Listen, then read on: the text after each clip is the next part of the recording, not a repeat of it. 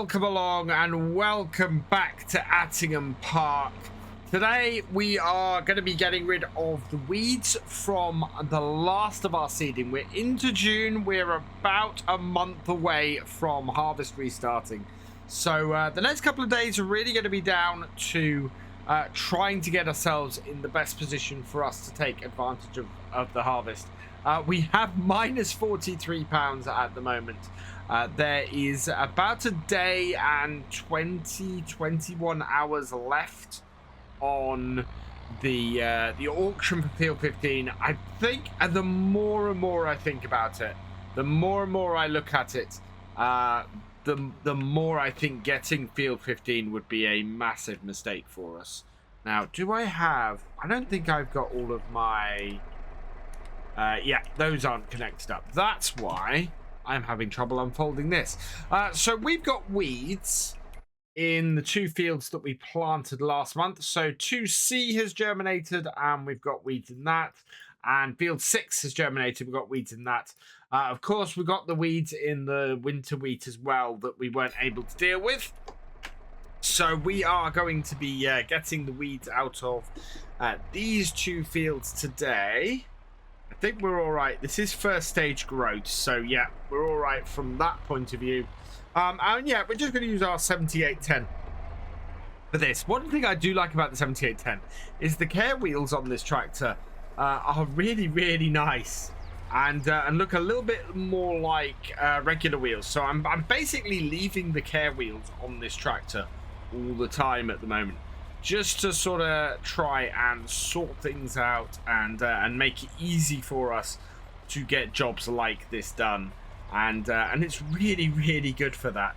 So yeah, we're leaving the care wheels on this tractor. It's great for doing jobs like this and for rolling and things, and we'll just keep it going. We want to get this cleared today, and if we have time, I think we might start looking at some contracts.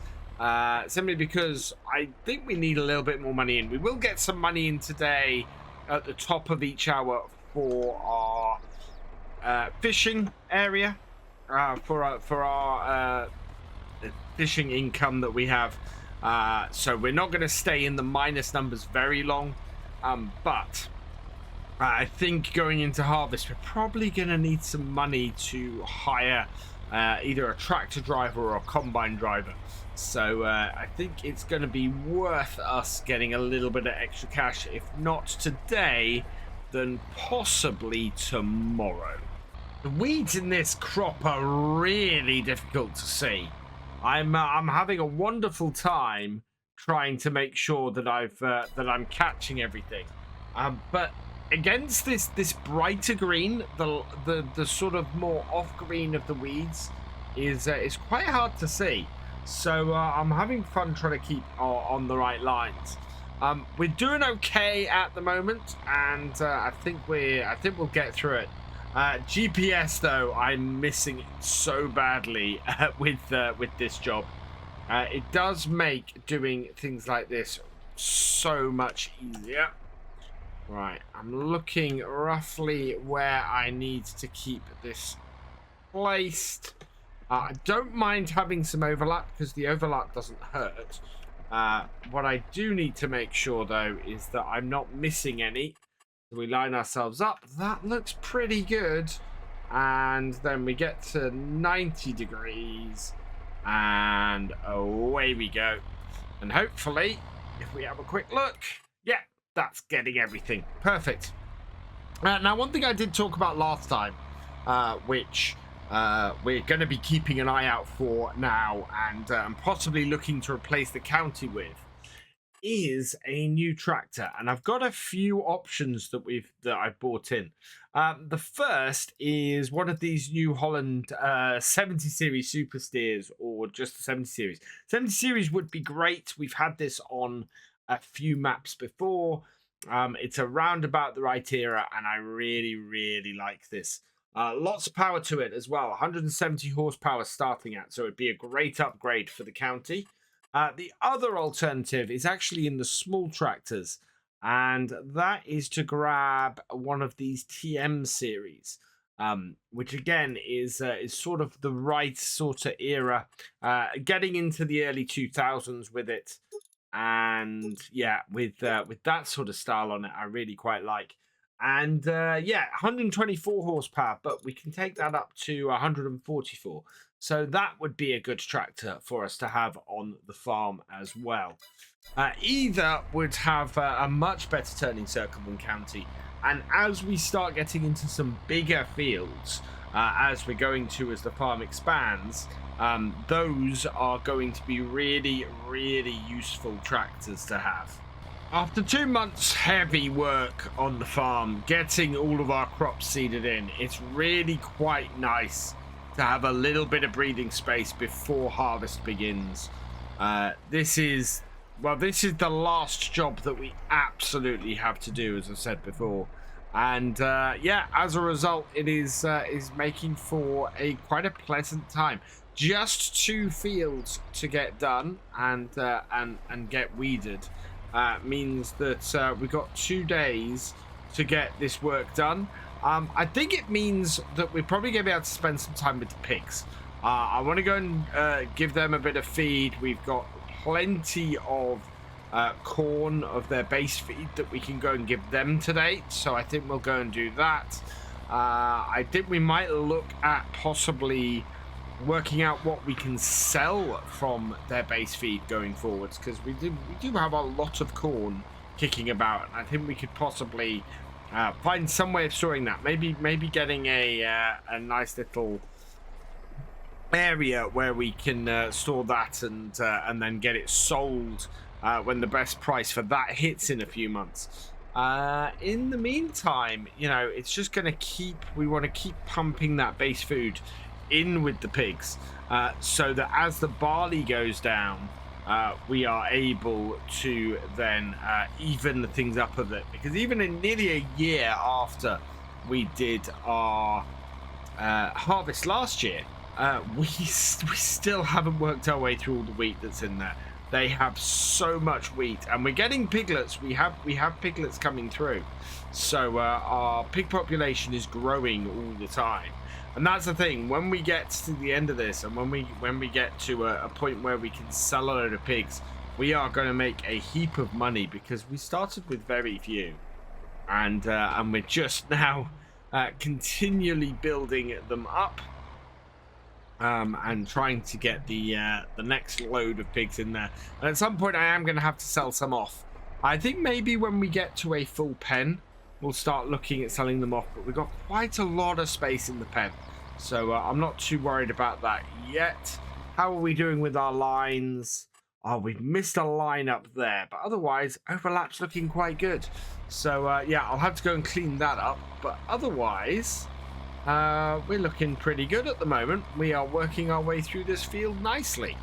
We're coming up to the end of the field. We've got 1 row left to go. And I've just seen that a new high bid has come in for field 15. It's over 200,000, and while our fishing, our lakeside fishing area is bringing in money, and we're now into the positive numbers, yeah, we are well behind on being able to afford that now. I think if our whole harvest come in, I've said this before, if our whole harvest come in, and we were able to afford and able to sell all of those crops and everything, I think we might be able to do it. But even then, we'd have to have sold our crops at best price, I think. And yeah, it's massively out of our reach, and massively out of our equipment range as well. We just do not have the equipment to be able to properly do that field.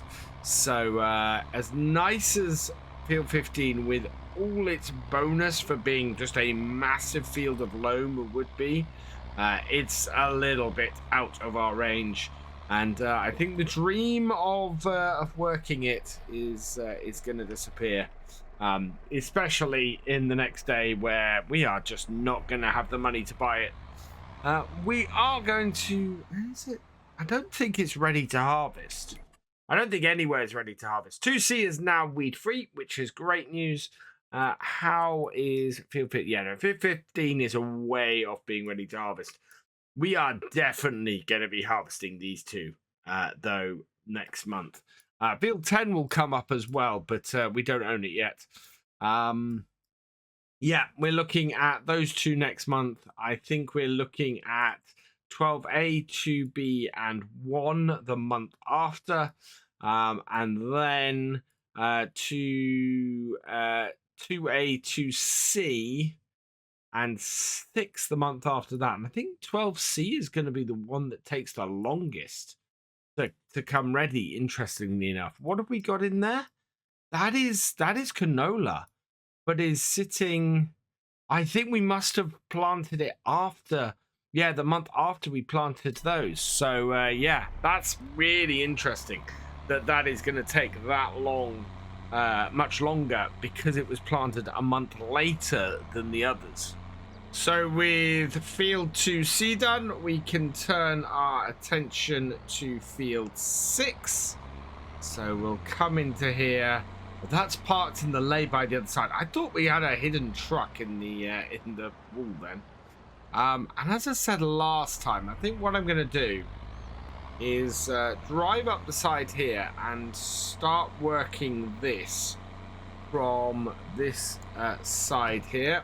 So let's unfold this, and yeah, we're going to go along this edge here from this point, and this then is 290 is the angle we're aiming for, and that should then get everything along here. Actually, it's 295, isn't it? No, it's 290. 290 is the angle we're aiming for, around about the edge of this field here. And then we'll move our way across this. We're going to get both of the fields that we recently planted done today, which is just great news. I need to go into 3H, though, to do this field properly. After lots of mucking around to get my angles right, I think I've finally sorted it on this field. We are going at 290 this way and 110 the other. And yeah, that seems to work, and seems to be going quite well. So as a result, we're now shifting across this field quite well, and I'm making our way across. It's going to be a little while before we finish field 6, and I am beginning to be able to see the weeds in this field, which is good. I'm getting my eye in for them, which is great, because it means I'm able to tell when I'm not actually hitting my target. At the moment, I seem to be hitting it fairly well, so that is good news, and means I'm less unhappy about having or not having GPS. And yeah, we should be able to get through this. It's still a really relaxing thing to be doing, getting rid of these weeds. I'm very much enjoying just having a nice mellow time through these fields. It is making the world of difference to not be under the time pressures that we've been under the last few months on the farm, and just finishing off this job and having a little bit of a lull before the harvest comes along. This is just incredibly relaxing, going across this field and getting rid of these. I can't seem to put into words just how relaxing it is to do this and just to be clearing up. I have had a quick look at how heavy things are going to get and how much work is going to happen during the harvest, though. We have 3 months to harvest the wheat, 3 months to harvest the canola, and 2 months to harvest the sorghum, and they are all in the same 3-month period. So yeah, it's gonna be a massive amount of work, because that essentially means we've got 6 days to harvest 9 fields, and yeah, that is an incredible amount of work. We've got to do a field and a half a day to stay on target, and hoping that we're going to have stuff that is immediately available at the start. In fact, we know we are. Wheat is going to be available straight away, but I'm not convinced that we're going to have the full 3 fields available in that first month. We'll have to see how things develop, but we know we've got 2 wheat fields that are ready, but to do 1.5 per day, we need 3 ready in that first month. And at the moment, we're not looking like that's going to happen. If we have a look here on the map and have a look at the growth stage on everything, definitely those 2 are going to be ready in that first month. Second month, well, the thing is, this isn't a great indicator at the moment because we know that the sorghum's got to be ready in the first or second month. So that's this field here and this field here. And I think sorghum is, 12A. So 12A is actually looking fairly ready or getting closer to being ready. So maybe we'll get lucky and 12A will be ready with the wheat. If that's the case, then we might be able to get the 3 fields harvested in that first month and stay on target. But it's all about when stuff comes ready and we can get it up, because we need to get that turned around fairly quickly in order to keep up with it. And of course, the other problem I've got is I don't have enough space to store everything. Last year we ended up dumping all of the barley in with the pigs. We can't do that this year because the pigs haven't got through all of the barley from last year yet. I'm beginning to have some problems with the tractor now. It's wow, it is very much in need of some repairs. Oh, I've also gone way too far over. I can see a couple of weeds that aren't going to get caught by this. Yep, there we go. Oh, we missed a little bit on the end. Well, we've got a few patches. I'll ignore that and I'll move over a little bit. A couple of weeds is not too bad. But I've got to make sure that I'm not leaving too many on the field. But yeah, our tractor is in need of repair now. It is under 50%. It has spluttered out on me a couple of times now. And if I don't get it repaired next time we're back at the yard, we are going to end up with a problem. Let's lift this up. Not far to go, though. And as a result, we should be able to get this field finished today. It's actually taken me a little bit longer than I expected to get through both of these fields. We're looking at this being the only job we're doing today, I think, based on the look of this. And as long as my tractor keeps going, we should get this done. And we will then be free to go and earn some extra cash next game day. Maybe taking on a contract of some kind if we're lucky. But I think our weeds are... This hoe is leased, isn't it? Because...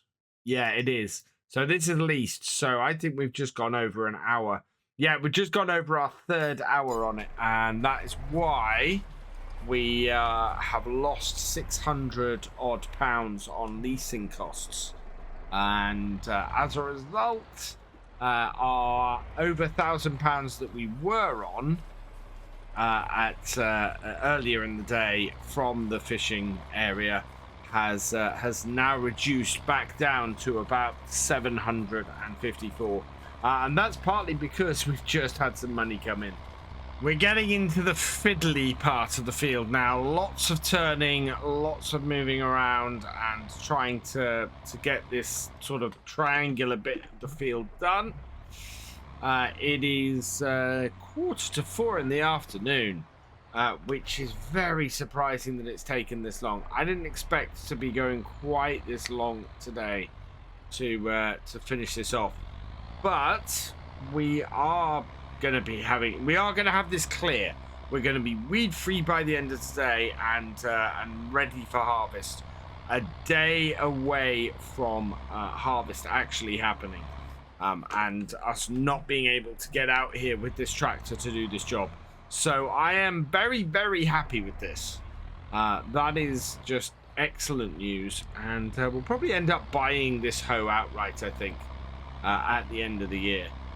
just because it is so useful, and it is keeping all of our crops weed free, and we should go into next year knowing that we can do weed free winter crops as well, which will be perfect for us.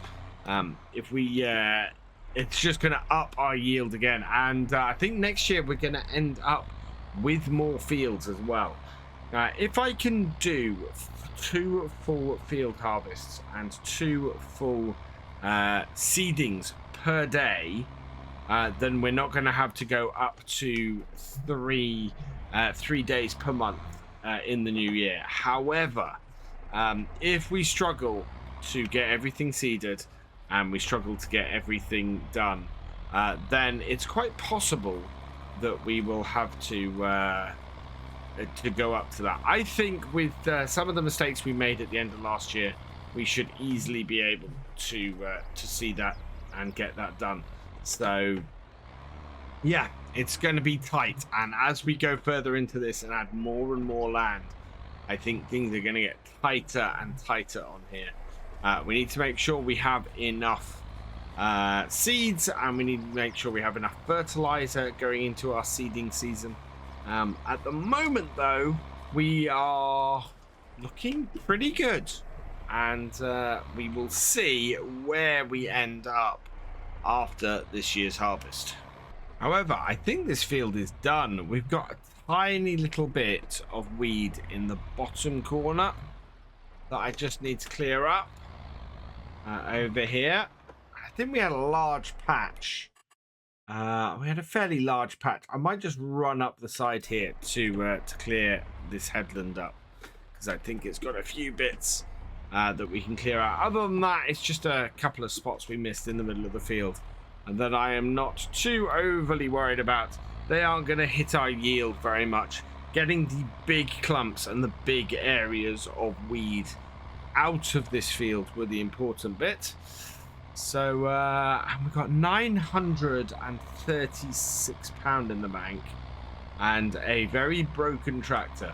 I think we probably want to get this back to the yard once we finish this field and get it repaired. Which, yeah, I think will do us fairly well. I think we'll also give it a wash. I did wash it before we started doing the weeding today, but I think we'll give it a wash to help keep its maintenance. Because, again, I thought it conked out on me again then. Right, let's fold this up. I think this field is fairly weed free. Yeah, there's a few clumps in the middle, but we've got worse fields. So let's head back down to the yard, and we'll get this tractor cleaned and repaired. So I want to get this washed, and then we'll drop the hoe off in the shed, get that put away, and then get our tractor into the workshop. Jump out and give this a quick clean. It's not got very dirty, as I said. I gave both of these bits of equipment a wash before we started today, so they've not got too dirty doing this job.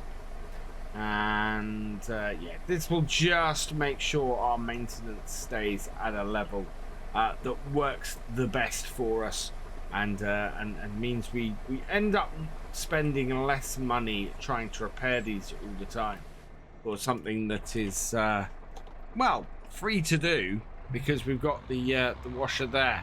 It's one of those things where early on I discounted washing my tractors. I was quite happy to have dirty tractors from time to time.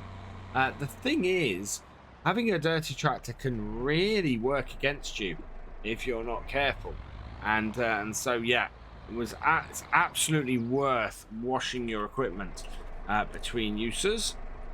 Oh, we've got to lower it first. There we go, and disconnect. There we are. Right, let's get this into our workshop and get this fixed up. I hope £936 is going to be enough to do this. Otherwise, I think that we might be leaving this tractor into here until next time to get it repaired. 2,872. So yeah, we've only just gone over the £1,000 balance. So we're going to have to leave this here and get it repaired next time. Today, we actually have very little to do on our farm. We've got the harvest starting in the near future. So if we have a look on our map, you can see all of our fields are coming very close to harvest starting 3 and 12B particularly with the barley. It is the 2nd day of June, so we're expecting the barley to be ready next game day, so at the beginning of July. All of our fields are weeded. They are all fully fertilized. There is basically nothing on the fields themselves to do. What that does give us a chance to do, though, is take a look at our pigs. It's been a little while since we've had a look at them. So what we're going to be doing today is topping up a few bits and pieces. First up, I'm going to go and give them some more straw. They've now finally begun to use up the straw, and we have quite a bit of manure left.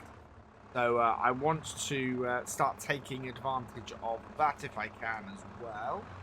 I'm going to go up and take this top bale off there.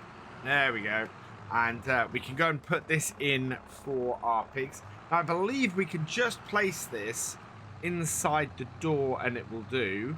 And it'll start using that, so around about here-ish. If not, we know we can place it just over the other side of the wall and have it be used. I'm going to place this here like that. And is that going in? Yeah, in fact, all of that's gone in. So we might be using a little bit more straw than I thought. No, we are. So that's maxed out the straw, which is fantastic. We've got space for a whole load of base food, so I want to start getting some more base food in here. And we probably need to get a bit more protein in as well, which is all that we're creating from our gardens at the moment. We're going to use all the manure we've got. That is all going to be used to do the gardens and keep our fertilizer cost down for those. And we're getting close to being able to use slurry on our fields post-harvest now as well. We have a lot of slurry available to us. But I don't think it's enough to do the whole farm, so we need to be a little bit careful on that. However, the pigs themselves are coming along very, very nicely. The original pigs we've got, which are over here, they are now worth £833 a pig, which is brilliant. I mean, that is absolutely fantastic. That is more than it costs us to purchase them, by nearly double. So what I'm going to do as far as the pigs are concerned is wait until they've produced another litter of piglets. And as soon as they've done that, we want to go and get them sold as well. Let's open the production menu here. And we want to spawn items. So we want to spawn, a whole load of corn. So let's spawn 10 pallets of corn. That should do it. I don't think we can spawn. Yeah, we can't spawn really more than 6 by the looks of it. But we need to start spawning stuff out of here. I think we need to also start selling some of the stuff off from our gardens, because our gardens are doing very, very well. In fact, I think I'm going to drop it to a single garden in the near future. I don't think we need 2 gardens. We've got plenty of feed for our pigs coming out of just this single garden here, in fact. And I think we've got a little bit of space to work around with stuff. I mean, I want to sort the yard out. At the moment, we still are living at the hotel and have been since the very beginning of this playthrough. So I think we need to move on and get our house built and everything. And it might be wise to maybe do it coming through where that first garden is, possibly. I think that would be fairly good for us. At any rate, we need to top up the food with our pigs. I think we're going to have plenty here with this. And then we will be in a position where we can turn around and get... well, I think we need to get to earn a little bit of money. We still need to repair the 7810. That is in need of repair still.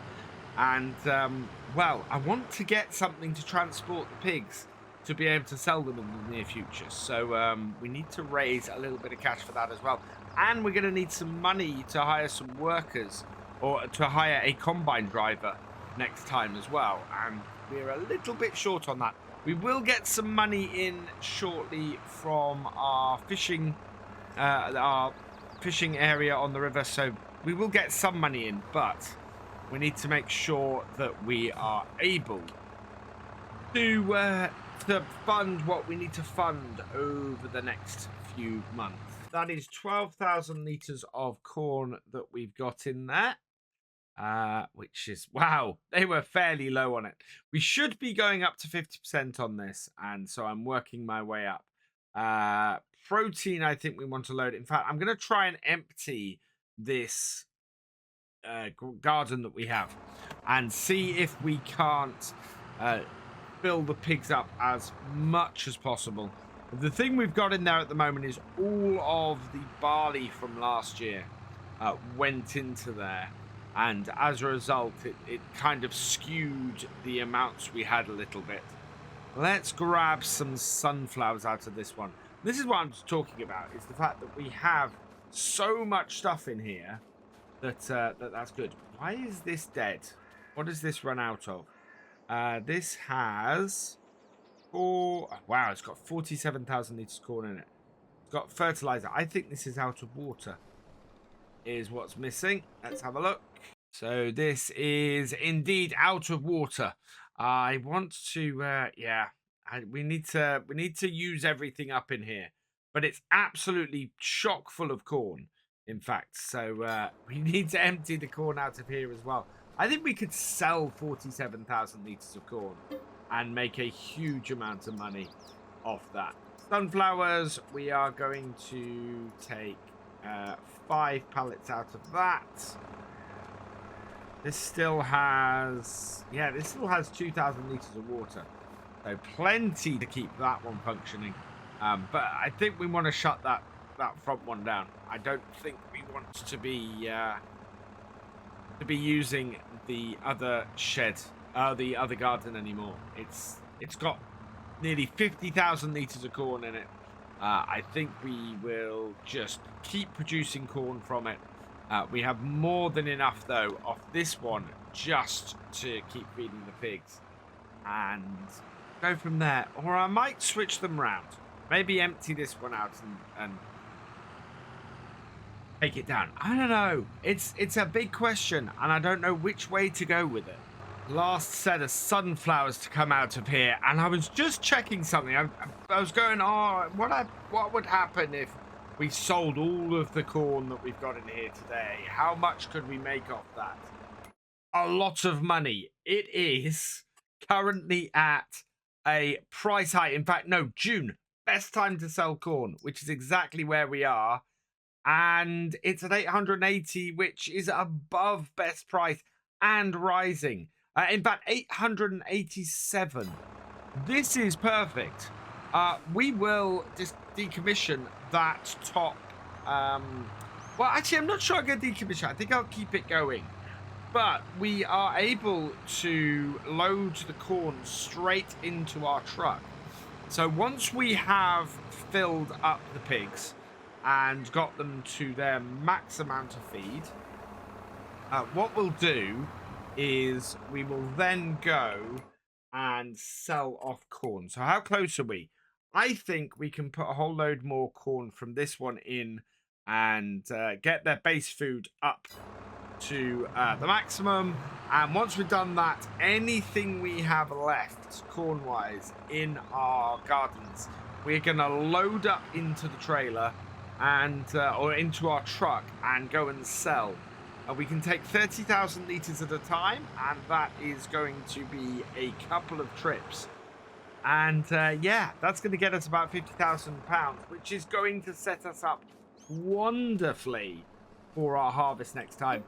The the auction for field 15 ends today, but the price of it is up to 200,000. So yeah, we are not going to be getting field 15. As nice as that would be, it is way too far out of our price range. I think we're going to stick to our original plan. While the fields aren't quite so good, the other side of the river is very much our target. And we are going to end up buying as much of it as we can going forwards. I am just amazed at what seems to be a golden windfall for the farm of about 50,000 without having realized it's actually there. Last 2 pallets of these 4. Oh, I am amazed. I really am. We seem to have fallen on our feet again, which is great news.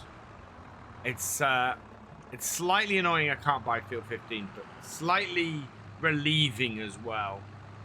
The whole thing with that is that it's just so expensive. It's going to be so expensive to do and run, and we're not there yet. I would like to be at a stage where we're having to expand our equipment and needing a bigger farm setup before I did that. That has not emptied both of those. There's 770 litres left, so we'll leave those there. But I think that is our pigs sorted. Yeah, full capacity on both straw and feed. Slurry, they are at 59,000, so we've got nearly 60,000 litres of slurry. That'll be enough to do a couple of fields at the very least. What I want to do now, though, I think is park this up. We've no more need of this today. We're not going to fill the trailer with this. Though, I wonder if I could do a little bit. I don't know if it would work realistically. No. What I'd like to do is put the auger down and do it that way. But we won't do that. What we'll do instead is we'll take the truck over there. We'll keep spawning as much as we can. And then we'll be able to go and sell it. So I think we got 2 odd loads here for this. And bring this out. We'll get the cover off it when we get over here. But yeah, best way for me to do this. Bring this round here. Like so. We'll get the cover off it here. Like that. And let's spawn as many spawn in as we can. Okay. That's not going to spawn in more than 1, 2. Oh, it's the number of litres. So, yeah, it says they're 1,000 litres each. Right. Let's get these filled up then. Or let's fill up our truck then. And go and sell this off. I think this is going to be a massive amount of money we make today, which I really couldn't be happier about. Oh no, is that not going to fill it? Am I actually, do I need to be right by it, or does it not work? That doesn't work. Right, we're going to have to fill this a different way, which is going to be a little bit odd, I think. What I'm going to do is bring this over here. Park this round here, and we'll see if we can get it filled with our front loader instead. If this fails, I have a backup. Oh wow, I've just seen 236,000 is the price of field 15. Yeah, right, if this doesn't work, then I do have a backup. What we're going to do is just bring this here.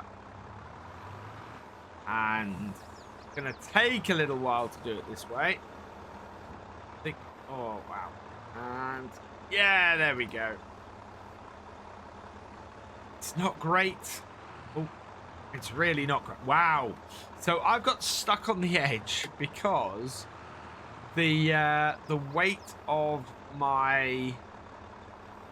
Oh, God. The weight of my pallet has stopped, has lifted, and it means the tractor is now stuck on the edge. I'm going to have to try and get this off somehow.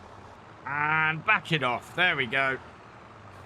That took a lot of them, and I might have bent the trailer a little bit. But we're off. Right, let's bring those back in. So how am I easily going to do this? Because this is a little bit harder than I thought. I wonder if actually I can do it the other way that I was thinking in the first place. Which is to bring it to the side here like this. I'm wondering if it won't load these up while you are getting away from it. No. This just does not want to load stuff from beside it at all. You can do that with trailers normally, but it doesn't want to do that from here. And maybe it's these pallets that it doesn't like. Right, so what I mustn't do is put the forks over. So if we do it like that, that will work. And that just means that we're not getting the fork stuck the other side, and should work fairly well. What I will do is try and take 2 at a time to speed this up, because it is going to take 30 of these pallets in order to fill this trailer, and that's going to take us a little while. Yeah, I was hoping I could just park the truck next to it and fill these up, but doesn't seem to be the case.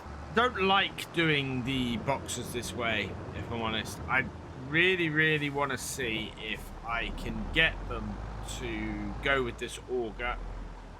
So let's do this here, and we'll disconnect this. And this auger attaches really weirdly as well. So let's pull it back a little bit. Let's jump in the 8340 and move it out the way. Yeah, there we go. And then we can fold this up, if it will. There we go. And turn it on. Right. Can you then take stuff out of these boxes? Please tell me you can, because that would be awesome. I don't think it will, though. This down here.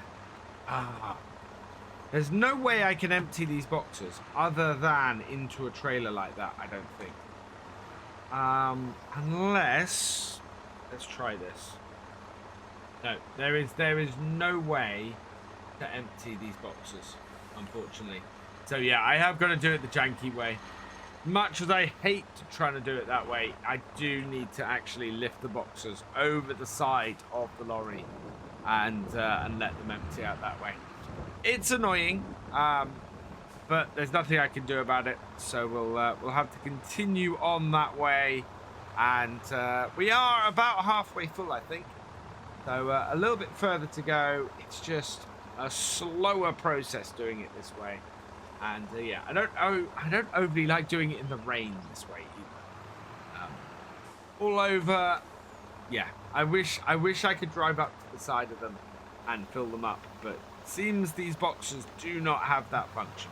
Last pair of boxes from this garden, and it's going to take me up to about 64%, I think, in our truck. So let's get this up onto here.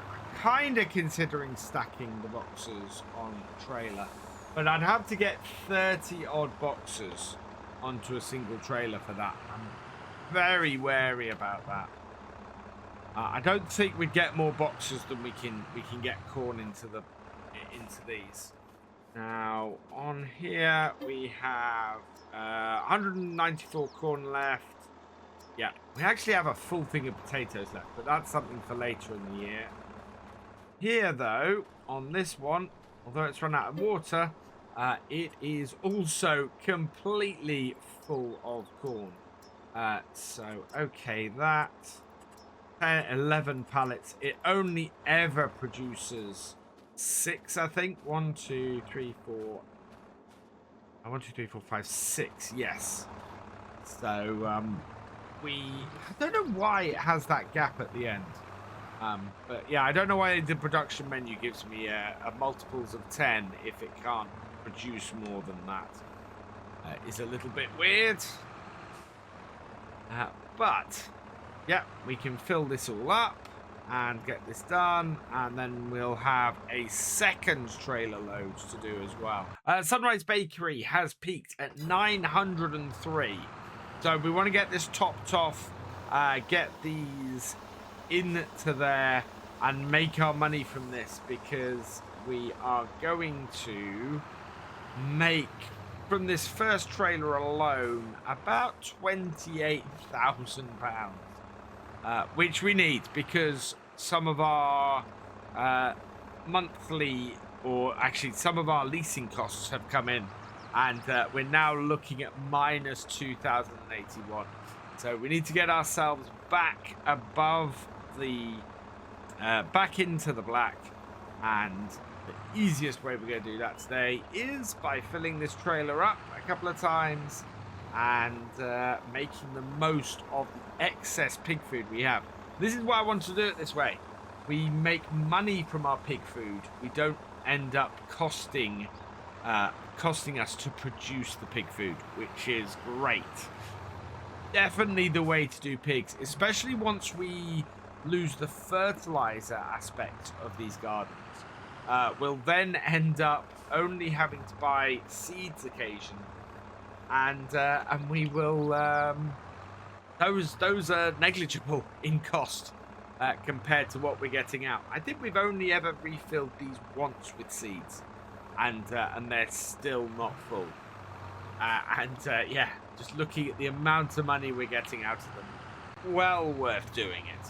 This has got to be just about full looking at that. Let's have a look. 93%. We can take 2,000 litres more. So 2 more out of here. Spawn these. Okay. Add another pallet. Grab these last 2. And then we can go and make some cash.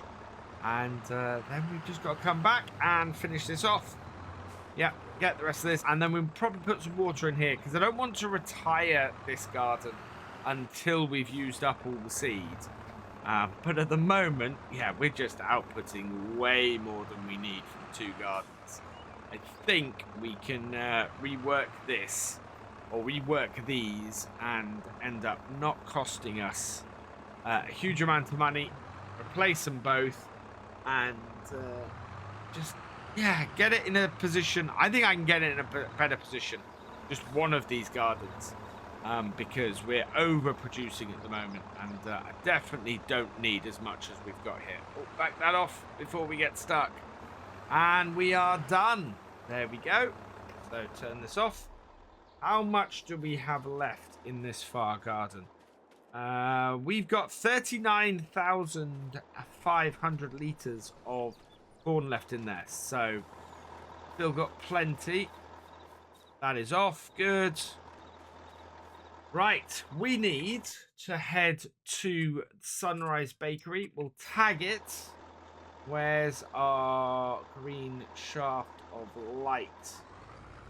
Looking at it, it's going to be down the bottom end in town. So we'll head down there. We'll go get this sold and get ourselves back in the black. And then we're going to come back down here and get the rest of them sold as well. Like Spruce Mountain yesterday, I thought today was going to be one of those times when I was going to struggle a little bit to fill the amount of time I had. And yet we found a huge amount to do. The Sunrise Bakery is actually through there. This maze of a town is always annoying. Need to turn around. But yeah, I thought I was going to struggle to find stuff to get done to fill this space between what we have to do next game day with the harvest starting and what we had to do last game day with the weeding needing doing. And yet we found something that is going to fill the day, that is going to bring us in a whole load of money, and is stuff that we needed doing. We need to make sure that we're staying on top of the output from our gardens, and we need to make sure that the pigs are all fed. And it actually allowed me to look at the pigs and go, oh, maybe we can make some money off these pigs before we get anywhere near the end of this. Because the pigs are actually now worth a load of money to us and haven't cost us a huge amount to have. Let's tip this up and see how much we make out of it. I'm expecting about 28,000, and well, we've made nearly 30,000, including the environmental score, so that's fantastic. 27,186 off 37,000 liters. That suggests to me that the Sunrise Bakery price has dropped a little bit, but it hasn't. But yeah, we made an extra $2,000 on top because we have such a high environmental score at the moment, which is fantastic. I mean, that is a really good amount of money off that. And we've got another trailer full to load up and sell. Still left to go today. Given the amount of money we're making off these, this is something that is worth keeping an eye on each June. It's absolutely great time to sell all of this, and we make the most money. And we could even go to the point now of producing some potatoes for sale later in the year. Is not a bad idea. Right, let's open this production menu. Corn. We want to do 6 pallets. There we go. So that's 6,000 liters. So 5 loads of producing those. Let's actually produce that one in the right place. Can I produce one more? Okay. Okay. Let's check. No, still only produced 6. So, yeah. You can only output 6 pallets at a time. If you put any more than that, it just fills the space anyway. On here, that means we've got to do 5 lots of this in order to fill the trailer. So I'm going to get that done, and then we'll go and get all of this sold, and we'll be over 50,000 by the end of the day, which was not where I was expecting to be. Last 6 pallets out leaves us with 9,500 liters. Just need to get these loaded up into our truck, and then we can go and sell them. It is really odd, the spawning on this. There is enough space for 2 more pallets to spawn on the end here, but it will only ever spawn 6, and occasionally it just puts one in sort of the middle of all of this. So it's a little bit weird from that point of view. I am really happy with this, actually. I'm so glad that this has worked out the way it has. It makes me feel so much better that we're using all the resources of the farm now to work all of this, and that we've actually found a setup that works really, really well for keeping everything running, and means that our pigs are not just a burden on us. Looking in the shop, we have a tedder, a baler we can't run, and a very nice little 398 Massey Ferguson. But that's unfortunately not any use to me. We have all the small tractors we need. I need to upgrade, really, the county to something bigger and slightly more modern. As I was saying last time, we do have a couple of choices in that area, and I think we might look at getting a couple of newer New Hollands going forwards, if we can. For now, our Fords and our New Hollands are serving us fairly well, but I think we're going to end up, as the farm expands, we need to do stuff quicker, and therefore we're needing more, or we're needing larger equipment. We are going to need a more powerful tractor in order to do that. So I am looking, and I'm keeping my eye out if something a little bit more powerful comes along. We might go and grab that.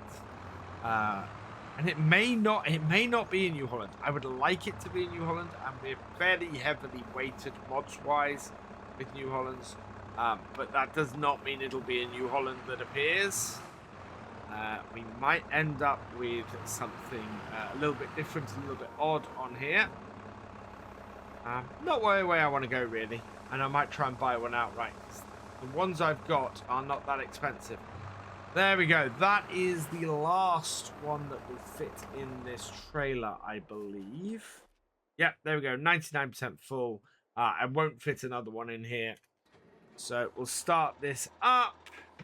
And yeah, time to head back down to the sell point again. Is it still the best sell point? Yes, in fact, it's gone up. £910 per 1,000 litres. So we'll make slightly more of this load than we made off the last one. This time I've managed to not get lost in the maze of housing around here. We have made it round to the bakery. Pull round here. Back her up. And we can then see how much this is going to be worth. At £910, this is going to be actually worth quite a bit of cash. So, pack it up, tip it up, and then let the money start to flow. There we go. Out it comes. Let's see how much money this is going to make us. And that is 27,321 plus 2,383. So 29,700 roughly. That is brilliant. £57,913 in the bank. I think we might have enough to repair the 7810 when we get back. And we still got another 9,500 litres of this to sell. Which, yeah, I want to get done today. All in all, though, that is very, very promising. So back down to the farm, and we'll just park this up over here. Get this loaded up with the last 9,500 litres. So that will be that'll be less than 2 full outputs from here. I don't know if this is produced anymore. What we got? Corn 730 litres. No. So, well, we could empty everything out. So corn 9,500 litres. Okay. Let's take 6 pallets out of that and get this loaded up. And then these 2 boxes are the last 2 from the second set. So that's 9,500 litres out of this one. But we still have 700 odd litres sitting in the other one. So what I think we'll do is we'll get these up here unloading and into the trailer, like so. Just pop into here and get the last 799 litres out of this. So, okay. Then we can add that in here, and that will take us over 10,000 litres into our truck. And we can get that sold at best price today as well. And throw us up to about 66,000 pound, I think. Maybe 67,000 pound if we're lucky. So that there, like that, and that's all done. So one last trip down to the bakery to sell 10,301 litres, and then we should be able to come back up here and sort out the 7810 and maybe see if we can get some water quickly into that upper garden as well. So this extra 10,000 litres has given us £9,393 in product and 819 in environmental score. So that is an extra £10,000 for doing that last little bit. That is perfect. 68,491 is what we're left with. So yeah, I've just got a couple more jobs to do, and then we're done for the day. But what a day! What a turn up for the books. Nearly £70,000 in the bank. Over £70,000 made. And just on the off chance, on something I completely forgot I had kicking around. And only when I went to feed my pigs did I realize we had all of that excess crop kicking around. So that has been brilliant. That is well worth it, actually, keeping that truck around. So just a couple of things, as I said, we need to do before we finish. First up, let's repair the 7810. It's in need of it, and that's done.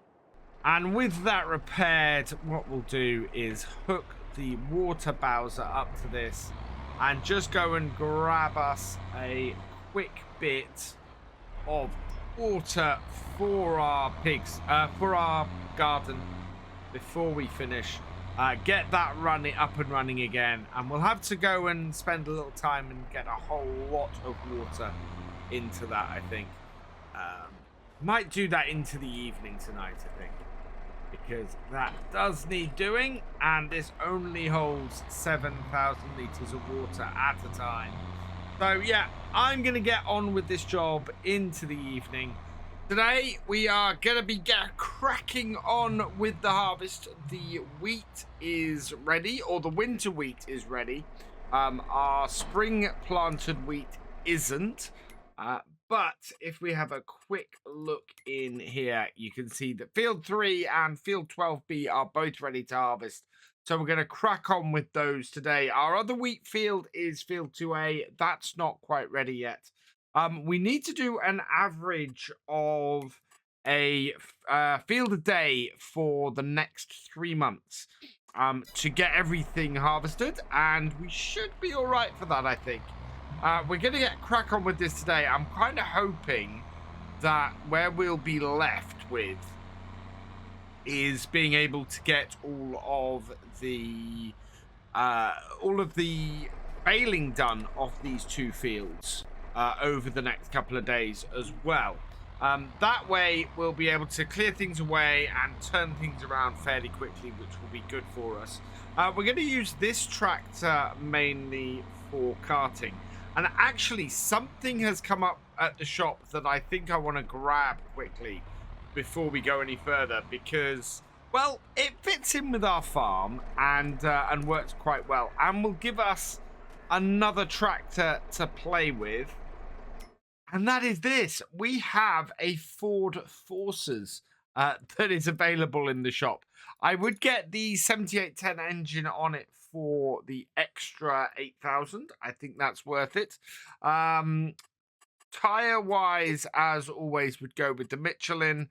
No mud guards. Yes, I want a beacon on it. And because this is a UK road, we want it on the right-hand side. We want the original exhaust. We want no extra words. Front guard. No, I don't think we want that. Yes to the air conditioning, because the air conditioning is horrible without. We will put a full weight on the front. No front loader attacher. And yeah, I think that is fairly good. What we do need to do is pop along and grab a number plate from Patron. And the lucky person chosen is Gareth. Congratulations to you. AP07GAR is the number plate I'm going to put for you. So we will okay that. And yeah, there we go. Oh, I only want the number plate on the back as well, because I don't like that number plate on the front grille there. So yeah, that's looking fairly cool. Let's go with that. So buy that for 30,000, which I think is an absolute steal for a 7610. And we'll go along to the shop and pick that up in a minute. For now, I want to take my 7810 and get this working, or get this out to the field. So that will give us a nice little tractor to be able to do rolling and things like that with, for when we feel a little bit lacking on tractors and things, and we might end up selling the county now because I don't think it's a useful tractor for us anymore. Its turning circle is awful, and we have enough horsepower across the other tractors. So yeah, I think it might be time to say goodbye to that tractor. We'll see when we get the other one back. First, we need to jump into the New Holland TR87 combine we've got here and get this out and started. And yeah, oh, I do like this combine. I do like this setup. We've got a very nice setup on here. We might end up modernizing in the near future. For now, though, everything is working fine. Let's connect that up. Will that start? Yep. We need to unfold combine. Oh, come on. You can unfold. No. There we go. That's doing. Start that up. Start the header up. And first way round the field, we're going to go with the auger into the field because there are quite a few trees on here. I do want to switch it so that we are doing straw. Is the straw coming out the back? Yes, it is. So away we go. Something I have forgotten to do before we start, and I need to do, is we need to reset the yield maps because I can't see what my current year's yield is. So clear the yield map all across here. We'll do the same on field 1 as well. And that way we'll actually be able to see how well we're doing. At the moment, obviously, we've cut into the field a little bit before resetting that. So we'll miss a little bit of information. At the moment, though, that's looking really good, especially for a field that is absolutely riddled with weeds. So, yeah, we'll see how well we do, given that we do have a little bit of a weed problem on here. I am fairly impressed by our yield off this headland so far. We are hitting 125% at the ends here, which is the same as we were hitting last year. But we are not dropping below a very strong sort of lime green across the other end of the field, which is where all of the silty clay is. So to be pulling out a fairly decent amount across the rest of the field is really nice. We are only 75% full as well. Or actually, being 75% full off the first headland, that is not bad at all. We are, we're just over 5,000 litres off that. So it looks like we're going to have a fairly good yield of wheat off here, even if the field is making my combine bounce a little bit. And we're not too far back into the field before we're looking at being fairly full. 98, 99. And that will do it. Let's get the auger out. Yep, and I'm going to go and get the tractor. So there was a lot of discussion after the last episode about what we should do about the gardens. And a few people suggesting that they're a little bit cheaty and a little bit overpowered. And I think I agree. I think what we're going to do going forward is get that top one emptied. Get the top one emptied, or get them emptied and then maybe rebuild them so that we can move them to a place that's appropriate, and also make sure that we're just in general not using something that is wildly overpowered for what we have.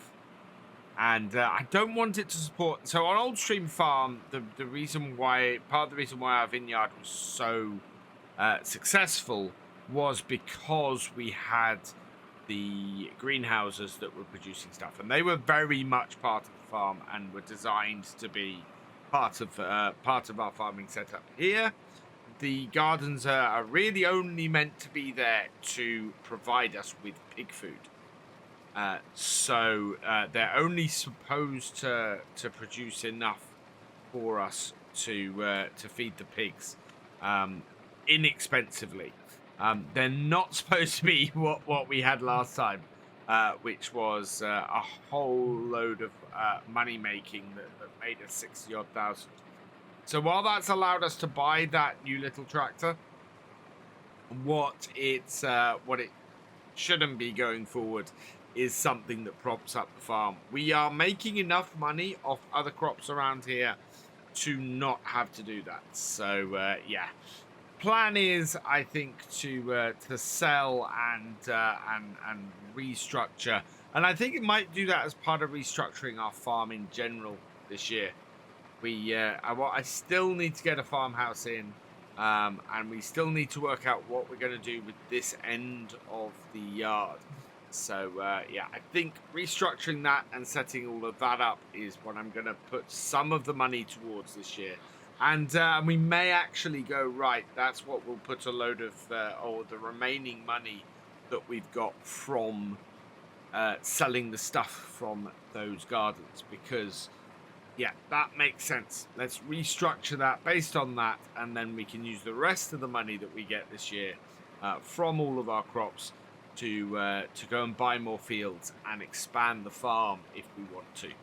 I'm going to cut in at this point and go across here. This should give me 4 rows. This is quite a small field, so it doesn't have a massive amount of space for us to do cut-ins and things. We are half full again though, so we won't be too long before we empty the combine. I very much got my eye on the rain that's forecast. We're expecting it about midday. It is only supposed to be a shower, so hopefully that's not going to stop us too long. And what we'll do when that hits is probably go and get our new small little tractor, and I think sell the county. So move that on and go from there. That is not too bad, actually. I'm quite happy with that cut-in. That's on a fairly straight run with the rest of what we've got here. And yeah, I think we're gonna fit this in 4 headers, hopefully. If we're lucky, I've got that about right. I'm actually considering going back in time a little bit on this farm. Looking at the tractors that I've got on here and looking at the setup, I could very much replace the lizard. We're looking at getting rid of the county. We've got the 5640 there front loader. We've got the 7810, which is what we're using at the moment. We've got the 8340, which we could replace with an older version, something like a TW25, or we've got a couple of options there. And yeah, we've got the 7610 as well. So yeah, we could go back a little bit in time with our tractors. We are 92% full though in this trailer. I think we need to go tip this. Can I get this round? No, this won't turn in that space. So yeah, we need to go and tip this trailer. So virtually 2 full tanks off this combine into this trailer is about right for this, I think. Yeah, I like this trailer a lot. This works well for me. And while my tractor is up at the grain store emptying, we're gonna crack on with the harvest. I estimated it just about right. We have a full width of header in here going down here. And it's just slightly less than a full width of header, which is exactly what you want. Because you want to make sure everything fits inside, and yeah, it does. Look at that! It's all fitting in our header, and we're able to come along here without any wasted space at all, which is utterly fantastic. I'm so pleased with that. We've also got a really good yield up this end of the field. I'm very happy with how this field is turning out, despite the issues we had. Not get the straw into the header. I'd like as much straw as possible. Not that we actually need the straw, thinking about it. We could sell straw this year. Right. That's down into there. And in. There we go. And just need to come along this edge here. And what we're going to do, I think, is probably try and cut in again once we get to the end of this row. So let's line ourselves up. Think about here-ish.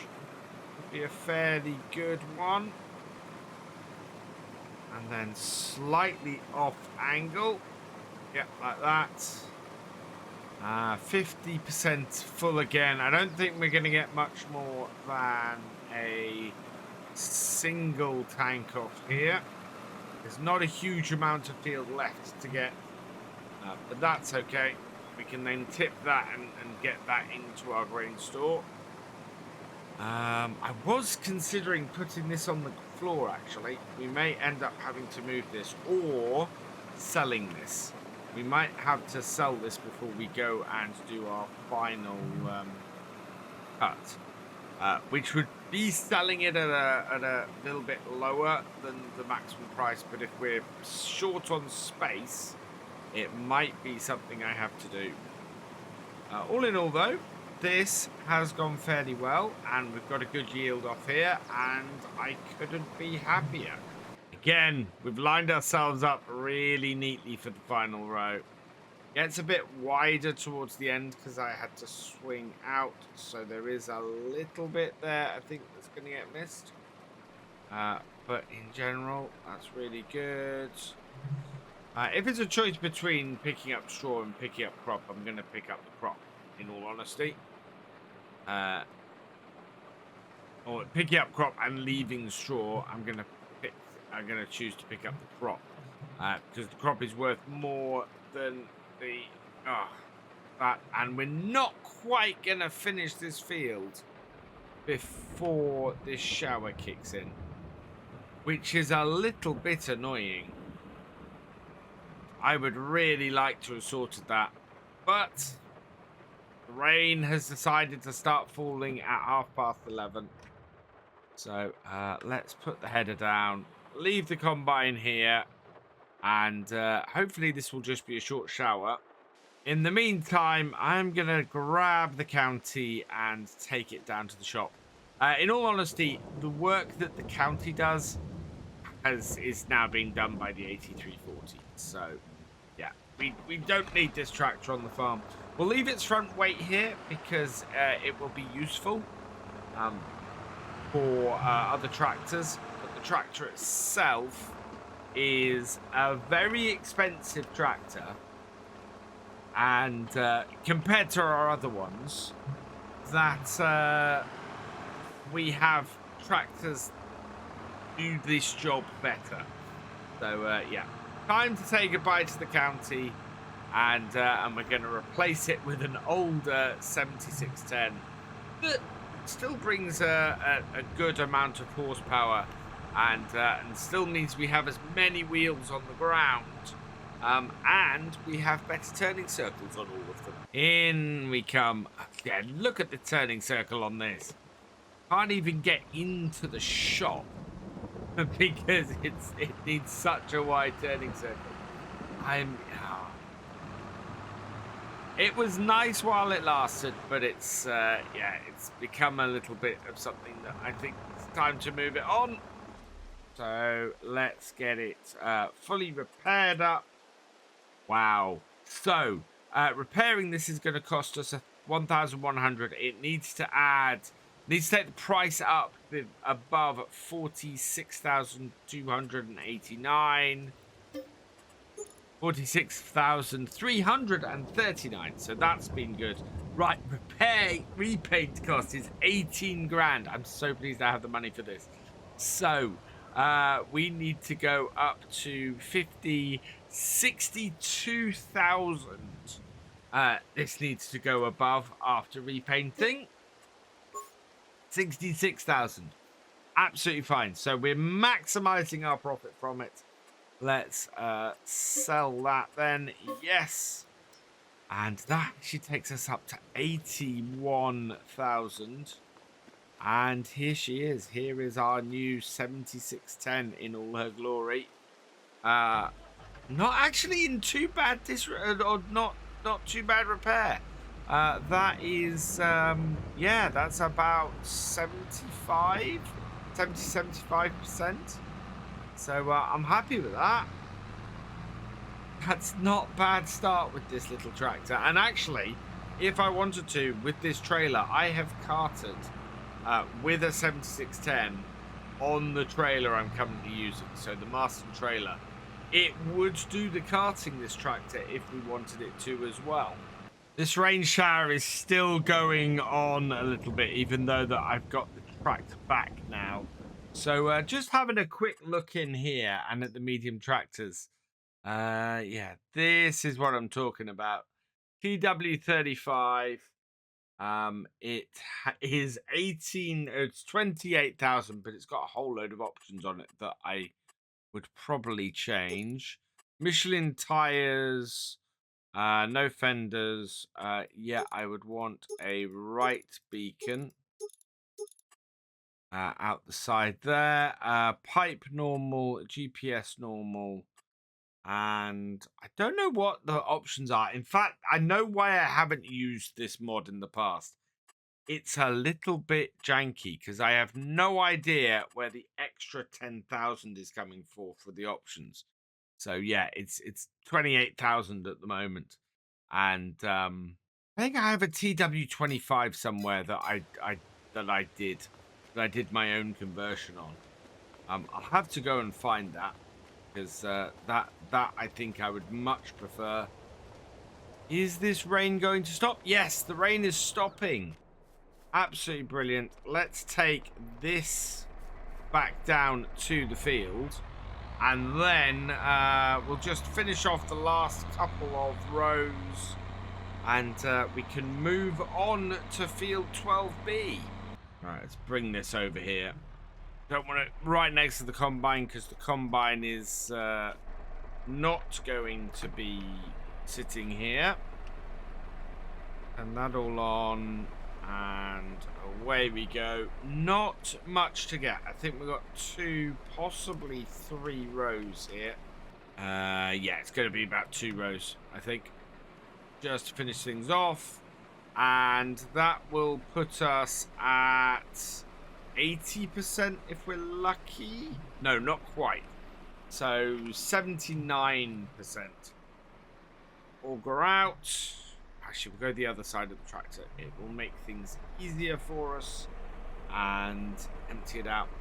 It does mean that we are emptying out at not quite full, but I'd rather have an empty combine going around the next headland than get sort of a quarter of the way into it and find that I was full.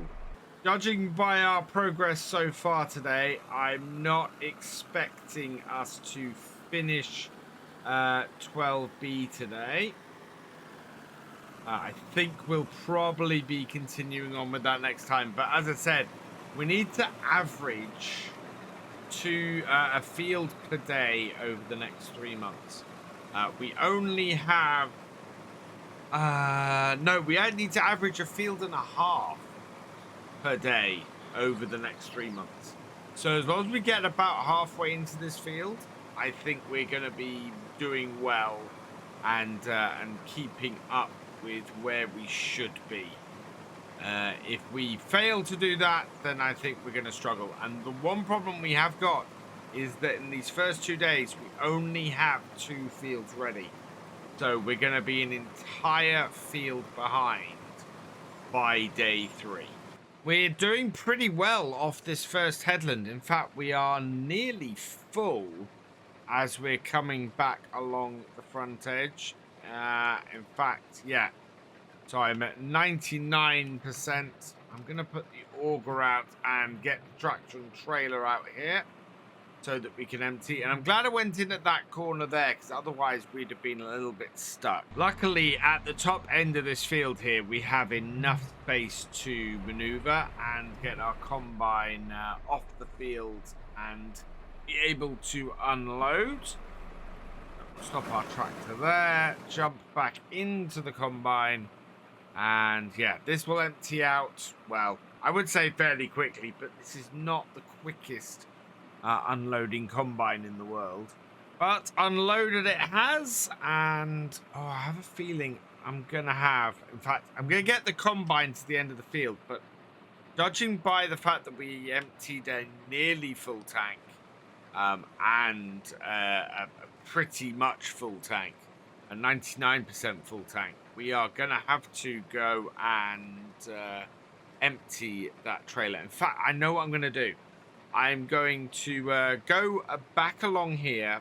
We'll start, turn around, come back along the headland, and when we get back to that traction trailer, we'll empty out whatever we've got in the combine, and then we can go and tip all of that into the grain store without having to worry about how full the trailer is, and when we'll need to next unload, because we will have topped everything up and we'll get everything back on track. Yeah, this is about 20% away from being full, so that would be nearly 40% of the combine, so I'm not even sure what we have in the combine is going to fill this up. That was a good choice then, because it means that we will take the maximum we can in this trailer and not worry too much about it. 95, yeah, there we go. 96%, not even a full trailer. On a bigger field like this, I'm going to take 3 headlands with this combine. That will give us enough space to turn at each end. Not that there needs to be a huge amount of space to turn on this field.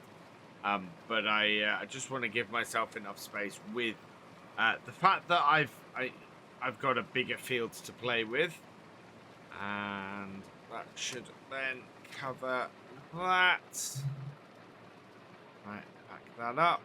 We are up to 88%, so I'm gonna have to go and get the trailer soon. It is doing a grand job, this combine. I do like it. It works well on here. It's about the right size for the fields we've set up, and as a result, we are making decent progress through them. My biggest worry is what's going to happen in September, because we have quite a lot of rain forecast for a few days' time, and I don't really want to get caught out by it and get delayed, because yeah, we will miss our entire harvesting window. What it'll be is, over the next couple of days, it will be very important we get every field we can get harvested. If we can get a field or two ahead by September, this whole forecast we've got, where the back half of August and both days in September are looking at being wet, is not good. That is a massive problem for us, especially when July is looking, the second day of July is looking great, but we're going to have no crop to harvest during it. Is just, yeah, that's kind of the way it goes with harvest sometimes. But it is mightily annoying. Let's start up our thresher, and away we go again. So yeah, the further we can get into this field today actually doesn't matter. We've got the whole of tomorrow to get it done. It's going to be a question of how far can we get into everything on the first day of August, because the more fields we can knock out that are ready to harvest on the first day of August, the more fields we will be able to, or the further we will be able to get through this year's harvest without too much worry about the rain that's coming.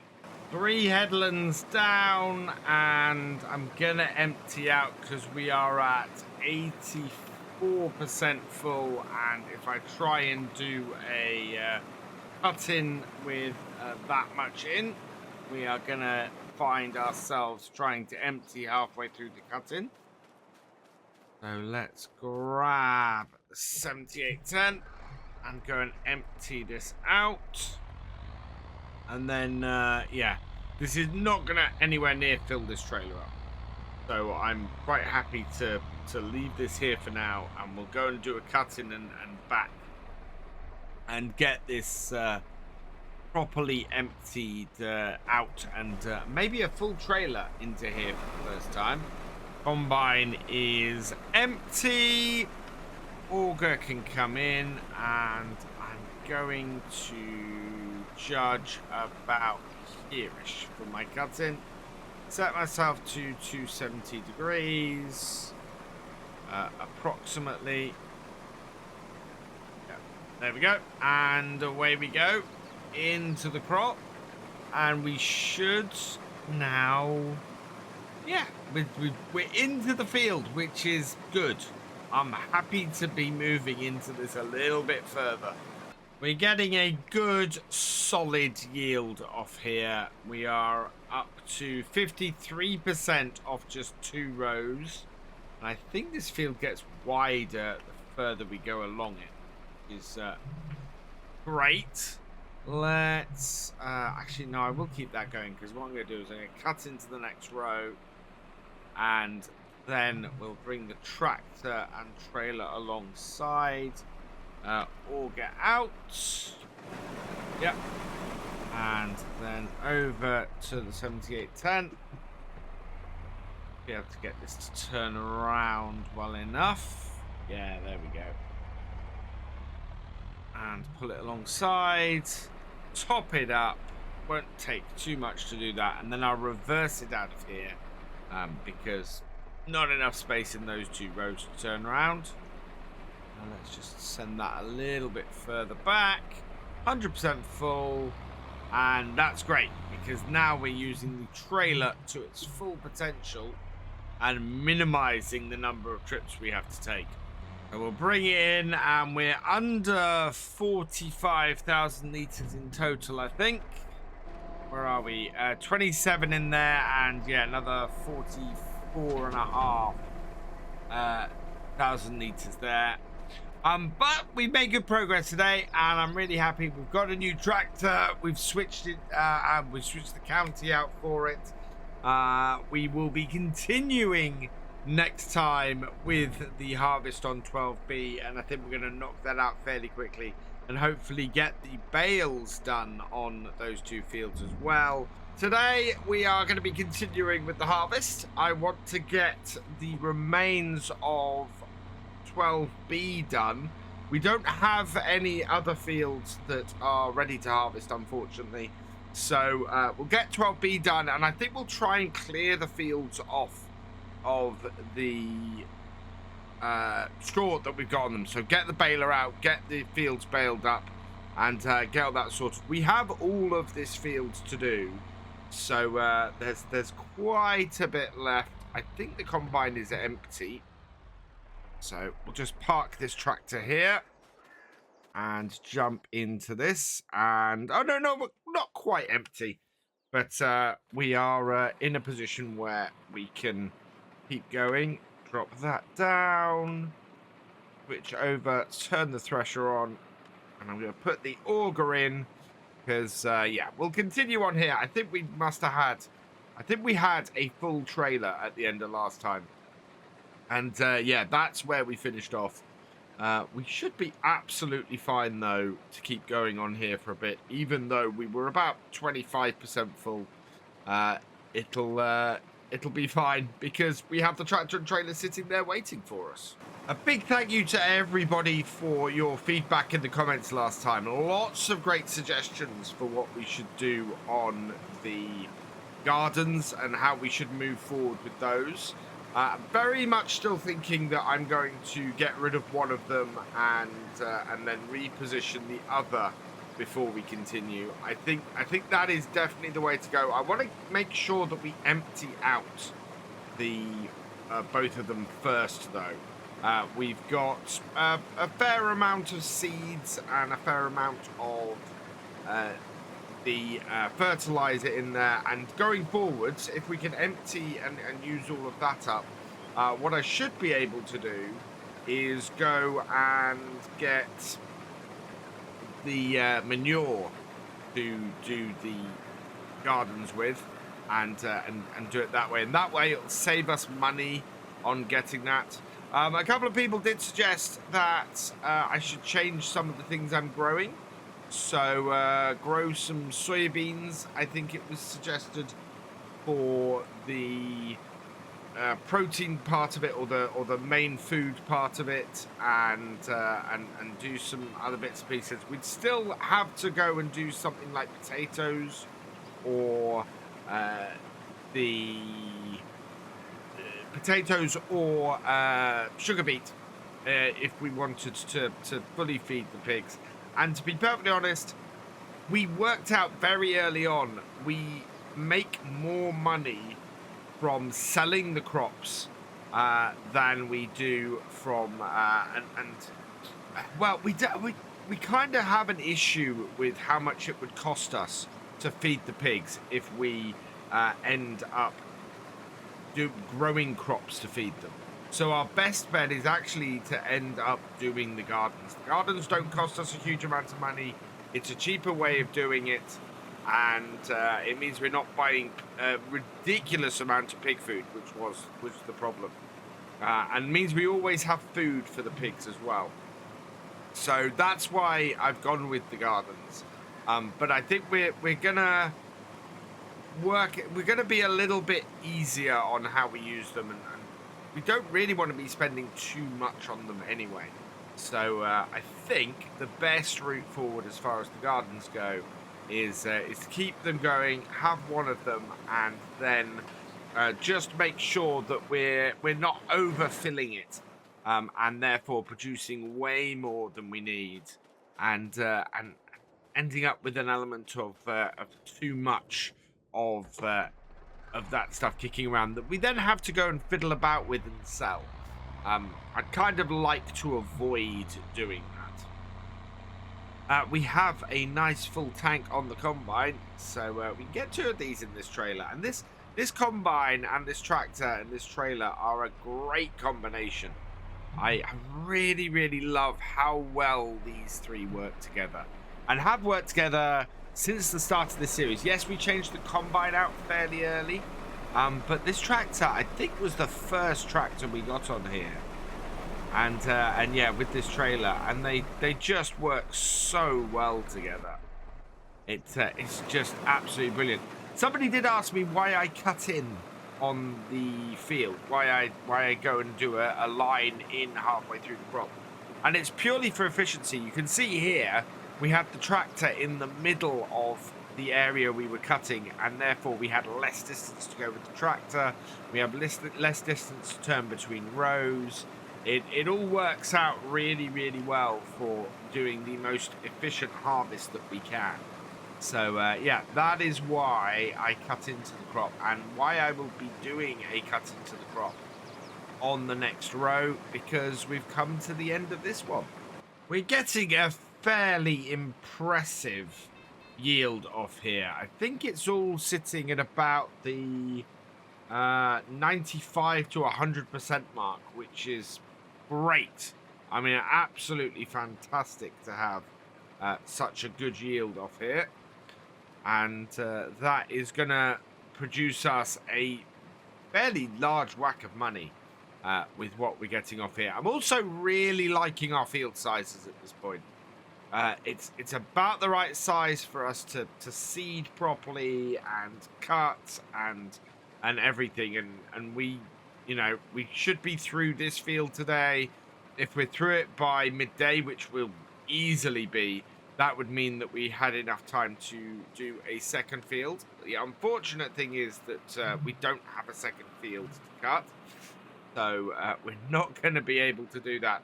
However, we may be able to save ourselves some time later in the year and get these fields baled up and save ourselves having to worry about that before we do any replanting. Although we're not going to be doing, so we'll be putting winter wheat in again. I think with our cycle, that is probably going to be 12C. I think it goes in after the sorghum rather than after the canola. I need to double check and work out my rotation, but I'm fairly sure these fields were canola last year and need to be sorghum next year, which kind of tells me what my rotation is. We have a second full tank on the combine, and as a result, we're going to have to go and tip our first trailer full off here today. Looking at this, I think we've probably got another trailer to get off here. Let's have a quick look at where we are. Yeah, we're nearly halfway through the field, and if I look at this, I think based on what we've done today, we've probably got another trailer full to get off here, which is great. Let's have a quick look at how the yield is going on here. Yield is pretty good. Nothing. So most of the field is 100%, and the remainder is 95%. So a nearly perfect yield off here, which is brilliant. That is going to it's going to produce a lot of wheat, which is fantastic. We're at 92% full, so I'm going to tip this and then we'll continue on with the harvest. But this is going really, really well, and I couldn't be happier with our yields off here. This is silty clay. This is awful land, and it's producing a really good crop. I'm really interested to see when we go and cut the spring wheat that we've got on 2A, exactly how that's going to fare, and whether we'll get 125% yield off that. Quite pleased with my cutting in on here, in that I've managed to give myself a nice wide final section at the side of the field here, but it's not so wide that I'm worried about missing bits. I've got a good clearance on this side, I've got good clearance on that side, and as a result, it's just made it so much easier to harvest this section of the field. We are getting a little bit bumpy in parts in the middle of this field. It's a little bit weird from that point of view. My combine keeps bouncing up and down a bit, but it seems to stop it now. It was doing it definitely on the way back, and you can see it doing it occasionally. Look at that. That is a really, really nice cut through there, and lift the header so we don't pick up any straw at the end. And then just one more row down here, and then we'll cut in again, and that might be the last cut in. It's only going to be the last full cut in, because 6 rows out of that is going to be, well, most of it, if not all of it. And here we're looking at being about maybe 80% full by the end of this row.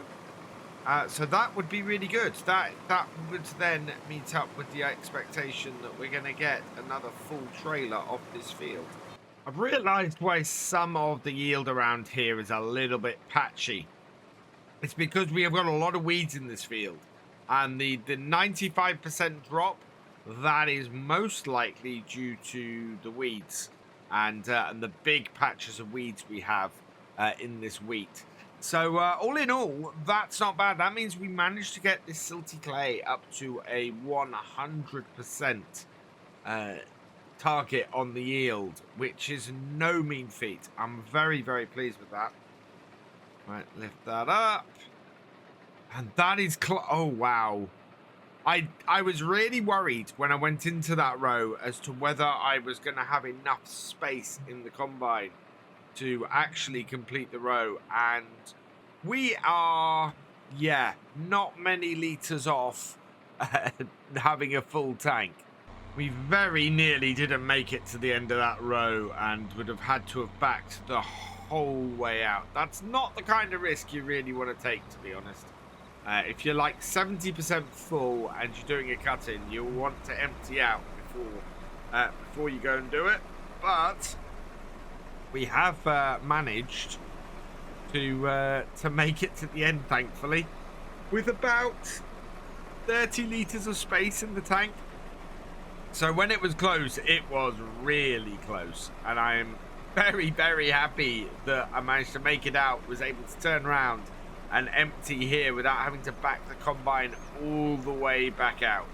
I'm amazed by how far the sorghum still needs to grow. I know it's a very quick growing crop, so I'm expecting it to have fully grown by September, but it is, yeah, it is quite a lot of growing that sorghum still has to do. Whereas the canola is beginning to look a bit ripe on certainly, maybe not the next field over, but there's some yellow flowers on some of our other fields. So that's looking a lot better. It's just, if either of them, if any of our fields, well, we need 3 to 4 fields ready next month to harvest. We're going to have to harvest 2 a day to keep on top of things. And yeah, if we don't have 4 fields ready to harvest next month, it's going to be tough. We're going to be very, very pushed.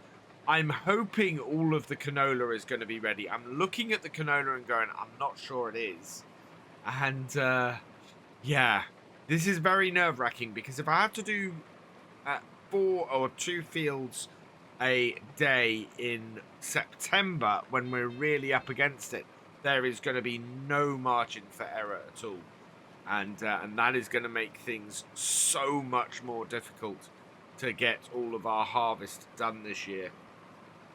I am liking how easy the wheat harvest is going at the moment, and the winter wheat has come along nicely. With 3 fields of winter wheat next year, it will be really easy, because yeah, we will be on that 3 fields per month target that we've got overall. And it looks like as well we do have 6 rows here. This is our second row on this side with 1 to go, and that is our, no, is this our third row? This isn't our, yeah, and that will be our 3rd row on the other side. So yeah, 6 rows to finish off this field, and looks like we've got a pretty perfect field size here too. I'm very, very pleased with this. This is working out wonderfully well, especially as I think these are 2 manageable widths. That's not a full width on the combine, but it is one that we can easily get, and doesn't cause us an issue in that, you know, using a lot of fuel or anything to do it. We are at 99%. In fact, we've hit 100%, which is what I try and avoid doing, because it turns off the thresher. And I don't want the thresher to turn off. The comb turning off would be fine. The thresher turning off is a problem, because we have to get that all started up again. But this is going to take us up to about 90%, 92% full on the trailer. But I think there's probably only just enough left on here to top the trailer up. So it is looking like it's going to be one of my estimates being right for once, but not in the way I envisioned. I thought it was basically going to be 2 full tanks off the combine. It isn't. It looks like it's going to be 2 full tanks off the combine plus a little bit, which should top up our trailer. We've got space in our tractor for about 1,500 litres. So we are already up to 300 litres with an entire row to go. We may end up with more wheat here than we can fit in the remaining space on the trailer. We'll see when we get to the end of it. Well, we're over 1,500 litres.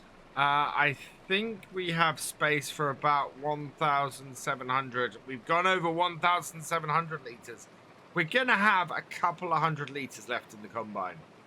which is... I'd rather have too much than not enough. Yeah, we've got 2,000 litres off here, which is very, very nice. More than I'd expected at the end of this field, which doesn't often happen. And so we'll top up the trailer here. We've got, yeah, I think this holds 14,500 litres, this trailer.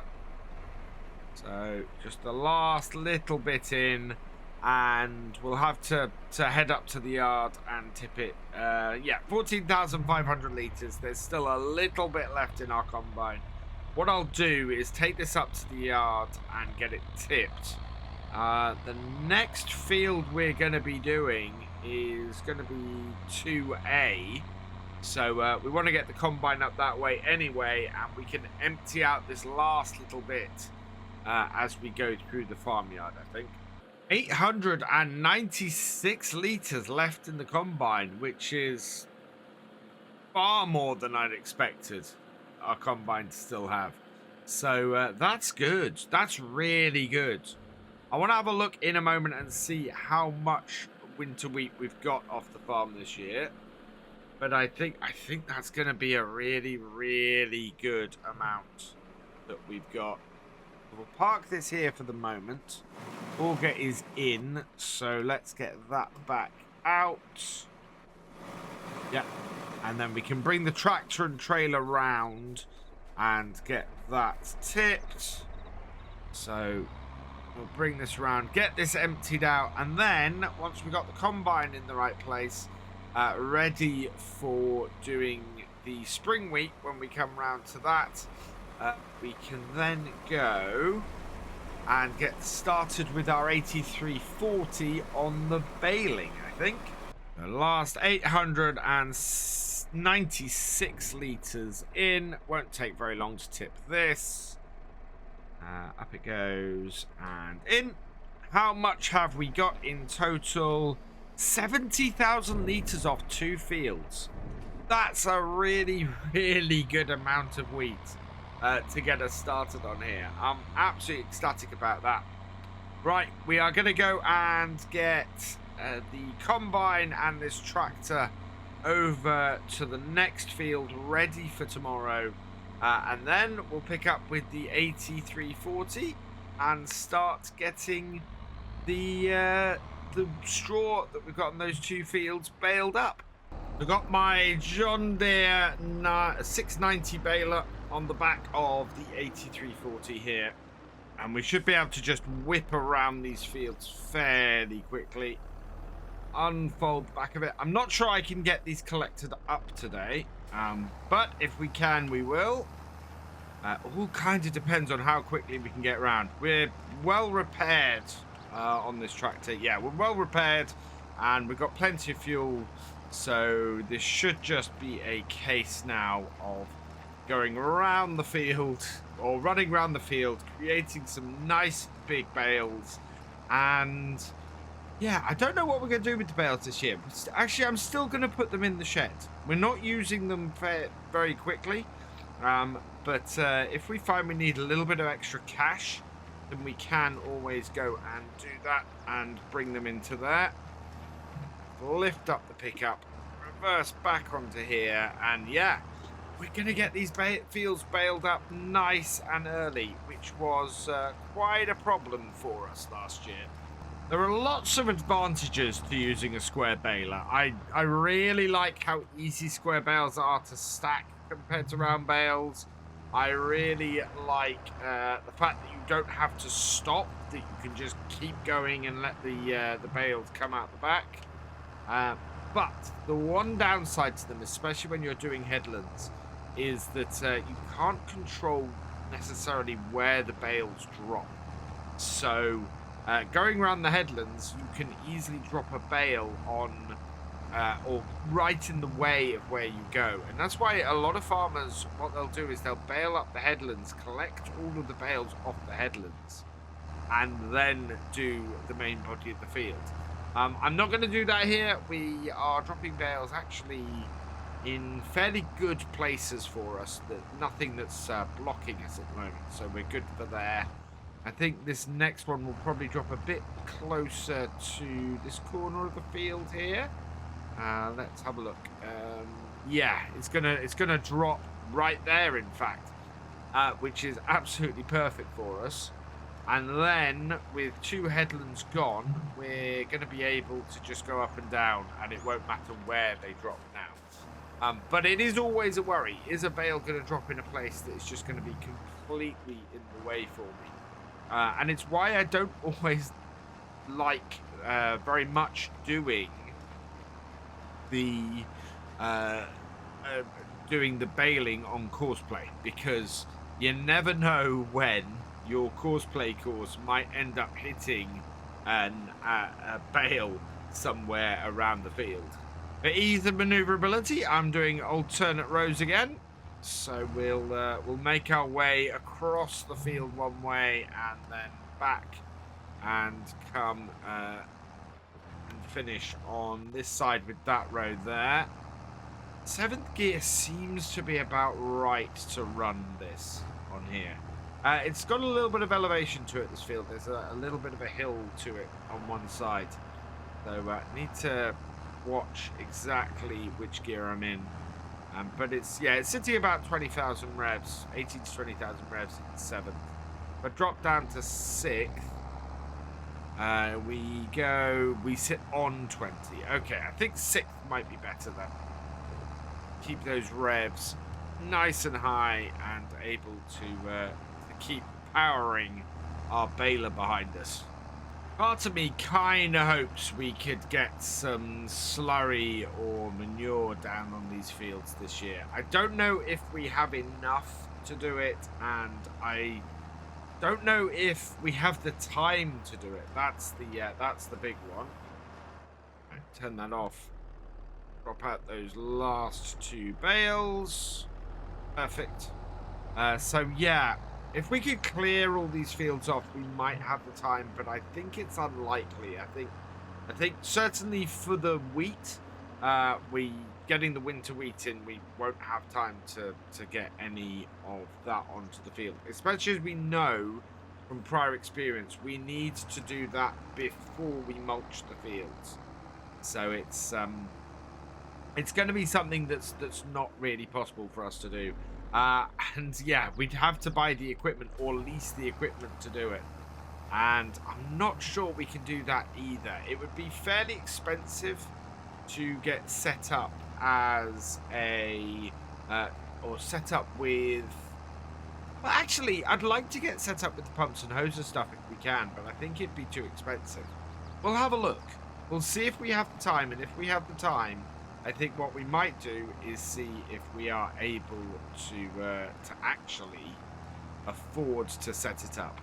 Is canola off to my right? I think that's canola, isn't it?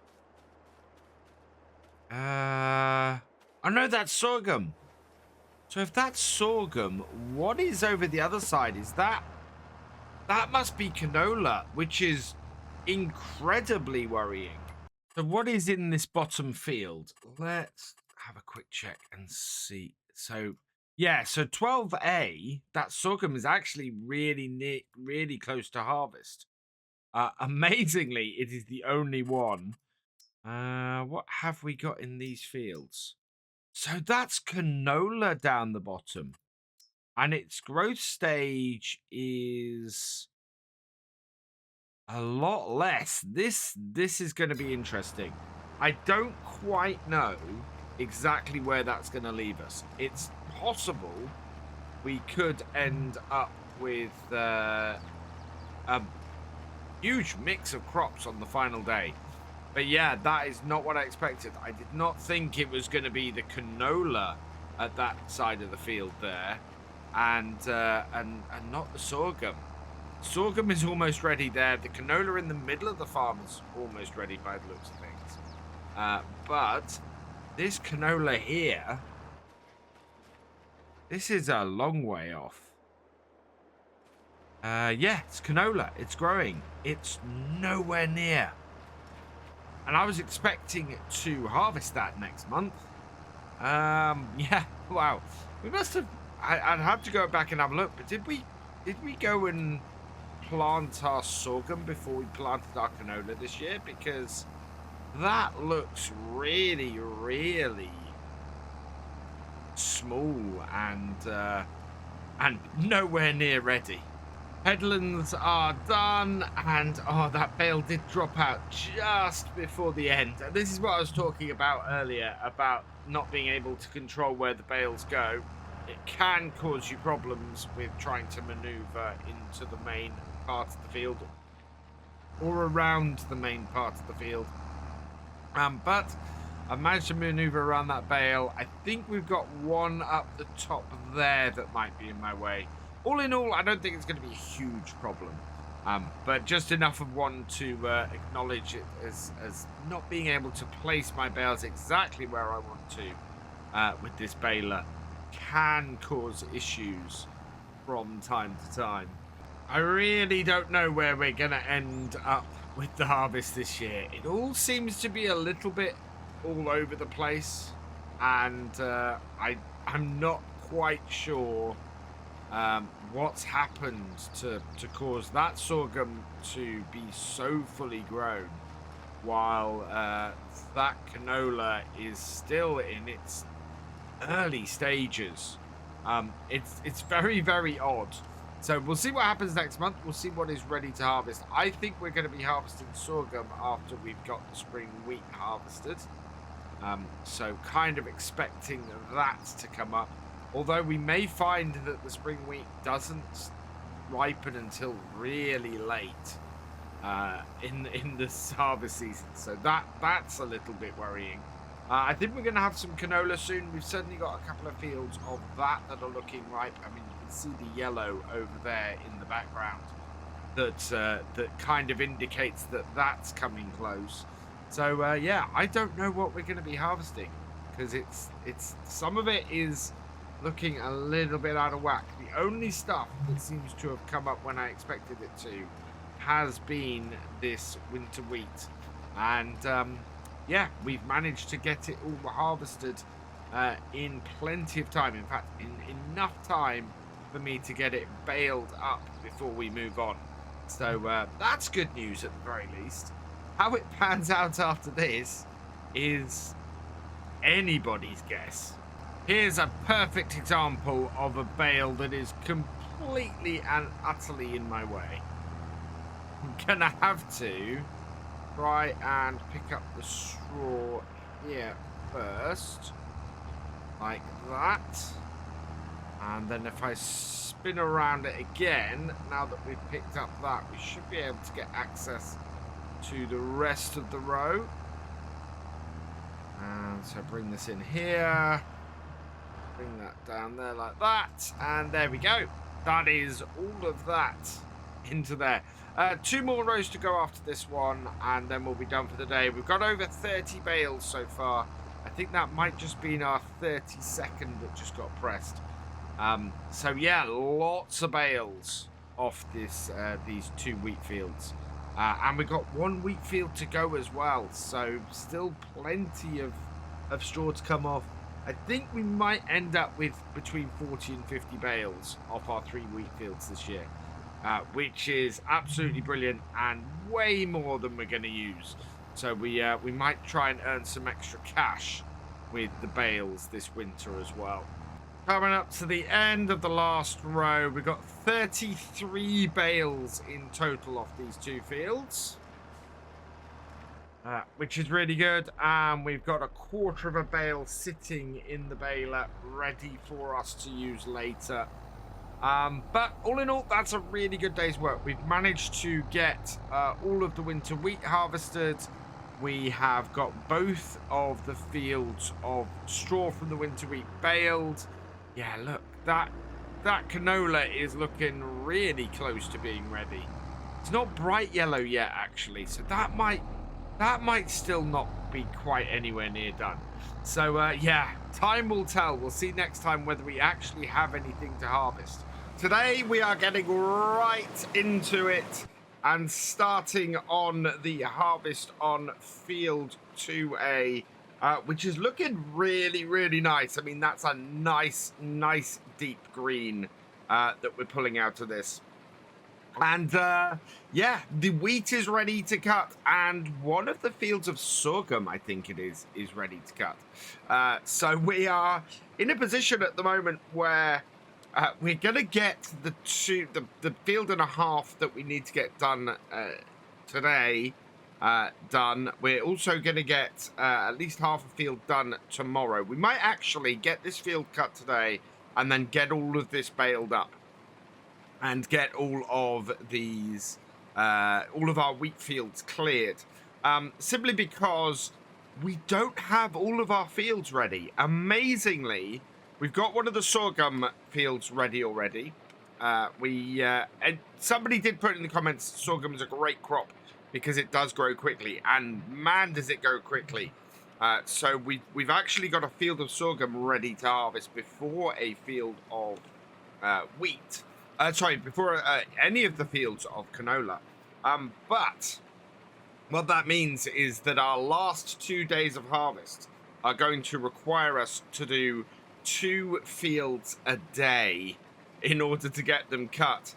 And, well, I'm not sure that's going to be possible. We are very much going to be hard pushed to get 2 fields done a day. A field and a half is a fairly big stretch, but a 2 fields a day, that's quite a bit. So what I'm thinking is we're going to start investigating leasing a combine.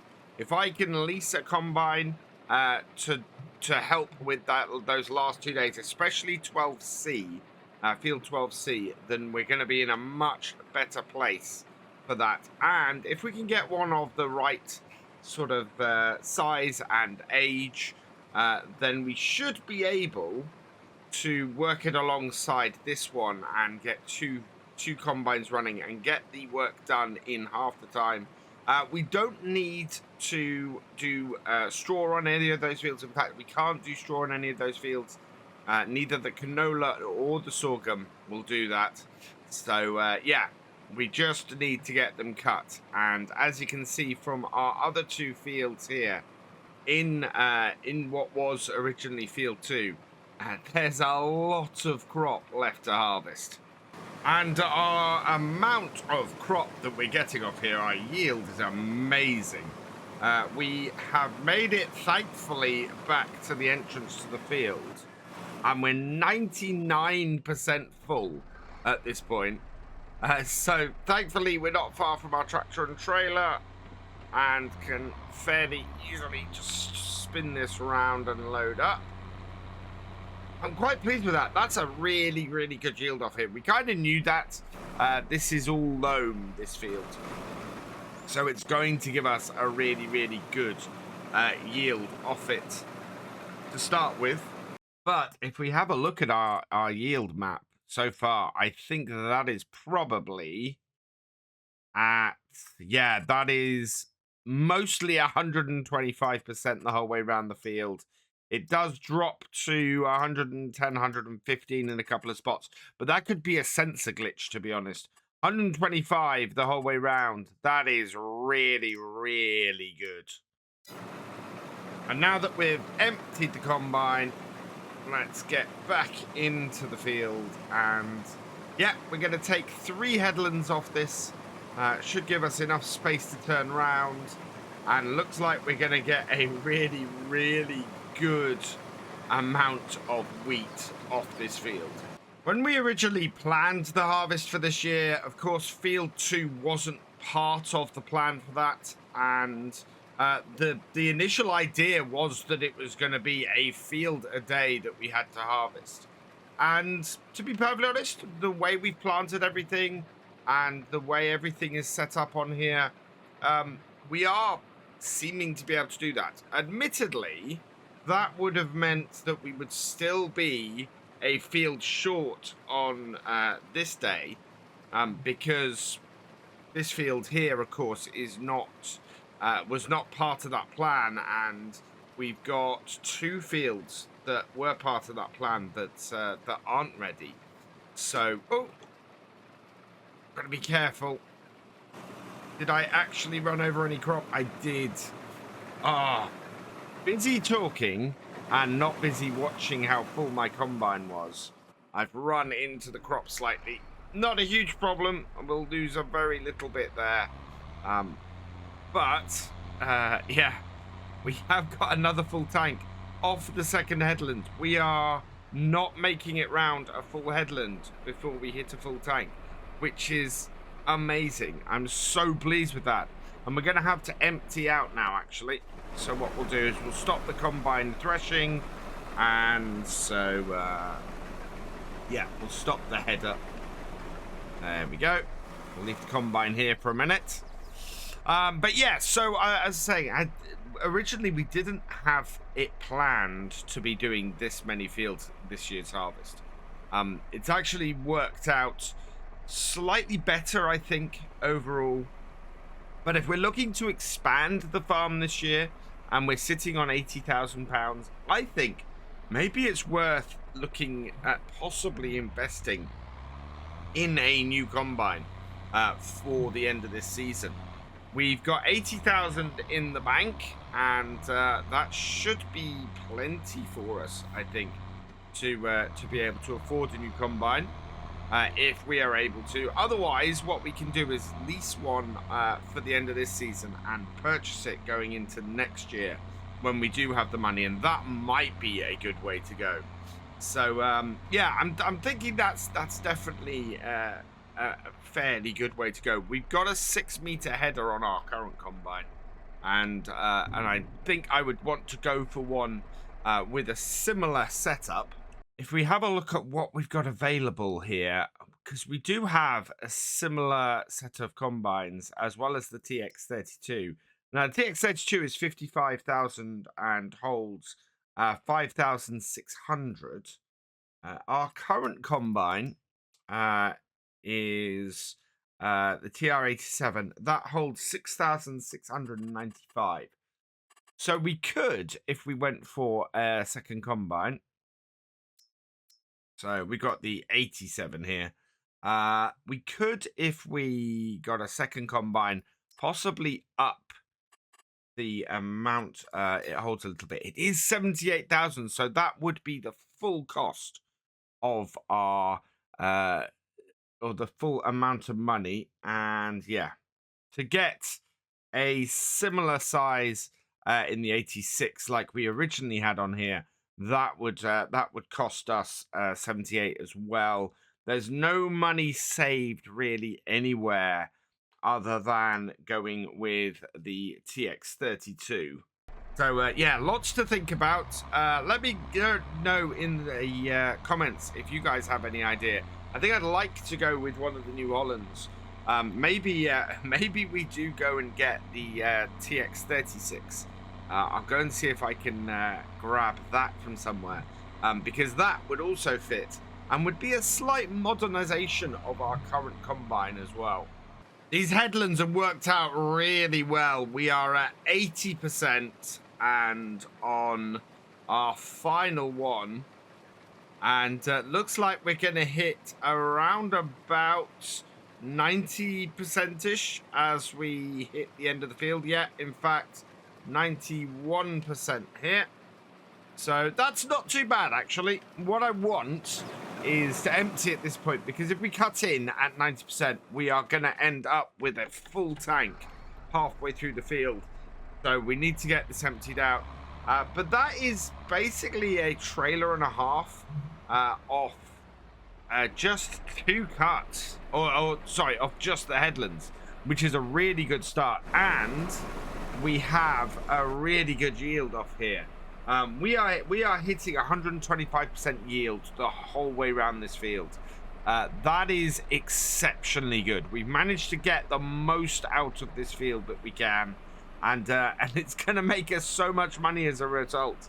I am so pleased with this. This is better than I could have hoped. Combine is empty, so we'll move the tractor and trailer out the way, and then we can start cutting into the field and getting the rest of this done.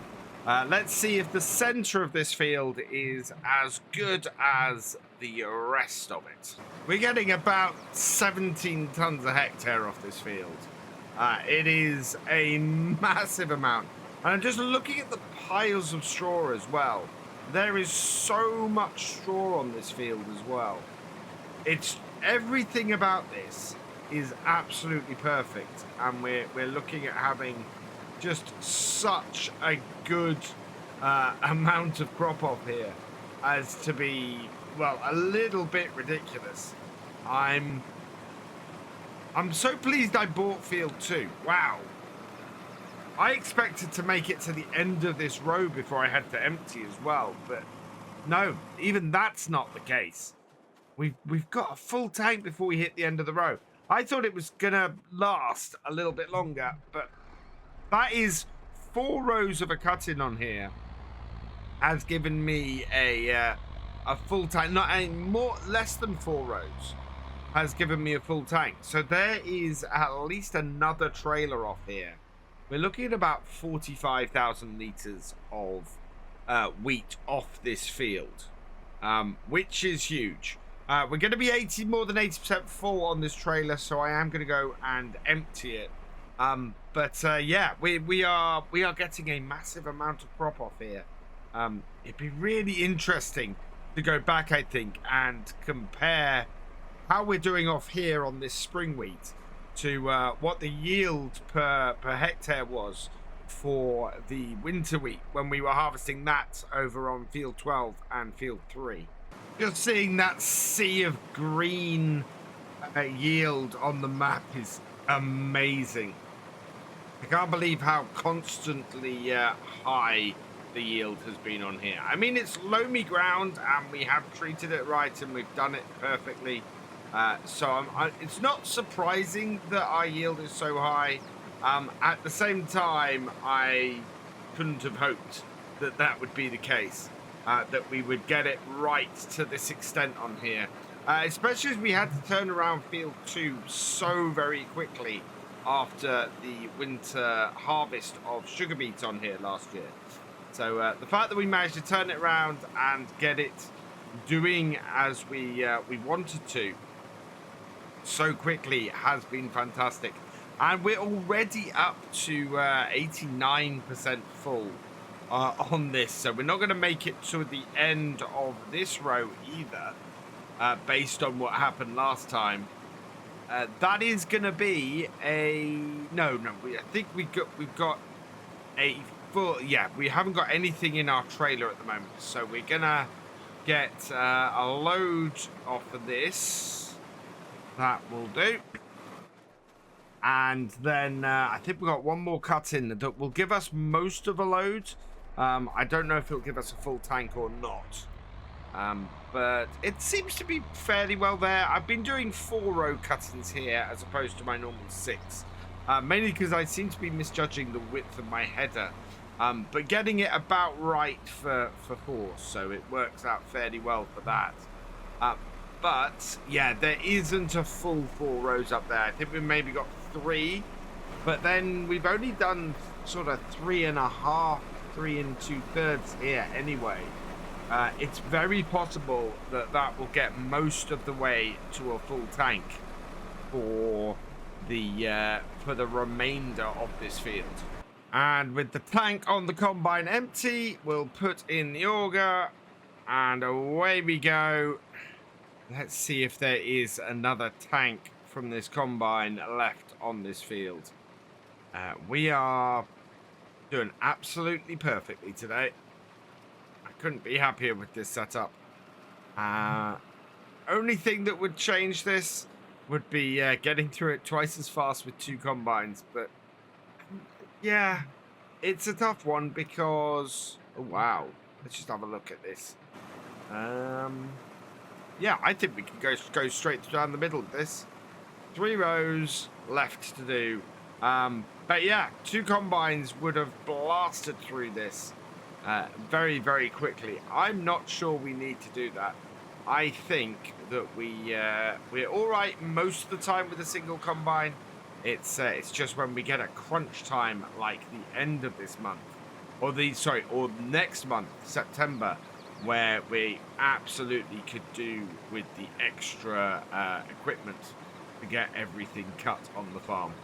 It was slightly more than 3 rows on here, and as a result, this last row I'm having to do here is full width of the header, because I could have moved over a little bit more and not just gone down the middle. So yeah, I've managed at this end of the field to keep everything within the header pretty much. Down the other end, we've got a little bit of clearing up to do, and it's going to be fun because I don't want to pick up straw in the header. So we've got a little bit of fun with that. We are 83% full. I think all of the rest of this field is going to fit in the combine. Sorry, fit in the trailer. But I'm not sure the rest of this field is going to fit in the combine. We'll keep a close look on it. We're going to get the auger out. We've got, as you can probably see straight up ahead there, we've got a couple of patches of wheat that needs harvesting, and then we're going to have to pick up carefully to avoid picking up the straw as well. I think we might be all right. This isn't going up massively fast here. It does look like it's going to be very, very close to a full tank though, which is great news. And yeah, 95%. That is not going to fill up before we hit the end of the row. And up. And then we've just got this little bit here to clean up. I think we're going to get a little bit of straw in. Yeah, there's no way to get in here without doing that. And rather annoyingly then, we've got this bit over the other side that we need to get. So we'll grab here. It's not going to add a huge amount, but it will add a little bit. Unfortunately, what we do lose is some of the straw, and it messes things up again. 97% full. That is absolutely fantastic. And that means we get a third trailer off here of about 13,500 litres. Total of around 40,000 litres off this field is pretty awesome. I'm very, very happy with that. So we'll go tip this, and then I think we'll get this field baled up today because we still have some time to do that. And we'll go and move the combine over to field 12A, where tomorrow we're going to be harvesting some sorghum. And there is our field of sorghum. So I just want to park my combine over here. And yeah, it is ready to harvest. Looking very, very nice here. I'm slightly surprised that we've got the sorghum ready to go. But yeah, I was expecting that to be the last crop we cut this year. Back over here, though, I've got my 8340 ready to go with the baler. We'll get this field baled up pretty quickly, and then we'll be able to probably collect all this up if we have time after finishing the sorghum next game day, and get them all off the field and into the shed. And that way we are turned around and ready to go by the end of September, hopefully, to start getting things turned around and planted. The further along I can get myself ready to get these things turned around and done, the quicker we'll be able to get our crop in for next year. And that's going to be a really important one, because we are going to have so many fields to get worked next year if we are able to buy a load of fields after this year's income. So I'm keeping a very close eye on where we are, what we have to do, because it's going to be a massive operation if we manage to expand the farm as much as I'm hoping we're going to be able to this year. 5 bales off here so far. In fact, I think this is our 6th bale coming out now.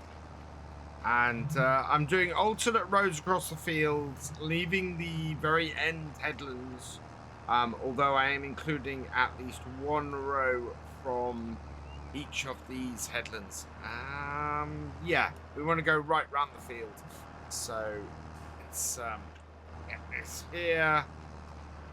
No, I know. It's trying to calculate exactly the way I want to do this can be quite difficult. It kind of depends on where I end up each time. So yeah, I do want to get everything up to this head here. So we'll take this one as well. And then I'm going to leave 2 rows at the other end. And hopefully that will sort out my headlands. But yeah, this is going really well. We're going to get somewhere around about a dozen to 15 bales off here. Which added to all the bales we've got off the rest of here is a really good number.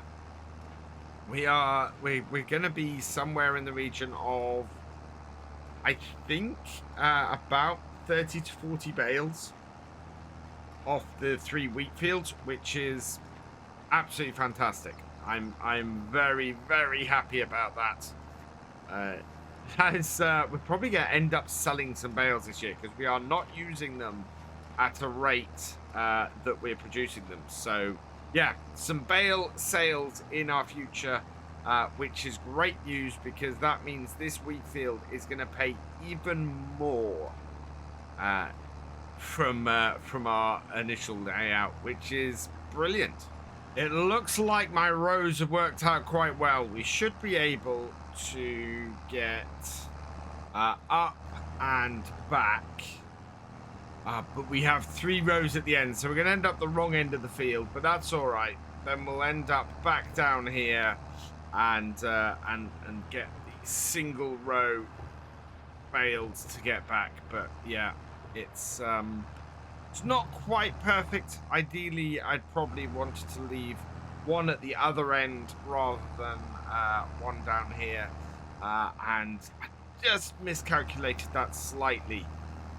At the other end, but it's still going to be pretty good. I'm very happy with roughly where we're ending up on here. So it's worked out well for the main part. You are really restricted by how many rows that you have cut on the field. So it's a little bit of a luck with the numbers.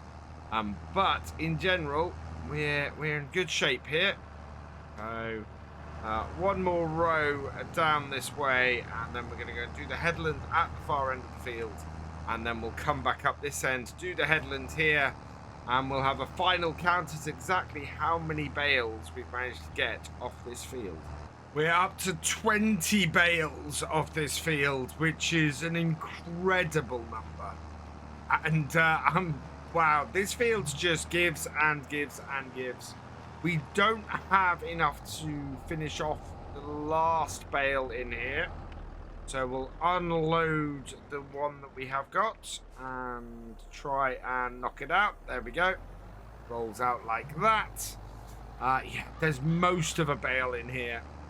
But that's all right. We'll complete that later on. For now, that's pretty good, and I'm very, very happy. And that's been a good day's work. In fact, I think that's this baler done for the year.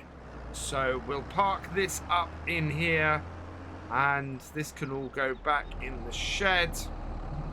Means that tomorrow what we'll be doing is getting the sorghum harvested, and once we've got the sorghum harvested, what we can do is start collecting the bales up.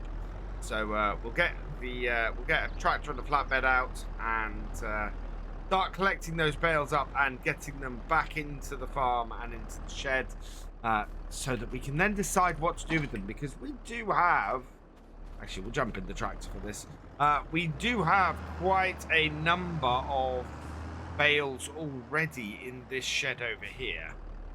Let's have a look. Yeah, so what have we got? 4, 5, 7, 8, 9. 9 3s are 18. Yeah, no, 9 3s are 27. 27 bales, 28 bales here already. We've got 20 just off the field we've done. So we're going to be over doubling, possibly tripling the number of bales we have. at the moment, which is quite an increase, to be honest. So yeah, there's plenty of bales for us to deal with and to get into our shed, and we are making some really good progress. Today we're headed down to the shop because, as I said last time, we really need to up exactly how much we can harvest at one time, and as luck would have it, something has come up that is going to make our harvest time on here so much easier. And that is this. It is a second-hand New Holland TR96. This is actually the biggest of the TR combines and is actually pretty huge. Now, it has four-wheel drive and dual wheels, which is crazy. But we're only going to put a 6-meter header on this, so I want to take it down to just a standard setup, so similar to our current combine. Pipe, we can go old short or old long. Yeah, I'm going to go for old short because we are only putting a 6-meter header on it. No GPS because it's too old for that, and a factory grain tank, which in itself is 8,457. This is only going to cost us £53,000, which is just crazy. So we will buy this. Yes. Okay. And then to go with it, we're going to have to buy a new header because we obviously there's not one on sale. So we're going to get one of these, which we already own one of them. So same width. This will make things easier for us. Yeah, I want to go with the black reeled fingers standard crop dividers. Yes. And the design, we've got that or the old or the new or, oh wow. Which am I going to go for? I think I'm going to go for this one here, the 973 old. I think that will look great on here, so we will buy that as well. And then finally, we need to get a header trailer to get this all back, which is part of the reason we've got that down here. And I think a 6-meter header trailer, which is what we have at the moment. We will go with the white rims. And I think we will go for Trelleborg wheels on it. Wow, we can either go standard or I like the wide 2s on these as well. Just need to get the right number plate on here. And for that, I want to match my Land Rover, which is VF1 4LEX. So VF1 4LEX. And back only, okay, because we can't actually put a number plate on the combine itself. Let's buy that as well. And we're down to 13,000, but we have a brand spanking new combine header and header trailer. I say brand spanking new. It's missing a little bit of paint. What's its repair status like? I think we might drop it into the shed and just get it repaired quickly as well. So we'll jump in and don't want to hit the header. So carefully move that out. This has come in at such a fortuitous time. We are going to be so up against it next game day that having this is just going to make all the difference. Sometimes Farm Sim gives and really helps. Repair cost is only 1,500, and sometimes it really doesn't. And in this case, it absolutely has given and allowed me to move forwards on here. And as I said, this is the big combine of the ones that we have available on these older types. This is the big one. This can take up to, oh, I pushed the trailer around. This can take up to a 9-meter header on it. So it can have a huge header on it, this combine. and it has a bigger grain tank than our current one. We should, between the two of them, though, fill the trailer, so that will work fine. Drop the header off. And perfect. So I want to hook this up to our truck and get it ready to head off.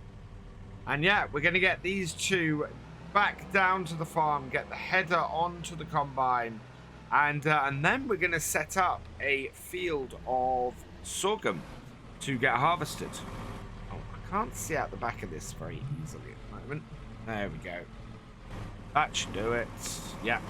And hook that on. Right.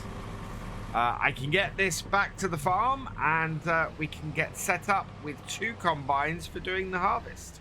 Now, between the tank size of these 2 combines, I think we should be about right for a full trailer. I'm actually going to pull this onto the field, and we can put the header on there, because that will work better for us.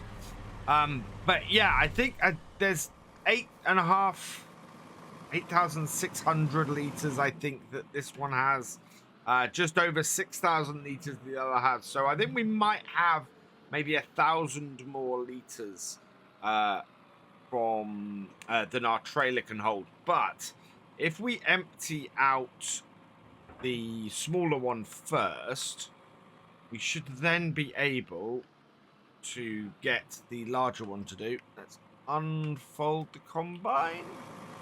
Yeah, there we go. And we can start that up. No, I think we need to connect up our... Yeah, there we go. PTO connected up. And that will get things running. If we just have a look at these 2 combines next to each other, you can see the difference in size between them. That is just crazy in the size difference. Didn't think it was going to be that much, but it really is. So yeah, this is a TR87 and this is a TR96. So slightly newer model there, but slightly bigger version here. Both of them are going to be absolutely perfect for us. So what I want to do is start up this, and then we'll start up our header as well. We'll take this into the field here to start harvesting. And then what I'm going to do is set up my courseplay course from here. And this is going to be a dual combine courseplay course. So to do that, we've got a working width of 6 meters. We've got 2 tools. We're going to do 2 headlands. So that'll be 4 rows in total. Headland first, turn sharply in the corners. Clockwise, we want to do lands, 6 rows per land. And actually we'll do 4 rows per land, because that will be a better setup. Actually, we'll do 3 because we've got 2 pieces of kit. Rows, island bypass, we don't have any islands on here, and no field manual, so negative increases the field size. I'm going to go slightly negative on this. By about 0.6, just to make sure. No, actually, because we have a field in the middle. So, no, we'll go like that. That'll be fine. Right, so generate me a course. And I don't like that course. I want to... Let me show you the course. It's very angled. I want to do it at 90 degrees. So, let's specify the longest edge, which should be that one there. And generate. That also is wrong. So setting it to manual and 90 degrees. Generate me a course. There we go. That's what I want. So yeah, you can see now we're going straight across the field. That's how we planted it. So that's how we really want to get it to go. So let's come out of here. we want to go first waypoint. This is the left-hand combine, and away you go. And that then is doing that and is off. So we'll start up the second combine. I want to clear this course off. Actually, I'm just going to come back to this one and copy that course. Having done that, we can copy it to here. We then want to go to first waypoint. We want to set it to the right-hand side. And start up the combine threshing as well. Then header down and into the crop. And we should be able to go first waypoint from here. And away that goes, with both combines now working. And this is how we are going to get through 4 fields in 2 days next month. 2 combines working on it. It is going to half the time it's going to take us. And we are going to be able to get everything done. Let's just refuel this. How much fuel do we have in there? Oh, we've got over 1,000 litres of fuel at the moment, so we're all right. Yep, and our tractor does not take a huge amount of fuel. It is one positive thing, actually, about using all of these older tractors, is the fact that they take less fuel.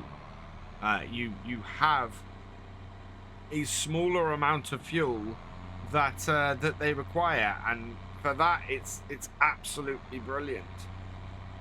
How wide this is already. I don't think I needed actually to do 4 headlands, but anyway, 2 combines working. We'll keep them emptied, we'll keep them moving, and we might start going and collecting some of these bales. I might get the 7610 out on the trailer and our little zebra out and start collecting up some of these bales, because we have a lot of bales to collect, and tomorrow is going to be a very busy day. I'm very much just trying to keep the combines moving, keep them empty, trying not to spend too long between each. We're up to 80%. We're about halfway through the second headline for both combines, or the second headland for both combines, and yep, we've managed to keep both of them running so far. I'm gonna go and get this tipped now, though. That's really good off here so far. A full trailer. It's a little bit less than we were getting off the wheat on field 2, but that's not surprising. This is silty clay, and I'm expecting a much lower yield off this field compared to the one that we did last time with the wheat. Plus, sorghum is a lower yielding crop as well anyway, so that's kind of expected. We're going to put the sorghum into the main, into our main bins as well. We've got wheat in there at the moment. We're probably going to have to store the canola on the floor because we only have 2 grain bins, and therefore the way I like to play is that 1 grain bin per crop, which makes sense. But we already have 14,500 litres off here, and this is really efficient. I reckon we're going to have this field out by midday, and my whole worries about collecting bales up today, I think we're going to have the whole afternoon to get that job done. Picking up the smaller combine, the TI-87 along here, and then we'll turn around and pick up the other one. Oh, let's not get this on the cab. There we are. So yeah, both combines working really, really well together here. And I think we're not too bad. That did put its auger out. But yeah, this is working out really well. That's not going up too fast, so I think that's empty. Kind of wish they put the augers in when they're empty, because that would... Oh! even ease things up a lot if I could do that. I think the other combine's going to reach the other end by the time I'm down there to empty it. But it looks like we're doing pretty well. Just keeping these two combines going, keeping the field cutting. And as I said, I don't think it's going to be much after midday by the time we've got this field finished. Which, considering it's a fairly decently sized field, I think this is a really, really good indicator that we're going to be okay for doing the harvest on the next couple of days. And in fact, I think this shows that in future we're going to be pretty good as well for getting any fields cut going forwards, because we should be able to get them out fairly quickly with two combines running on them. Coming back for my third load off this combine, and actually this combine is not full, so this is not going to fill the trailer, but that's fine. As I said, what I want to do is just keep the combines rolling, keep the combines moving. If we can do that, then that just speeds up the whole process of getting these fields harvested. And the nice thing is, it will hold at the end of these rows until it's empty. Combine is empty, we can pull out of the way and then go and get this one moving. And it does allow the smaller combine to catch up a little bit doing that. But because of the way these combines empty, it kind of means that this one gets held at the end as well anyway. I am very, very happy with this though. This as a trial run for how we're going to run tomorrow is perfect. We could knock out a field in half a day, then yeah, we're going to knock out everything really quickly. And that is only a half full trailer of 3 cuttings. So or 3 rows. So I think we're probably going to sit here in a minute until our combines get close to finishing this field. Because yeah, there's only about half a tank or half a trailer at most left on here. The TR96 is coming up to the end of the row. So I'm going to head over here and just put myself here so that we can empty it. Where's he off to? Sometimes Courseplay does do that. It goes off on wild tangents, and I've had it where stuff's got lost before. My forage harvester on Spruce Mountain, that got lost and disappeared off, and tried to do a load of stuff that was nowhere near, and then it just gave me the message, it has lost the Courseplay course, which was astounding because all it had to do was turn around and go to the next row. This should come up here. I'm gonna have to move this combine out of the way as soon as it finishes, otherwise it'll be in the way of the second one. Right. Ah, no, you're good. Excellent. Although I think it might have a bit of an overlap with this one if we're not careful. See what it does. For now, we're going to come up here and empty out the 87. And there we go. But no, it'll be fine. As that gets to the end of that row, we'll just empty this out and then we'll see how things finish off. Last load off this combine, just to finish things off. Yeah, there we go. And then our other one, just going to take this and go and empty out, or go and whoa, oh, that really spun. Wow. Yeah, there's a little bit in the corner, so I just want to go and grab that while I've got this combine. Oh, unfold it. It'll take a moment to do that. Up it comes, and turn it on. Down, and you can see in this corner, we've just got a little bit of sorghum kicking about. I want to gather that up. I don't think there's any in the far corner. I had a weird bear patch actually in the far corner. Can't remember why that was. Turn those off and put that there. Get the last little bit out. Auger in.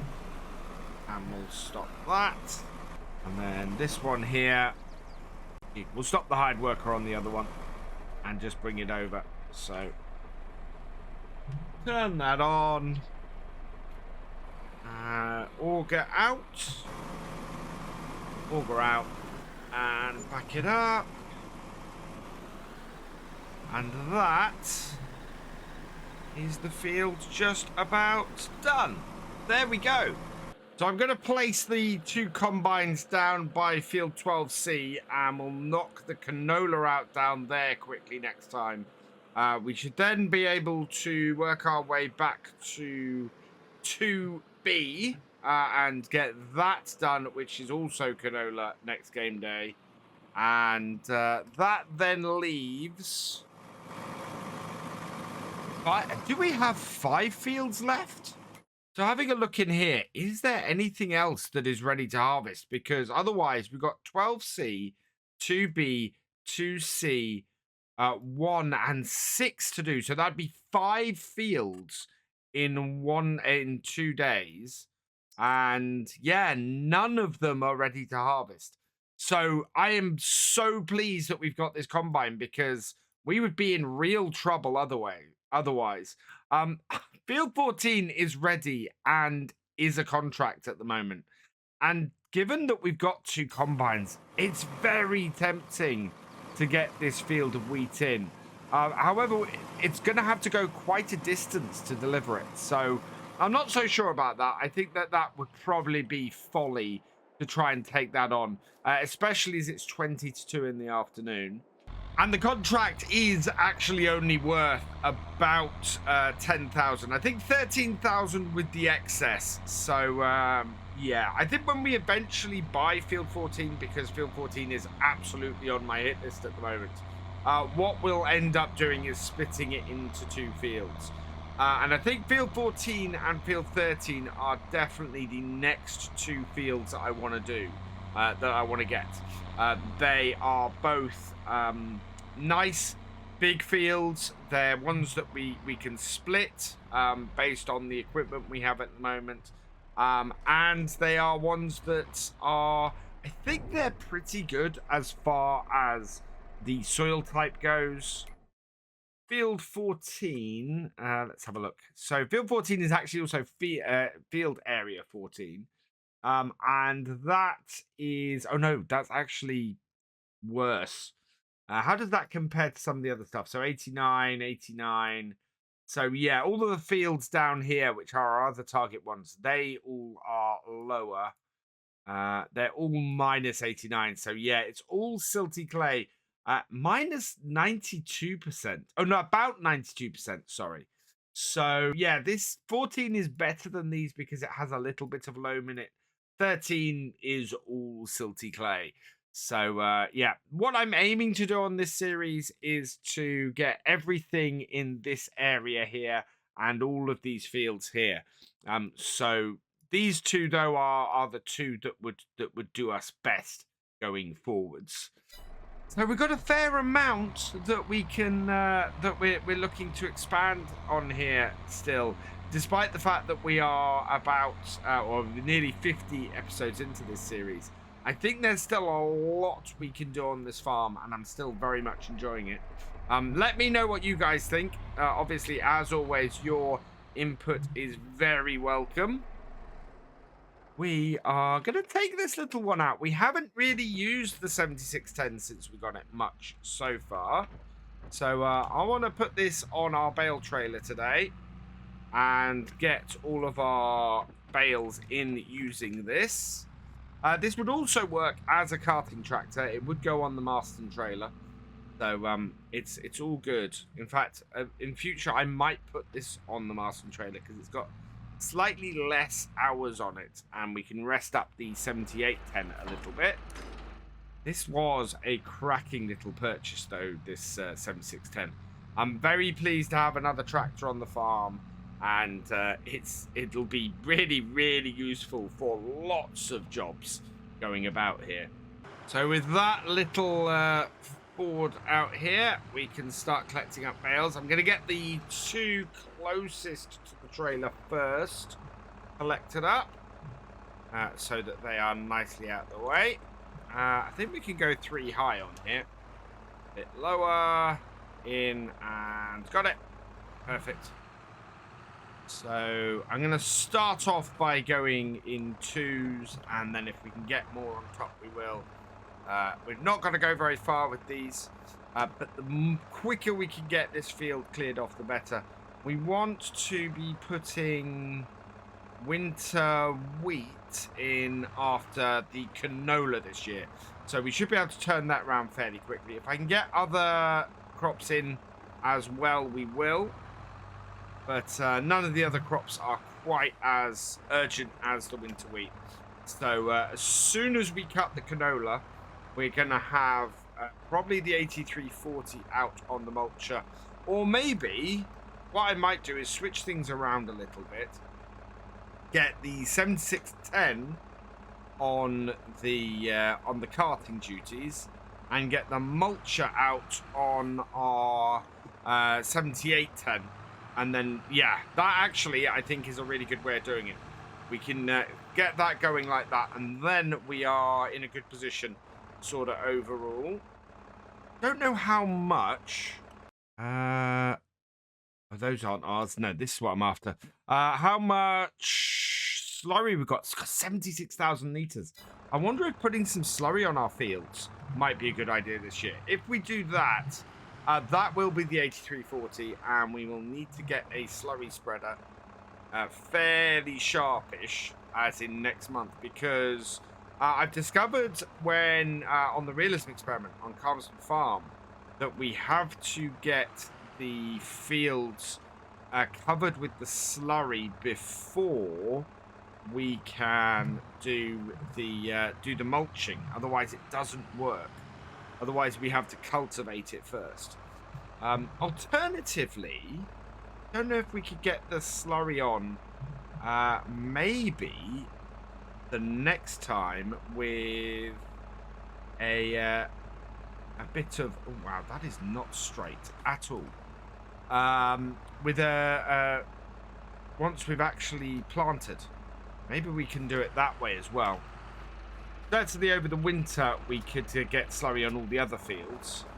But I think the wheat would probably have to use a dribble bar, and get it done in the well, while we're still harvesting. September.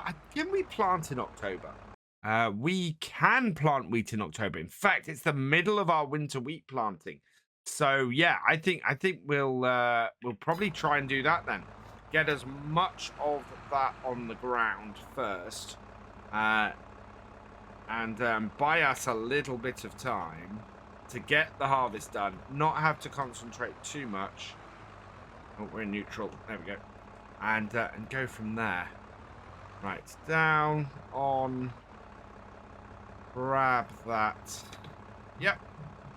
And right, let's get the rest of these loaded up. We've got a fair few bales on this field. That is the first lot of bales onto the trailer. So that's 4, 8, 12. 2, 4, 6, 7, 8, 10, 12, 14 still on this field. So we could take 2 bales back on the front of our front loader, and then the rest. Oh, I might be able to fit them on the back if I'm lucky, actually. But yeah, we've got 14 more bales to fit on here. We've got space for at least 12. I think we might be able If we're lucky to shift these forwards a bit and get them on the back. That might be a bit of a push, but we're going to give it a go. So I'm going to unstrap everything and try and push 2 bales onto the back. I don't know if this little tractor has enough oomph to do that, but we're going to give it a try. And everything might explode off the trailer when we do it.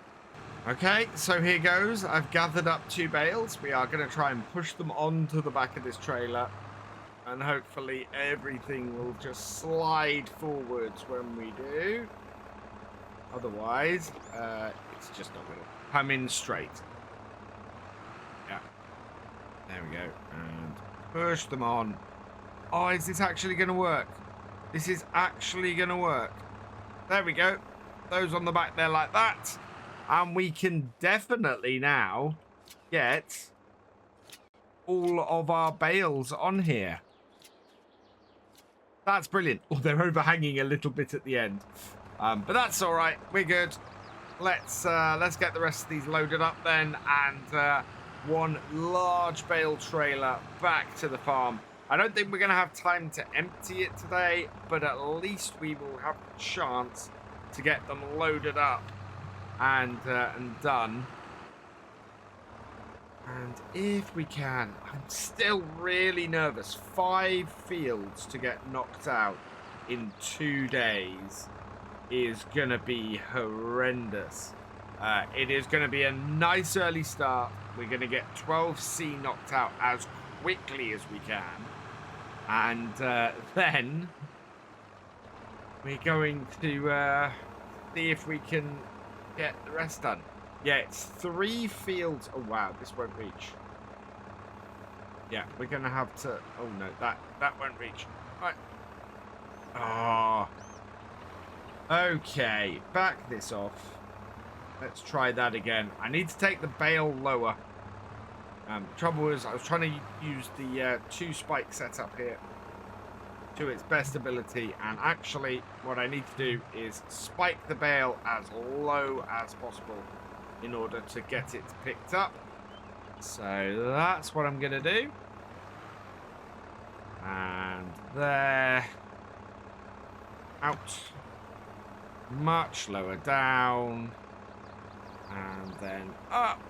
And on. Like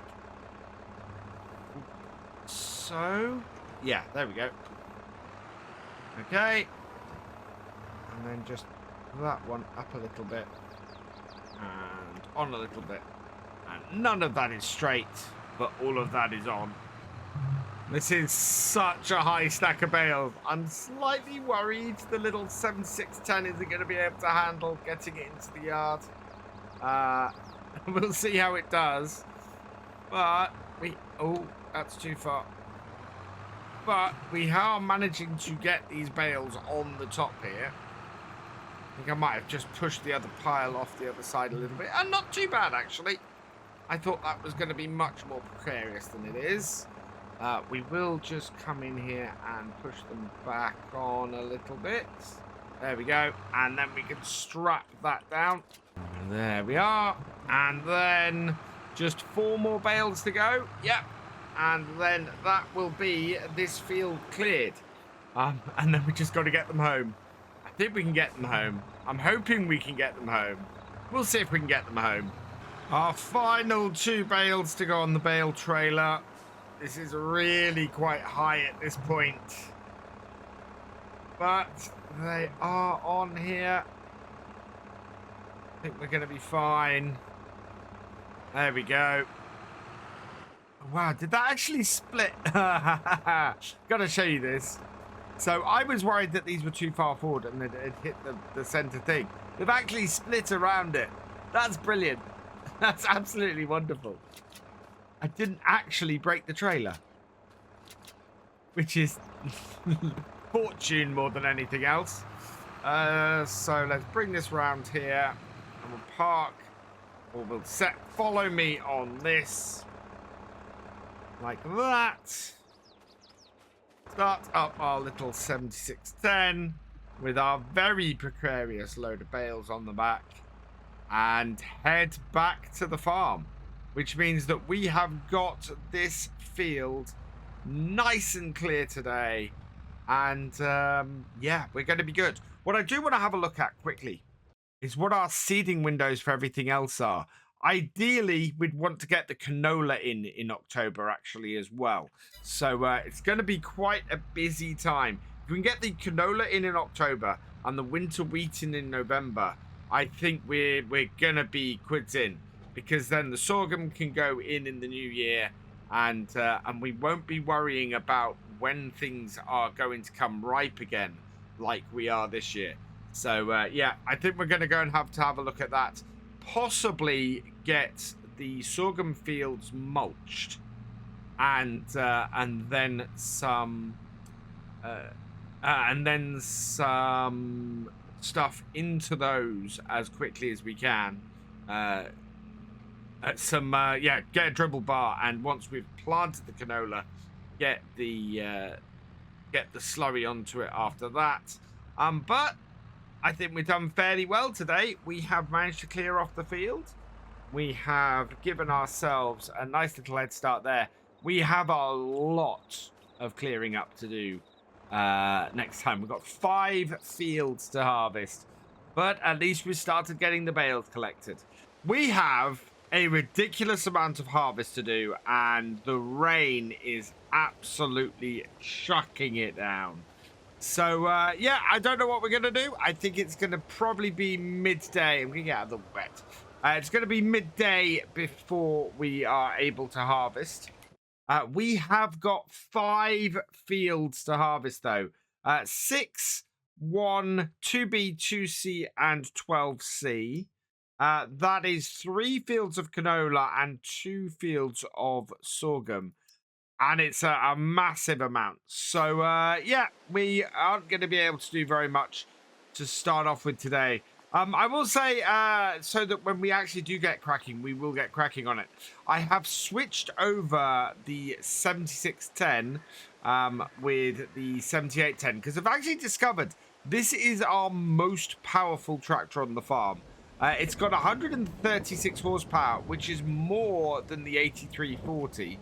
And yeah, so really I should be doing the more powerful stuff on the farm with our good old 7810 here. And the 7610 is perfect for doing some carting. That is if the rain ever passes.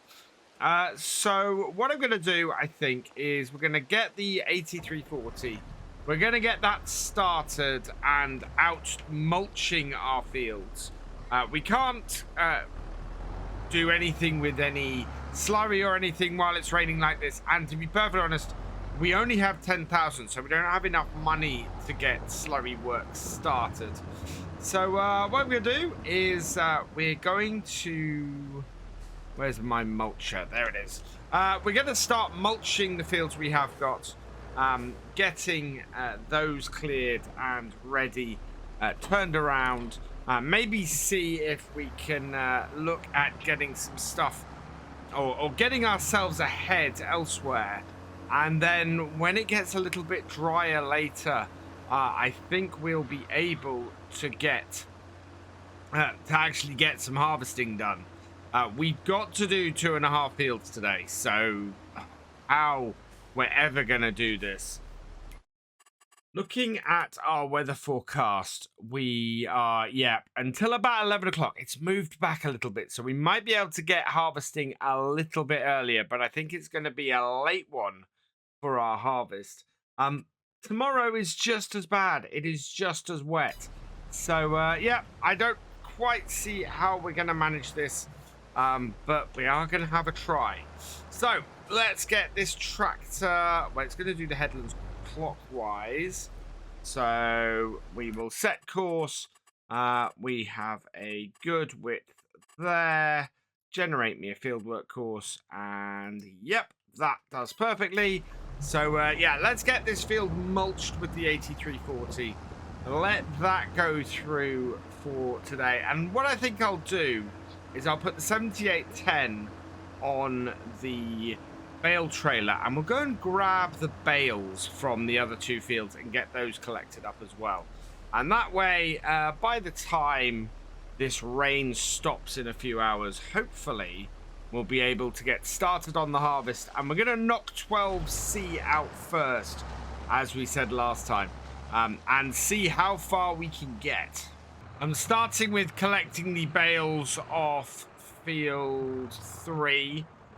There are not many on here, and we can do this without the bale trailer. We're close enough to the yard to be able to do that. So that's exactly what I'm doing. And we'll just collect up these bales. There's only about half a dozen on here, maybe 10 at the most. So I've just been driving out to the field, grabbing the bales, and driving back to the shed. I did have a question from somebody yesterday in the comments, or in the last video in the comments. Wasn't I going to sell these bales? And I still might. I mean, we have probably more bales coming in than we're going to fit in this space.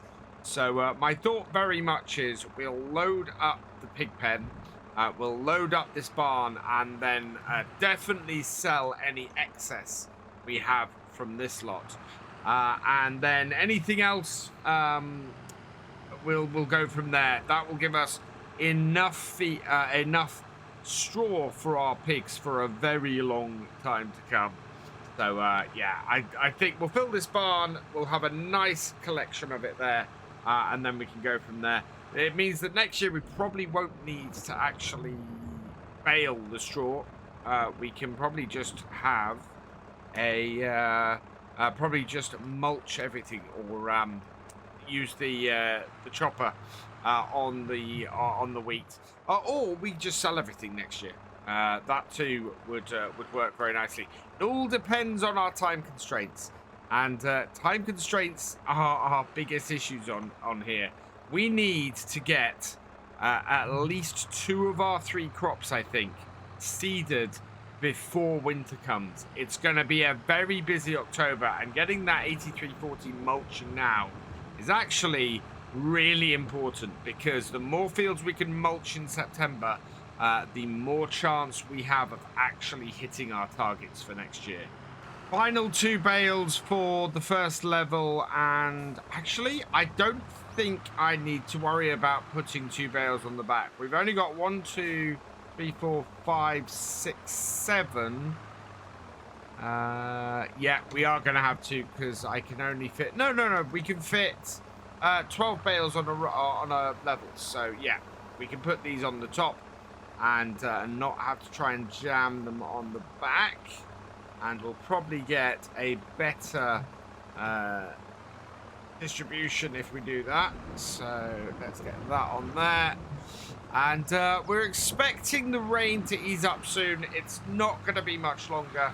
So if I can get all of this off here, then that would be great. In fact, if the rain stops before we finish this job, what I'm going to do is I'm going to get the combines going. We'll finish loading these bales up, and then we'll go down to unload the first load with the 7610 as soon as the combines are full. And that way, we'll make sure that we get as much done around here as we can. These are my last 2 bales, and then we will be clear on the field. We're expecting the rain to stop at some point during this hour. And in fact, what I thought was a bale is actually just a tuft of wheat that I failed to harvest. So yeah, these are the last 2 bales. It means I've got a bit of a gap on my trailer, but it's not the end of the world. And actually, it's quite nice to have an even number of bales on here. Makes our stack much easier to do. So let's grab this. Not as many bales off here as I thought I was going to have.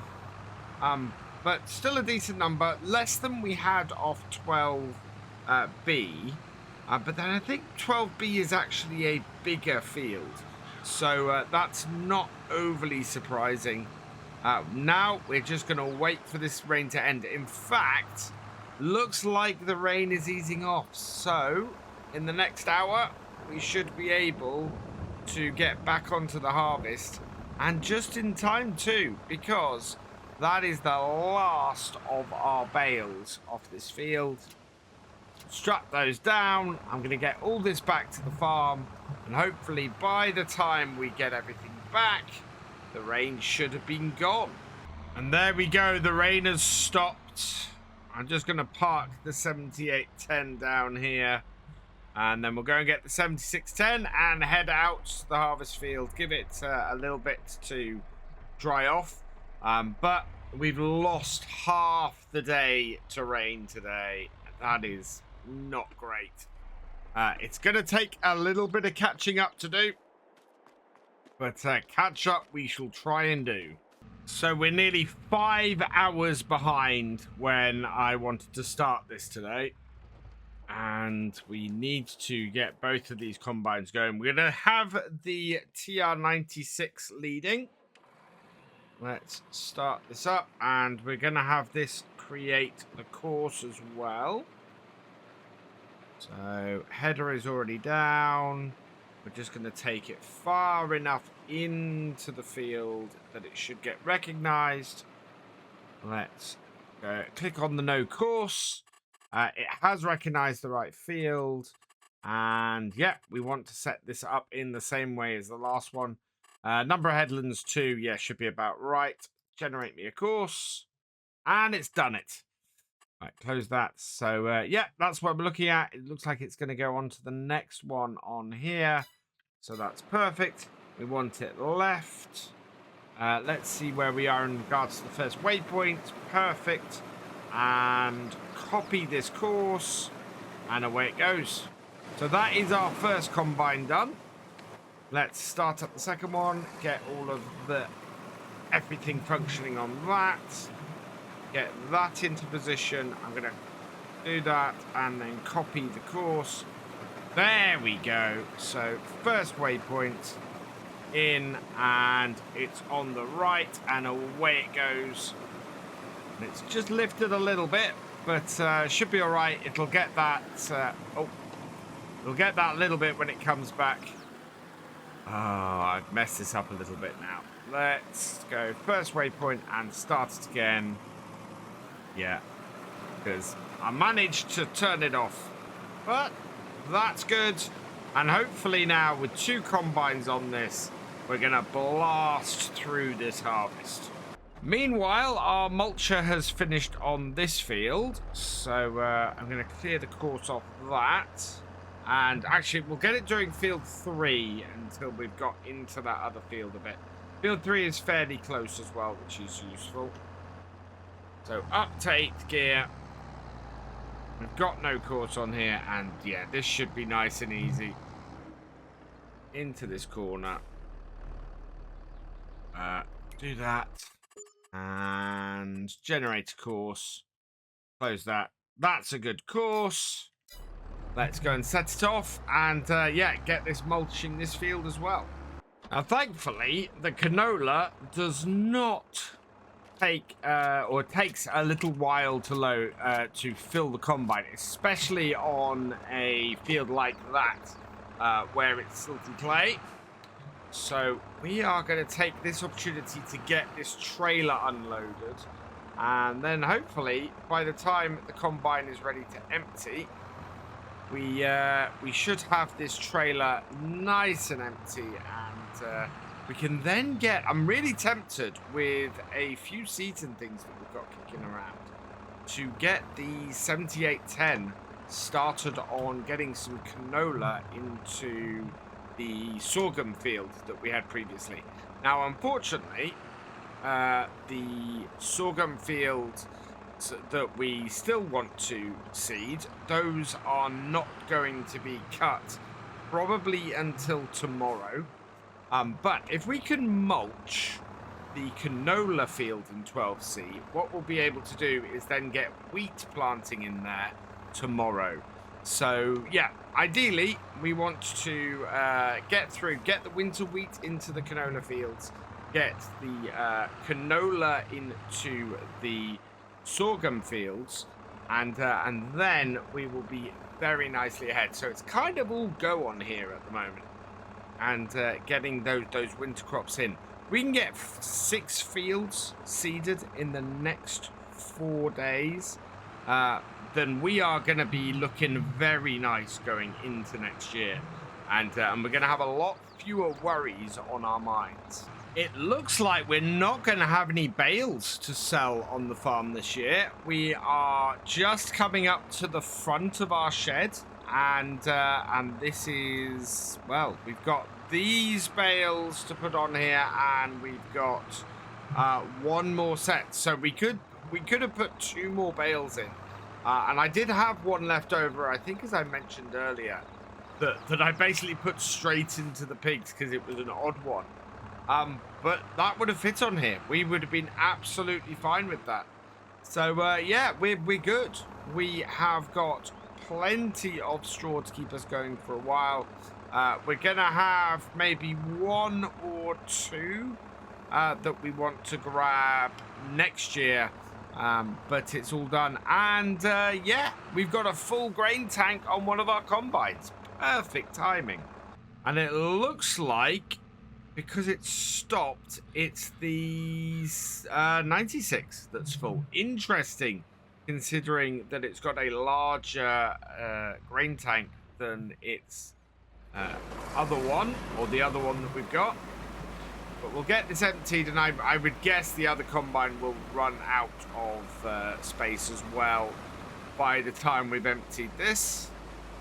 But this is all good, and you know what? This 6810 or 7610 looks perfect on here. I think this is yeah, the absolutely perfect trailer, perfect tractor to go with this trailer and this combine. As I suspected, the other combine also needs emptying. I'm gonna tail off there at 60%, because that's roughly the split between our 2 combines. It's about a 60-40 split. So hopefully I've left enough space in the trailer to get the rest of this. All in all, I think we're going to be okay. The headlands, doing the headlands has taken quite a large chunk out of this field, and it's only 10. Well, it's only 5-1, and we are already finishing off the headlands, so that's good news. That makes me very happy to see that, and hopefully that means we're gonna go through the rest of this field fairly quickly. The fact that it's canola in here, and if we target the canola today, I think we'll do really well, because it's while its yield might be as good as the other crops, it has less per hectare. Produces less per hectare, so we should be all right, I think. And there we go, full trailer. Let's go tip this, because we're then gonna have to come back up here and keep these combines going now. We don't want these combines to stop again today. Our 8340 has finished work on field 3, so we'll clear the course off that now.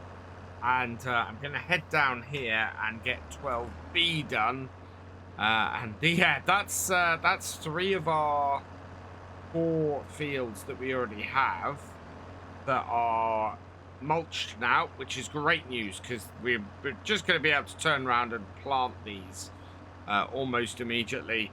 If I can mulch as much as possible, we can start seeding. In fact, I might get the 7810 out here now and start getting stuff seeded with that, because of how it is. What's wrong with this tractor? There we go. Forwards. Yeah, there we are. Looks like we had a gear issue. That's all right. We are now done. Course in here. We know the courses are all good. So generate course. There we go, and it's in the top right-hand corner, right the way across the field, that we've got to set this off. With the level of yield on here, our combines are not at risk of getting full at any point. I made it all the way back to the farm, emptied. I've emptied the other combine, and still not ended up with this one being full. So yeah, we are in no danger of our combine stopping, so long as we give them make sure that they get regularly emptied. And I'm basically going to empty this one, immediately turn around, and see what's sitting in the other one. I don't think that we are in much danger at all, as I said, of our combines ending up full while we're actually on the carting. I don't think even on this row I'm going to get a full tank. We are 90% full, but we are way off being 100% full. We might have a... Ooh, bring that in. We might have a little bit off the other harvester, so I'll go and see if the other harvester has anything in it. But yeah, that one is done. So let's go pick up the other harvester at the other end and just go and grab sort of 9% off that. Actually, I'm just going to wait for it down here. It's not in any danger of being full. We only need 9%, and this should be fine. So yeah, we might as well wait for it here, unload at this point. And I don't think either of these combines are going to be full at the end of this field. So we don't need the tractor and trailer back down here. We'll take the combines up to the next field with their with canola in their tanks, because it's going to be a canola field we do next anyway. As if we could not do with any more problems today, we've got a broken down combine. The actual, is it the combine or the header? Why is this stopped?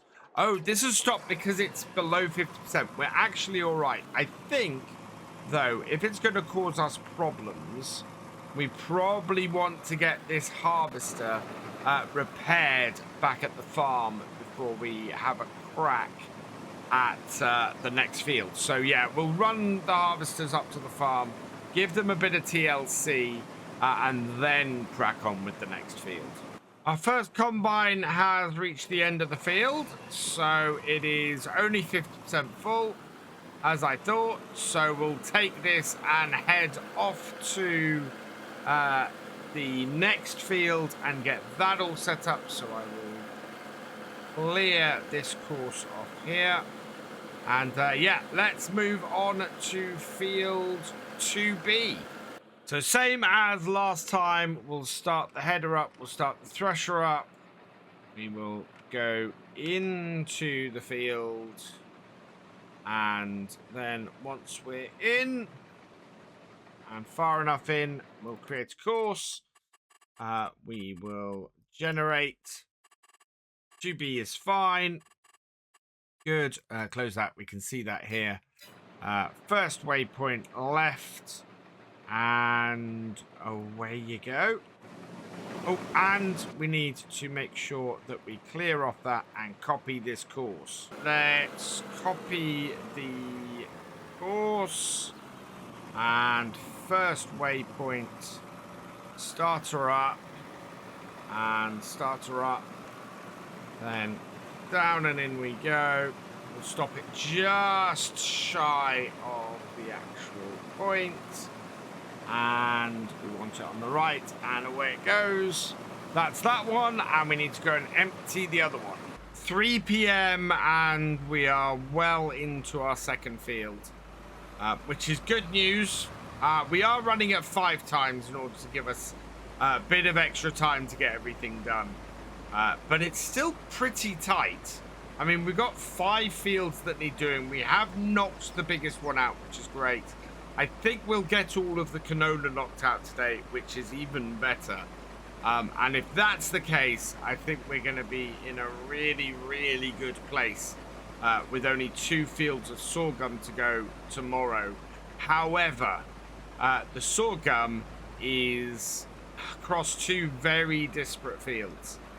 We've got field 2B, sorry, 2C over here. Which is at the back, and that is here, and then we've got field 6 the other side of the road as well. So yeah, quite a lot that needs doing. That still has half a tank in it, that combine, and I need to move myself out of the way because otherwise that combine is going to have issues. But yeah, those two fields are fairly distant from each other.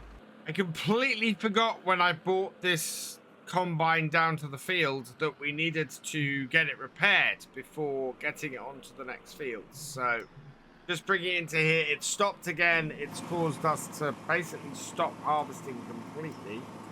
So we'll repair that and repair that. Yes, that's both of those done. And at the moment, we're still working our way through 2B, which, as you can see, the yield on it is huge. We're getting 125% on this. So, yeah, we need to crack on with this. Get this field fully harvested and nearest waypoint. But I want to let this combine get past the other one, which, yeah, at the moment it's not going to do. Move out the way. There we go. And then once that's done a full, well, finished doing the headlands, we can start this one going off again. So, yeah, I'm going to get my 7810 back down to the field, I think. So if we bring this down here, we might as well empty the combine while the combine's sitting here. Get this done. And yeah, I'm very pleased with the yield on here. Much better than we were having on our first field. You can see here that, yeah, there's a good solid 125% all the way around this field. Whereas, look at how badly the canola performed down there. 90 and 85% on the whole thing, which is worse than both the sorghum and the wheat. The sorghum and the wheat at least achieved a 100% to 95% across it, but 90 to 85, the canola really doesn't like that field there. It's really unhappy with it. Right, with that combine coming around here, let's go nearest waypoint, set that off again, and once that's gone, we'll take this and we'll go and unload the other combine. 3 fields down for the 8340 though. This is absolutely chomping through the mulching job today, which is absolutely fantastic. We can just keep this going and keep it at it. Next up, we're going to do 12C with this and get it doing that. How will we? Oh, this might conk out. Does need some repairs, the 8340. Right, course, generate, close that. Right, we want to go down the other end and get this going again. Both harvesters coming to the end of this field now, and I've actually got a full trailer, so let's jump into this one here that's finished, clear the course off it, and yeah, it's only got 8% in the tank. So we can send this off and get field 1 started and finish things off for today. In fact, let's just get this little bit in this corner, and then we'll head over to field 1. I'm actually quite pleased with how little fuel we've used. That's actually very good. We're going to do the same thing going into this field, so cut in a little bit and then generate our course, so like that. Don't want to do 90 degrees. I want to do 180 for this. We want to go up and down. Yeah, that will do it. Generate that. There we go. So that's better. First waypoint, and away it goes, and we are off again. And with the course copied, we want to set it up here. First waypoint. I can see the starting point, so start up the header, start up the thresher, bring it in here just far enough. Set it to the right hand, and away it goes. We are into the 3rd field for the day. So pretty much 2 full grain tanks by the time the 2 combines have finished the first headland on here. So I'm expecting fairly close to, if not actually a full trailer from this first unload, which is great. We do have the 8340 struggling at this point. It is in need of repairs, and it's going to have to come back to the farm for those tonight. But that's all right, because we're fully expecting to start turning fields around. We are a full trailer before the end of the road, so that's awesome. And it's 5:15, so hopefully these combines are going to knock this field out today, and we'll be right back on track. And no matter what the weather throws at us tomorrow, we'll be able to get the sorghum harvested. It's just coming up to 6:15 in the evening, and our two combines have reached the end of field 1. What a busy day this has been. Starting off with a really wet start, not getting onto the fields until about 11:30, 11:45. I've actually moved all the sorghum out of the silos so that we could put the canola in there because of the need to dry it a little bit. So we should be all right there. And then this harvester will be done. We're going to leave the harvesters on this field today. They are in a position where we can get them over. I think the harvester, this one is in good nick. We did repair this one up before we started today. Once we got it, actually. Let's start that up and get the auger in. Yeah, just want to put that in. And then turn her off. And then we just need to finish this off and get this one emptied as well. So that on, and then we want the thresher on. Last little bit of canola.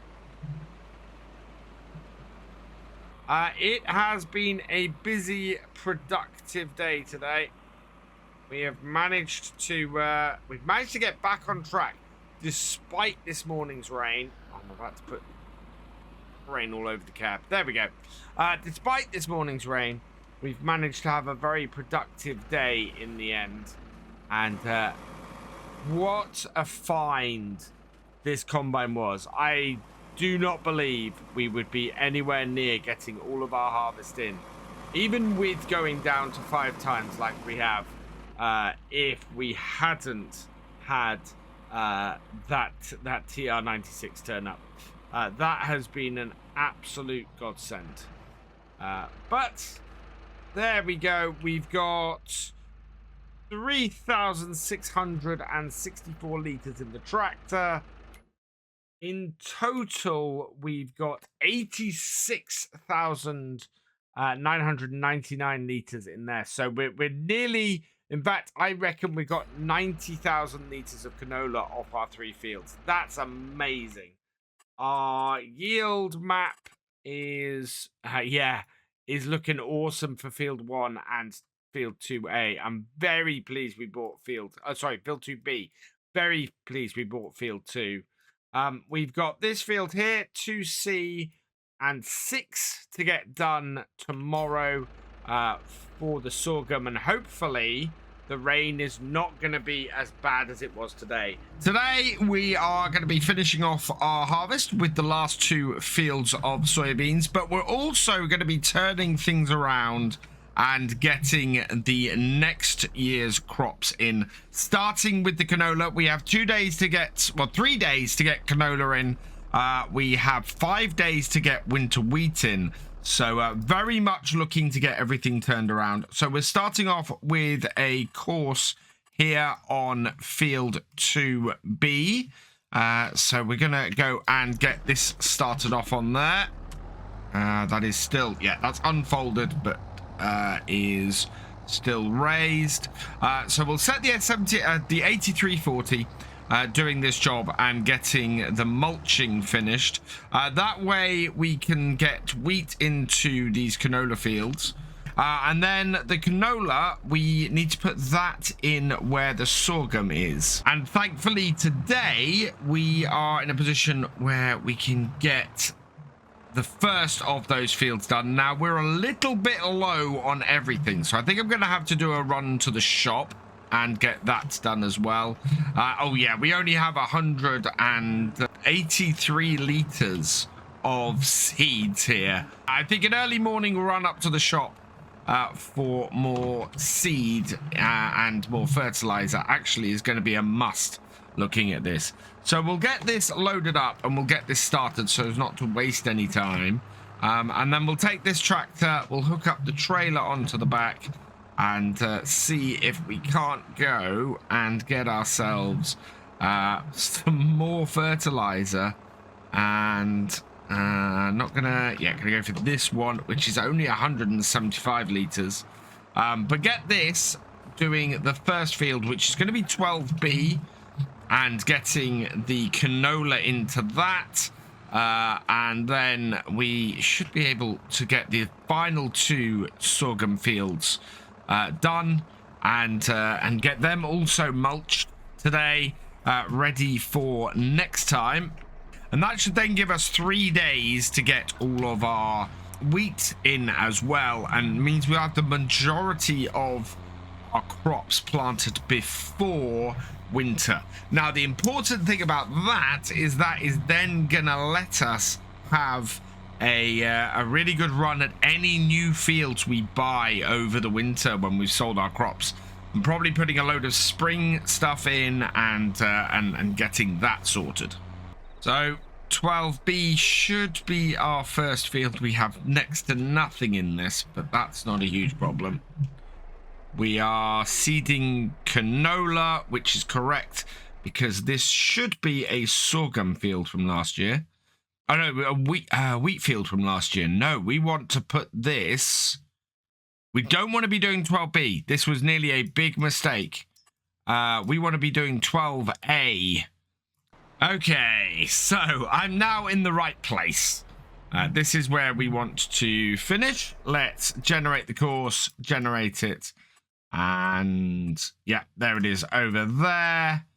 So it's going to be over in the top corner that we want to finish off at. Oh, that was nearly a very big mistake.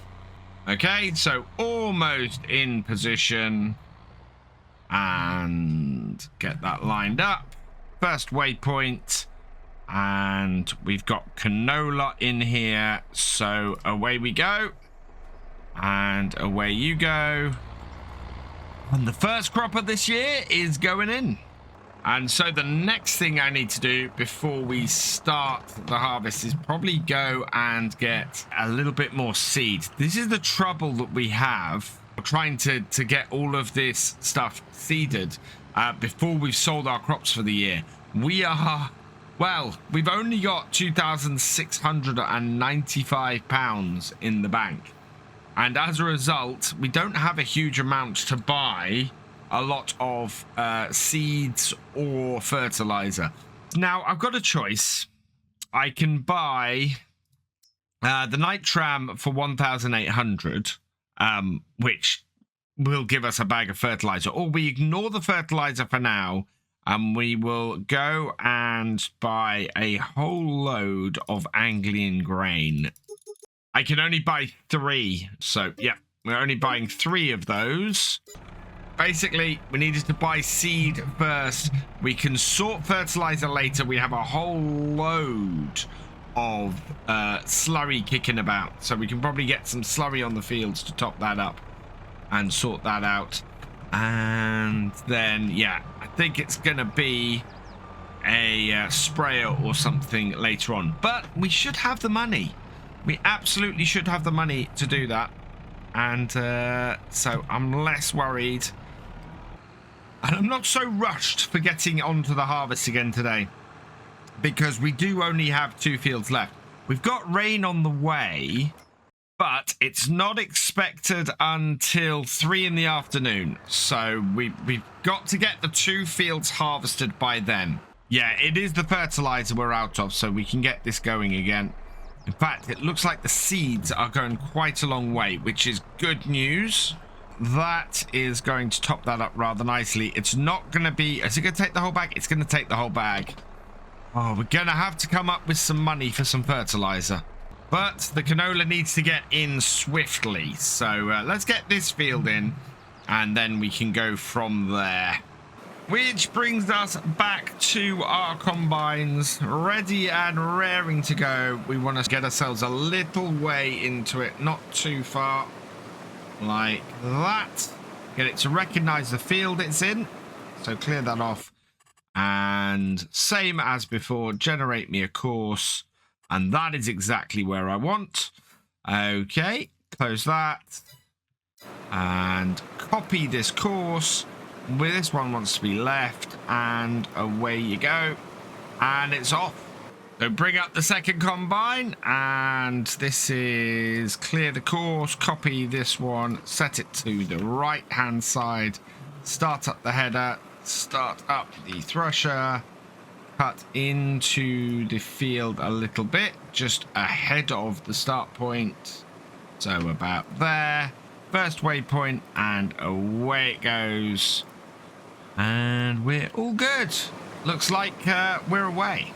And with our 2 combines away, we want to get the 7610 down to the field as well with our trailer on and keep that going. I'm slightly worried in that we have a lot of hired workers going at the moment and not a huge amount of money. We could sell some of our crops, and we've got a fair amount of them in storage at the moment. We've got 90,000 litres of canola. We've got 110,000 litres of wheat, neither of which hit best price for a while yet. Canola hits in November, which is still a couple of months away. What price are we at for canola at the moment? 1,198. We may have to sell a little bit of crop. So, yeah, I think we want to probably get a trailer of that and go and sell that, get ourselves some money and get enough to get our fields planted this year. So I'm going to early sell a load of canola. Start there, get this loaded up. The other way to do it would be to sell sorghum straight off the field and go that way. But yeah, I think we're gonna go and do this. Sell 30,000 litres of this, leaves us with 60,000 litres of canola at a really good price. We are losing what? Every 10,000 litres we lose £1,000 on this. So we're losing £3,000 only on this. So that is not horrendous. We have our first full grain tank though, and it is, wow. It is actually the bigger combine that has the full grain tank. And it's completely stopped. Out of money. No. Right. Let's get these unloading. Yeah, this is the last thing we need today. We need absolutely to not have everything stop because we've run out of money. So as soon as the money starts rolling back into here, we want to restart this combine, want to restart the mulcher, and we want to restart this combine as well. 36,028 harvest income is great. And we've got about 3 hours, less than 3 hours, until we potentially have rain and a massive drop in yield, because I think that rain is going to set in for the rest of the day if it does. One thing I didn't restart was my seeder. Let's get that going as well. Can't believe how much we made off a single truckload of the canola. I mean, that is an insane amount, and that's with us having a huge amount of sorghum in here as well. I'm tipping the sorghum in this shed because we don't have any space in our silos. We've got 2 crops in there already, and I moved the previous field of sorghum we did into here before we started storing the canola, because the canola was cut a little bit on the wet side, so we had to get that all dried out. I'm less worried about anything other than keeping these combines going at the moment. It is coming up to 1 o'clock, and yeah, both these combines need to be unloaded, so both are going to be like that. The weather forecast is still okay for a couple of hours, but whether we can get this field finished in that time and then the next field finished in that time, I just don't know. That is way too tight. Now the seeder needs to be refilled. I'm hoping that's not going to be seed, so that's going to be fertilizer. So we're going to have to pop down to the shop and grab some more of that. We also need to get the mulcher working on the next field. So that will be the field of wheat, which was the field of canola, which was field 1. Is the next one that needs to work on. And the good news is that the TR96 is at the end of the field, and we can get it moved on to the next field as soon as we've got it unloaded. And the other one will have finished in a moment, so I need to get these 2 combines over to field 6 and get them started on there. First, what have we run out here? We've run out of seeds. That's actually good news. Yeah, this is probably going to be our busiest day on the farm all year. Line up our header with the wheels. Get it over the top. Disconnect that. Drop it down and off. And there we go. That is on. Can I get this now onto back of here without too much hassle? Let's find out. Oh, we don't have any hitch on the back of these, I don't think. Yeah, looking at that. So, no. We need to bring those separately. Drop it off. And back up. Right, 2 combines are ready. We're probably going to have to use the Landy, I think, for one of the trailers. And probably the 7610 for the other. Well, it's 20 to 3, and we have finally made it up to the field. Just about. I've got both combines up here sort of in one piece, and both the 2 headers following behind, I hope. Yep, both headers following behind. Just need to bring them in and position them in a way that our harvesters can get at them, like so. And then we'll take the hired worker off this. Only one that seemed to work. Everything else, this combine especially, seemed to like the not this one, but the other one, our older one, seemed to really like hitting the side all the way over. Such was follow me's fun. Let's see if that unfolds. So there, no, there it is. That's unfolding. Good. And then we can get this header trailer out the way. Can I squeeze through that? I'm hoping I can squeeze through that without destroying any crop. Yes, but the trailer isn't going to. So we'll back this off. And then I can get the trailer out the way. I'll park this over here. It is 10 to 3. I'm kind of hoping the rain is just gonna hold off. But I have a feeling the moment I start this harvesting is gonna immediately start to rain. If it does, it should let up about 6 p.m. So we're looking at having an evening harvest. Admittedly, evening harvest after the rain. We might have to get this dried next. But not much I can do about it. So clear the current course. I want to do automatic direction, generate, and we'll go with that. Absolutely fine. Let's just get this going. First waypoint, clear the current copy and go. Right, let's get the other combine set up and going. And away. And I did actually put the right header on the right combine. That is quite good. Because while these headers are interchangeable, I did buy a specific header for each combine.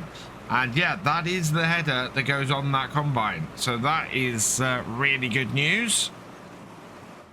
What I'm also going to have to do is immediately run back to the farm with the 7610 and get the trailer, because we want to make sure that our combines keep going. So clear, copy that course, right, and yep, that is correct. So move this out the way and get our second harvester on. Not a big field, and hopefully they can get through it fairly quickly. But if the rain comes at 3 o'clock, as we suspect it might, this could be a very short foray into this field. So, start you up. Oh, need to connect up the PTO. There we go. Start you up. Start you up. And down with the header. Bring it round and in. We want first waypoint. And away you go. Don't mess up, please. No, you're good. Right, let's see how far we can get into this field before the rain appears. And the rain has appeared before I even make it back to the field. Looks like our harvesters are still going for now. It's not got too wet yet, but I'm not sure we've even got a full headland out. Yeah, there we go. Harvesters have stopped. We'll empty out whatever's in them, because yeah, this is not, we don't want to leave that exposed and getting wet. And we'll head back up to the field. Have we got a headland out? No, we've not got that far around the field. We've got a decent distance around the field, but yeah, it's wet, and we are now out of action for about 3 hours, I think. We'll probably be taking this into the evening and getting this harvested there. As a result, I'm going to turn my time back up to 10 times because there's no point in it sitting at 5 times anymore. We want to get through the rain and get this harvested. How are we? Oh, we're not too bad as far as amount we've got in the tank. That's a decent amount. You gonna empty? You're not gonna empty? Need you to empty, please. Right, let's try positioning it better. Maybe it didn't trigger it as being over it. And yeah, so both of these will now wait here until the rain passes. I might have to take control of them to actually get them to empty though. So probably stopping them is a good idea anyway. Will you empty? Ah, engine's not started. There we go. Empty the combines out. Get what we've got here back into the shed and keep it as dry as we possibly can. And with both combines being emptied, looks like we're going to have, yeah, we've got over half a trailer full off here so far. It's just so annoying. Rain has been the bane of our existence during this harvest. September has just been so wet. It's caused us such a problem. Let's turn the harvester off. And then we can come back here later when the rain stops. Hopefully around 6 o'clock. If it stops around 6, we're fine and all good. What we need to go and focus on now, though, I think, is getting the seeds in the ground and probably rolling those seeds in and getting that job done.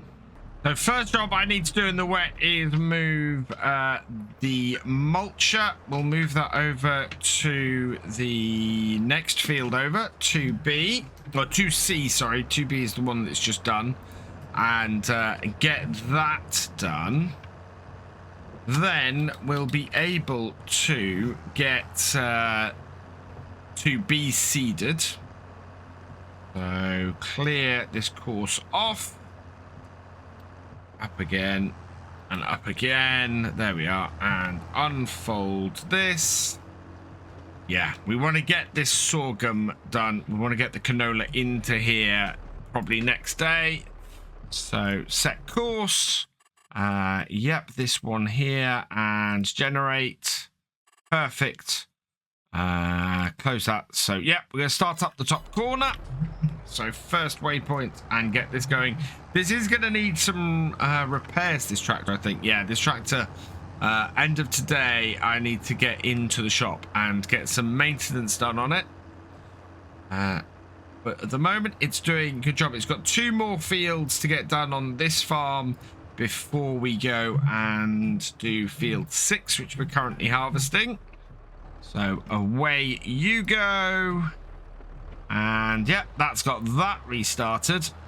And then I've hooked the Zebra up onto the flatbed trailer so that we can come back down here and load up with a whole load of fertilizer. We'll see if we can get a few bags this time. We've got 39,000.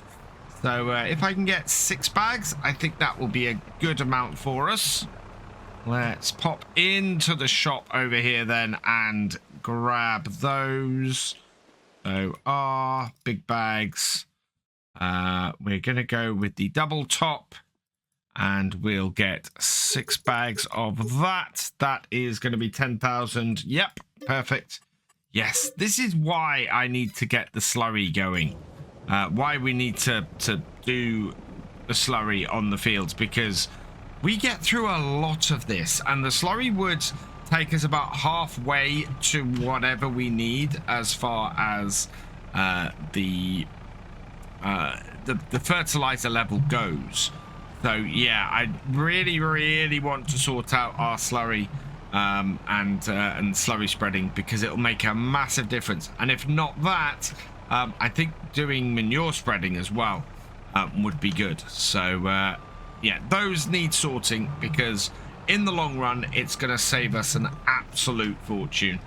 Last 2 on. And hopefully not going to put too much weight. Okay, we're not wheeling. That's good. I think if I did a full trailer on here, I would absolutely be wheeling that tractor at the moment. But it's okay. You can always buy another bag and stick it on the front to offset the weight. But that at the moment is doing all right. So let's put the JCB telly skid back in here because it belongs to the shop. What have we got in the shop that's on offer at the moment, just out of interest? Nothing of any great interest. No, we're fine. That might be useful. Actually, that would be useful. 21. That would be useful to do. I'm gonna have to think about that one, because if I went and bought that, that would be all of our money gone for the day. But next time we might be good. And yes, I am gonna have to buy another bag. Right, let's drop that off there. Grab a bag just to give us a bit of weight on the front. We're not going very far. But it will just help us along. So grab that onto there, and the extra weight at the front means that we should be able to pick up this trailer with no issue now. Like that. And yeah, we've got a good amount of weight on the front. So we can get back down to the field. And the beauty of doing it this way is that I can just bring this onto the field here. Detach the trailer, leave it in place, so like that, and head out and go and refill my seeder. Right, bring up beside it. Quite dark. I probably should have turned the lights on. I know the lights will go on the seeder when we get it restarted. Into the back slot, I think. Yep. It does. There we go. Unload that. Let's start this up. And once it's finished loading, I should be able to just back up a little bit. Yeah. So close those down, back it up a little bit, and nearest waypoint, good. And then we'll move this tractor out the way so that it doesn't cause an issue. What I need to do is get this field rolled, because it's going to be into the night to get this field done, because I don't see how it's going to get done otherwise. The rain finally seems to be clearing up. Our 2 combines are raring to go. They are just waiting for it to finish. Yeah, the whole of my my wiper is definitely slowing down. Now, there is a realism thing I need to address here, of course. You wouldn't go harvesting normally in the evening after having an afternoon full of rain. I mean, it just wouldn't dry out well enough. However, also not realistic to only have 2 days in September and have ourselves to such a tight schedule. So I'm going to allow it from that point of view, because we've no worries about any more rain or anything, and because I want to keep as much light going here as possible. I am going to reduce the time so things go a bit slower. We'll take it down to 1 time for the rest of this, so that we actually have enough light to finish everything off today.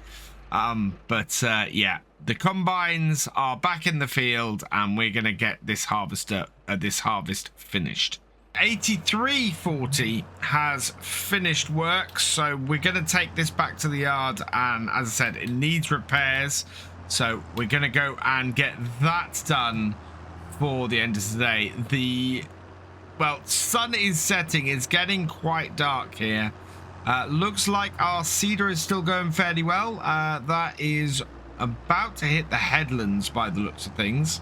The harvesters have already produced a trailer full of sorghum, so we're good there as well. Repairs are over this way, and yeah, I might get the roller out on the field. I said I wasn't going to roll the field, but I might do that off screen just to make sure that we are all good. Yeah, repair that, yes, and repair that as well, yes. So 2,334 running costs on this. This though is going to be out doing more mulching. Tomorrow we've got 1 more field over this side of the farm to do, and the sorghum on field 6 will need doing as well. And our combines are still going fairly strong. We've got 1 over the top end of the field there, 1 here. I'm going to empty this one, because I think this is up to 80%. I'm hoping the other one that's about to cut in is not quite so full. It does have the large grain tank, so maybe it'll have enough to get through there. It's not telling me it's getting near to needing unloading, so I think we will be all right. So yeah, I think we're going to get at least another trailer off this field, if not a little bit more. So this is going to be a full trailer off here again, and there's still a little bit of the field left to do. Yeah, a tiny little slither, so we should be all right. Whoa, got a combine coming straight for me though. Gonna back this off. Yeah, stop there. Good. Right, let's get ourselves out of the way. Go and tip this, and then come back and get the last of the crop off this field. Our combines are almost at the end of the field, both sitting here waiting to be unloaded for one final time. I don't think it's going to be a full tank from either of them. I think we're just going to end up with maybe half a trailer if we're lucky. Don't know how full they are. We need to move the TR 96 out the way though, so let's just take the hired worker off this, move it forwards, and get the other one to be a position where it can be unloaded. So we'll take this now and we will stop that there. Get our auger out and position this so it can unload. This is half full. I mean, it's a decent amount still that we've got off the rest of this field. I'm very pleased with both of these. That has been a good harvest on here. And yeah, that will empty out now and we'll get it back to the farm. I'm unsure exactly how many soybeans we've got, but it is a good amount. I think we're going to make a nice amount of money off the soybeans this year. But we'll take a look at where we are with the harvest next time. I think we might try and start using some of the slurry we've got as well next time. So there's that to come too. We are going to be using, well, all of this equipment today, except for the combines. The combines, of course, come back from field 6 and the harvest last time. But we need to get all the canola drilled today in our remaining fields and rolled in. So these two tractors are going to be hard at work while this one supports it. Now, the reason why I haven't started moving in a tractor this morning, because I want to address something from the last video. A couple of comments basically saying that it was... Okay, I don't think last time I was true to this series. I think I made a mistake and I should have lost some money on, or lost some crop on field 6. So I'm going to address this straight off today. I want to make sure that we do stay true to this series and that we do, and that we can actually fail as we should have yesterday. So looking at precision farming and looking at what we got off field 6, we made, or our estimated yield and profit off there is £18,000. I am going to remove £5,000 from my money to even things up there, because yeah, we shouldn't have made that much. So we'll pop into here. We're going to remove 5,000, and I think that's fair. We'll take a £5,000 penalty for basically not being realistic enough, and I think that's fair enough. And then we can crack on with this and get the rest of our fields done today, and hopefully do better next year. And getting the canola in as early as possible is a big part of that. Now, yes, we want this entrance here. We're gonna do this field first, so we're putting in the sorghum fields. In all of the sorghum fields is where the canola's going in. We will get this started, so clear that off, get a new course created. 3 headlands, 1 tool, and yep, that all looks good. Generate me a course. That is perfect. So yeah, really good course running on here. And so yeah, we're looking at getting the canola in as early as possible. We should have it in by mid-October, which is brilliant. Plan to have it rolled today as well. I don't mind the roller going into the evening. I think that is fairly normal. It was more last time that I very much made a mistake in the morning. Should have got onto the harvest quicker, and as a result, shouldn't have been able to harvest as much as I did or as well as I did. And so yeah, let's I can keep that in mind going forwards. We have a little bit of a dip there, so I want to take that up to at least that level there. We want that closed. First waypoint, and away it goes. And this should then get the canola into here.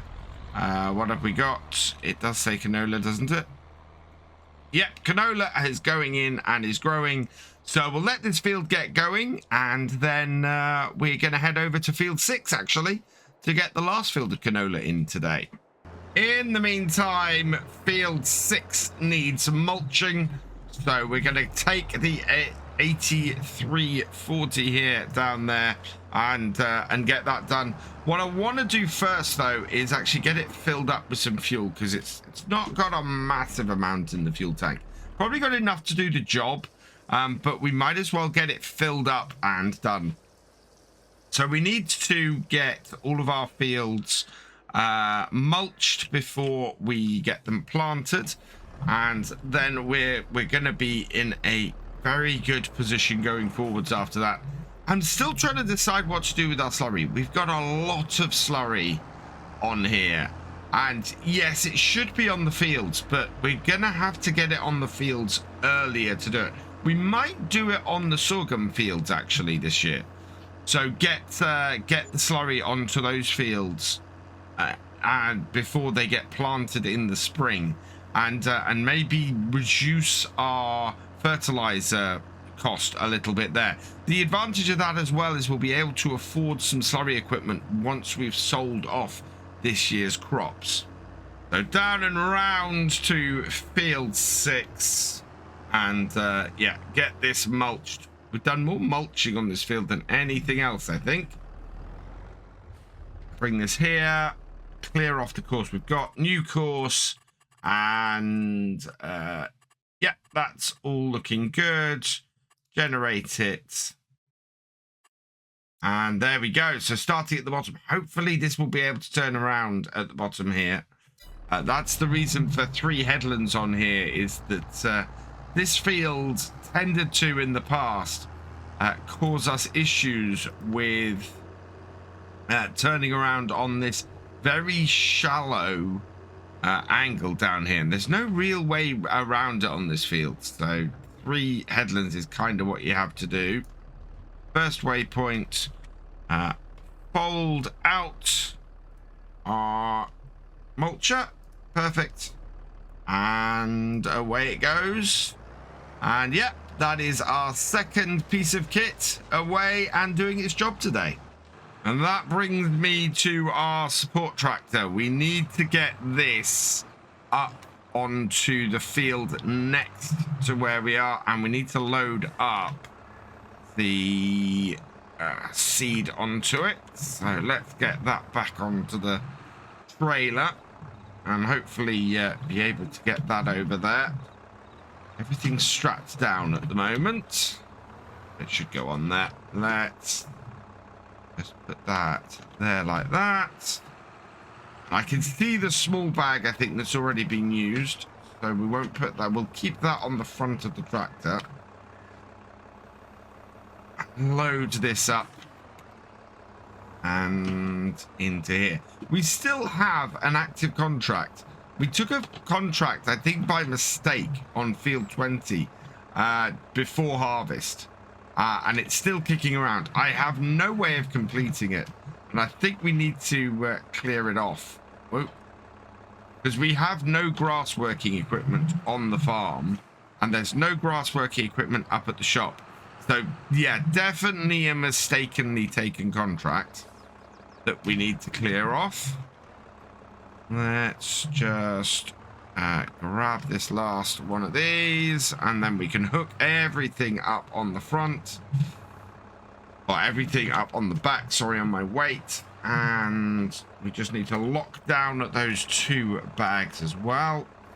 So there, and no, there. All good, right. And then we'll get this to the field and then deal with that contract. With the seeds in place, we can bring the 7610 down with the rollers on the back. So we will be getting this doing all the rolling. Just looking at the weeds actually that have cropped up on our first canola field. We're going to want to get rid of those in the near future. I think our best bet for that is going to be the 8340. So getting that working on getting rid of those weeds. We should be able to put some care wheels on that. Now, this tractor, I am just going to park up ahead of the Zebra because I want to just leave this here for now. I wonder if I can get it to roll actually ahead of or behind this. As long as I've got a bigger overlap on my roller than the Cedar has on the headlands, we should be good, I think. But I'm very cautious of it. I'd like everything to sort of run a bit smoother today, and certainly where we are at the moment, we should be able to do that. Our Cedar has just run out of seed though, so we're gonna grab this end bag off. Let's undo both of those straps because it's almost guaranteed that second strap would keep that on. Grab that off the back. We've got a fairly good system going, I think, now with keeping our Cedar running with fertilizer and seed. It's working quite well. So I'm very happy with that. Let's open these up. There we go. Ladder coming down. Top's opening. This will take all of this bag of seed. And I'm only doing a bag of seed at a time in here. It does mean that we end up refilling more often, but also means we're doing less back and forth when we are refilling. So all of that in there. And then get this backed up. Start the engine up. Right, and like, oh, go on. There we go. Back it up. Make sure we've got a bit of overlap still. I'm just going to jump out and close my covers. Like that. And then nearest waypoint, and off it goes again. And yeah, first field is not looking too bad. I think we're going to get all the canola in today. We may even get started on one of the fields of wheat if we're lucky.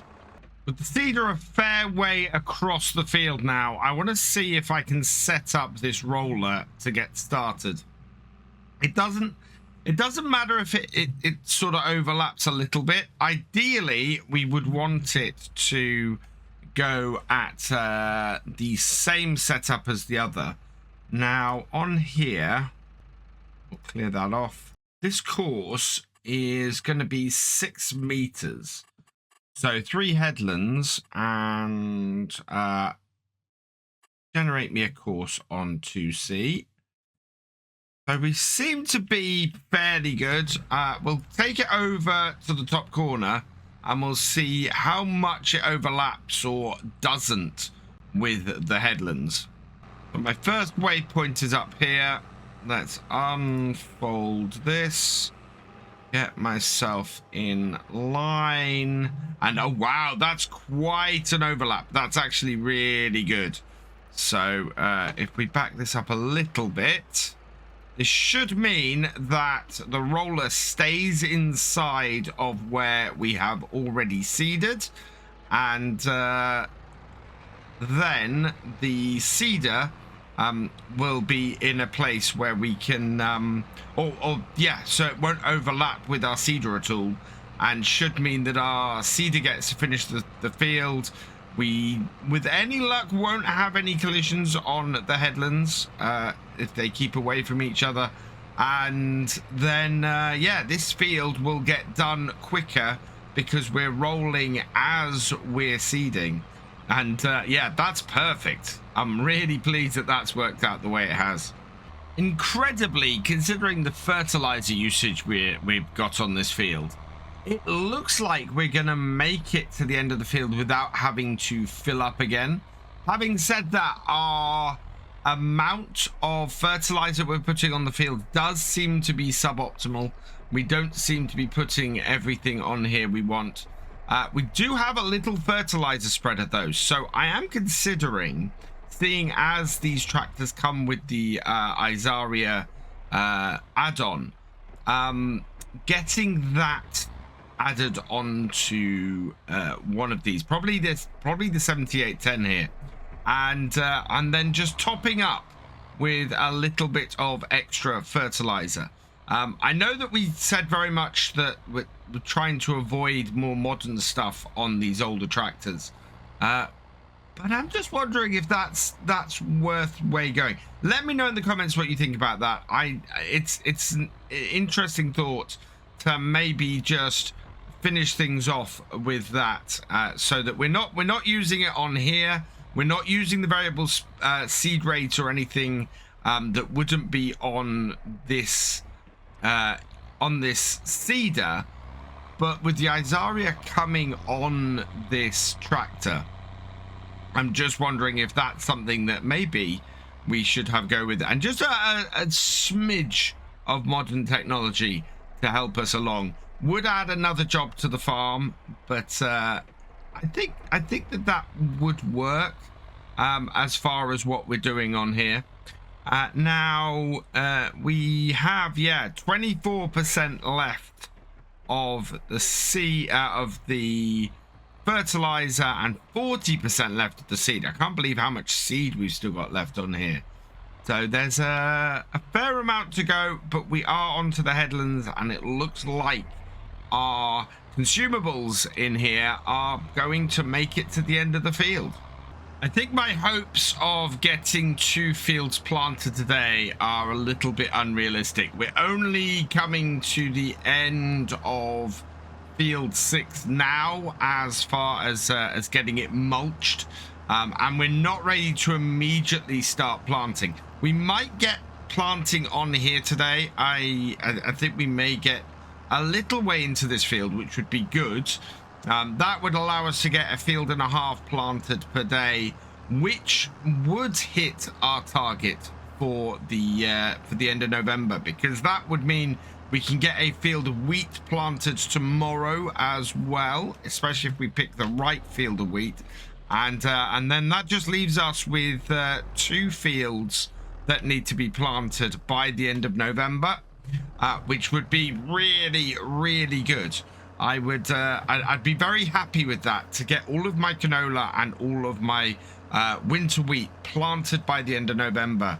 Is going to free us up a lot in the spring to be able to get some probably spring barley. I think we're going to add spring barley this year, because the likelihood is we're going to have enough money to buy 1, maybe 2 more fields from this side of the river, which is going to be huge.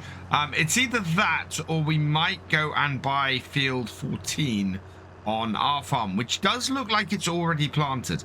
That would save us a whole whack of trouble if we did that. First though, our little 7610 is being blocked by the seeder, so I need to move that forward, because the seeder, despite what I thought where we were, is out of fertilizer, so we need to get that refilled.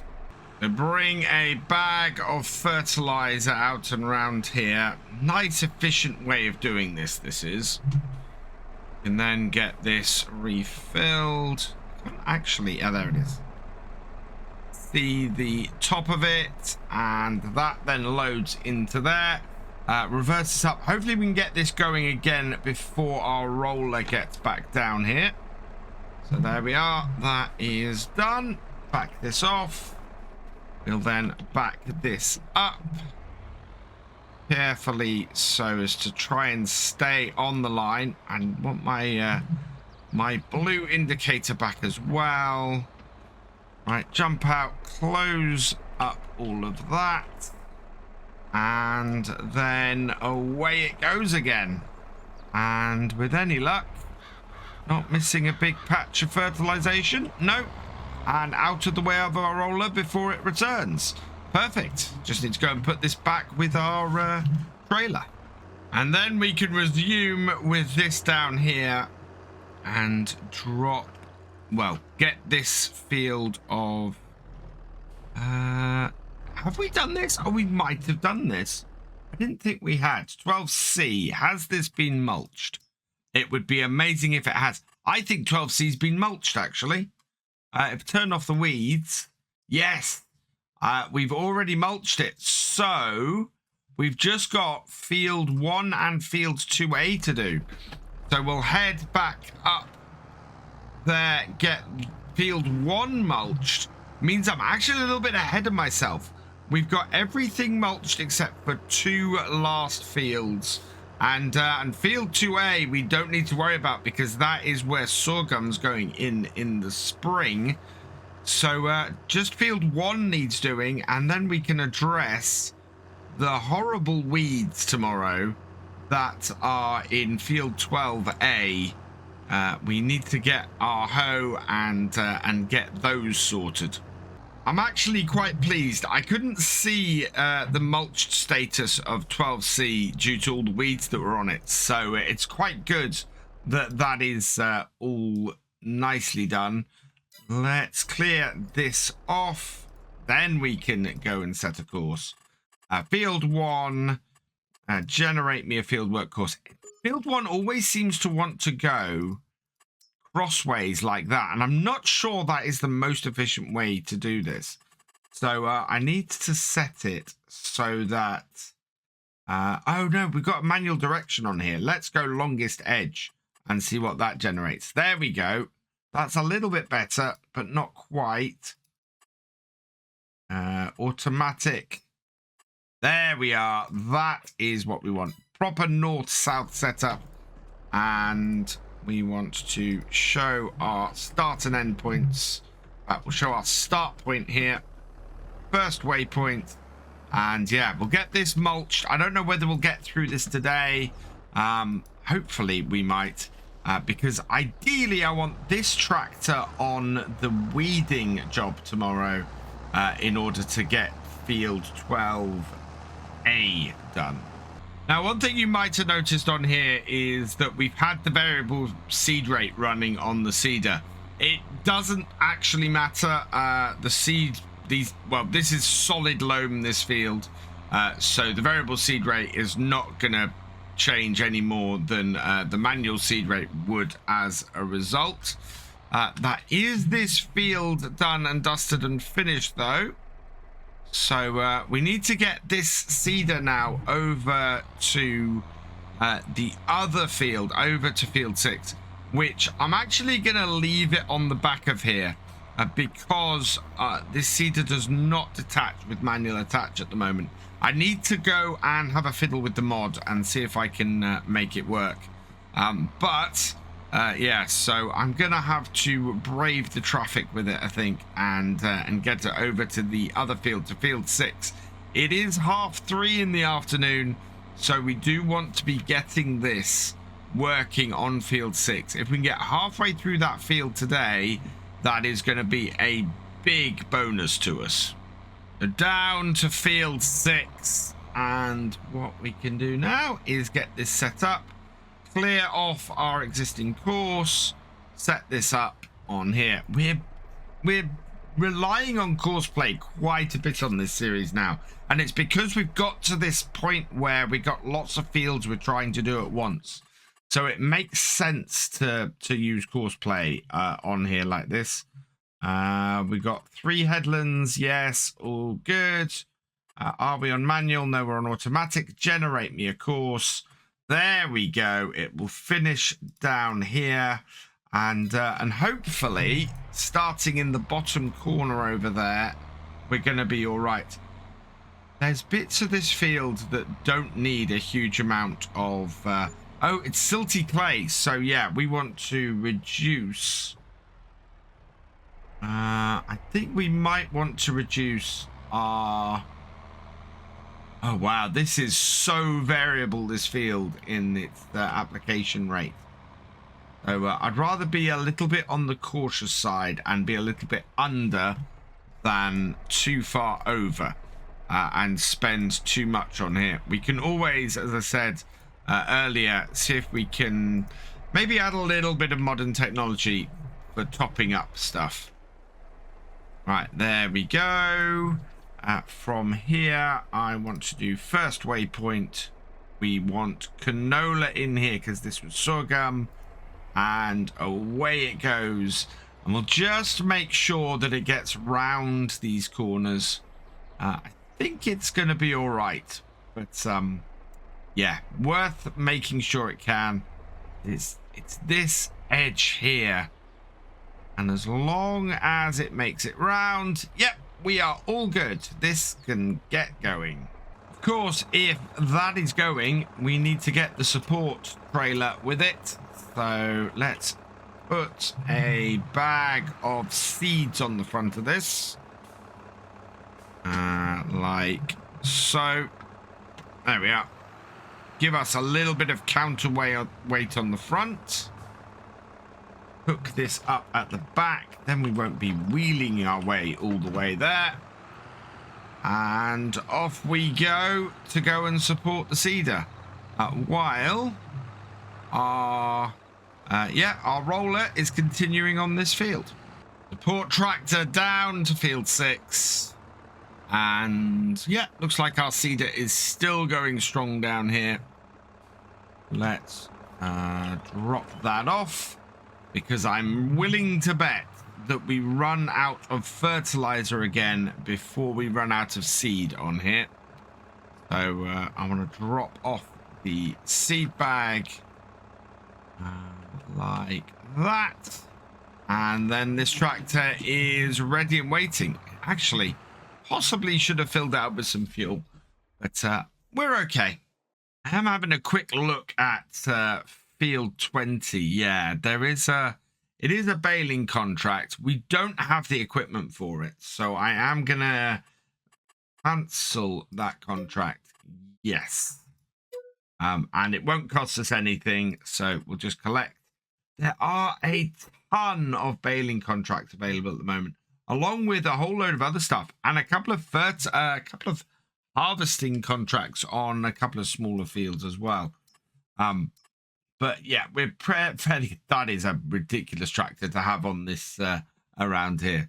But yeah, that is all good. I'm gonna head back to the main farm and keep an eye on our roller, because that needs to come up here next. Coming up on the last bit of field 2C. And yeah, that is nicely rolled in and looking pretty good. It seems to have missed a couple of bits. I think it basically didn't put the roller down on the corners, or didn't do sharp corners, which is fine. It's not a perfect job, but it's a good enough job to get us the level that we need and an increase in yield. Now this tractor will need to go over to field 6, but it is 26 minutes past 5, and yeah, it's getting a little late for that. So I think we're going to take this up to the yard, give it a quick wash, because that won't help its wear and tear, and give it a bit of a drink and up the diesel in it. Field 1 is going well. We've got well, that will be up on the headlands, and we'll get that finished tonight, so that's good news. And the seeder, well, the seeder will finish work in a smidge, and we'll do that. So let's just fill this up, and then we'll move it forward slightly and get it just cleaned down quickly. It's going to get dirty again tomorrow, but getting it... keeping the mud off is actually a fairly good idea for keeping this going and keeping our 7610 going longer. Lost a lot of paint now, this, but it is a good little tractor, this. I love that we've got both a 7610 and a 7810 on here, and that they're both really good workhorses for the farm. Is great news, along with our 8340 just being a great little tractor as well. Is brilliant, and then the Zebra fulfilling that front loader role really nicely.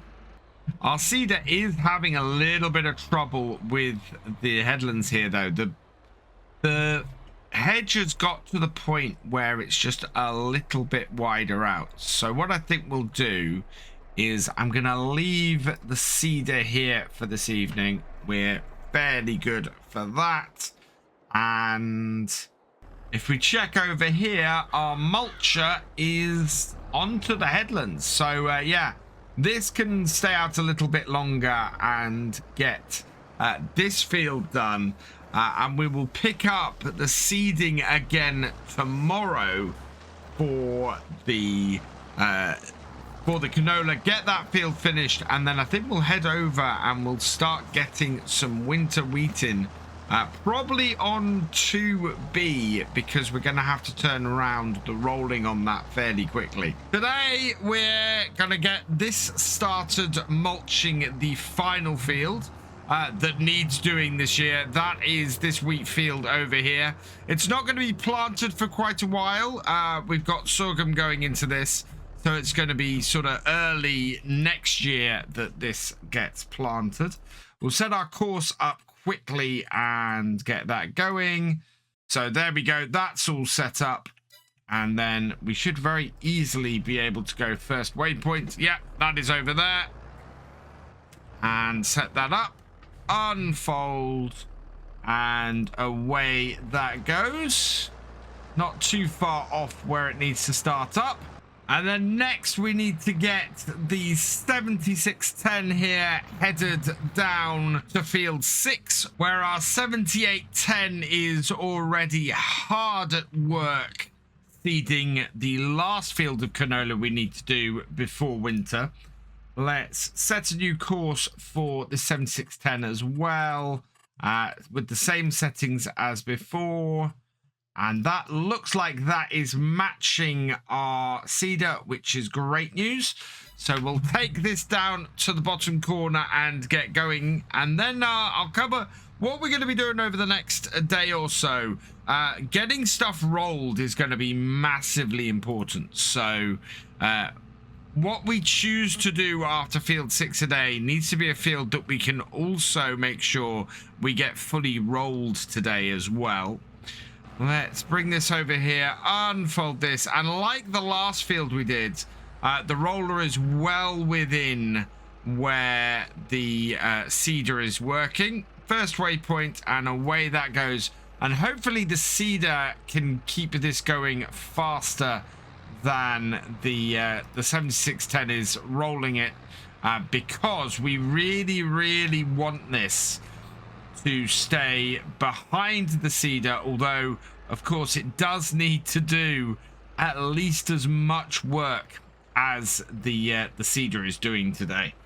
So what's our plan for this seeder? What do we still need to get done in October, and what do we need to get done in November? Well, we basically have a window of 2 more days to get our winter wheat in, which we haven't started yet, and our canola needs to be done by the end of today. So we've got this final field of canola to do here now. We're going to get that planted, and we're planting that here in field 6. We have already planted field 12A and field 2C. So you can see the results of that there. Everything is already mulched as well, which is great, other than 2A, which is being done. We're then going to head back, and we're going to try and get field 1 planted with winter wheat today. If we can do that, we should be able to get that rolled as well. That then leaves the smaller field 2B and the very large 12C to get planted after that. We will probably, because of the time it will take, we'll do 12C in the first day of November and then 2B in the second day, because we need to get them both rolled as well. So there's still a fair amount of work to do. 3, 2B and 12B are all going to be planted with sorghum in the new year. So hopefully that means that we're going to be in a really good place by November, with plenty of stuff in the ground and sorted and all good. One thing we do have to do today is deal with the weed problem in this field here. 12A has been planted with canola for a while, and as you can see, it is absolutely full of weeds. So we're going to be getting the hoe out with the 8340 once that's finished mulching, and start that on this job next. In the meantime, we need to keep our seeder running, and that is going to be with this little tractor here. So we are very much on refill duty at the moment until the 8340 has finished its mulching job and we can get on with doing the weeding.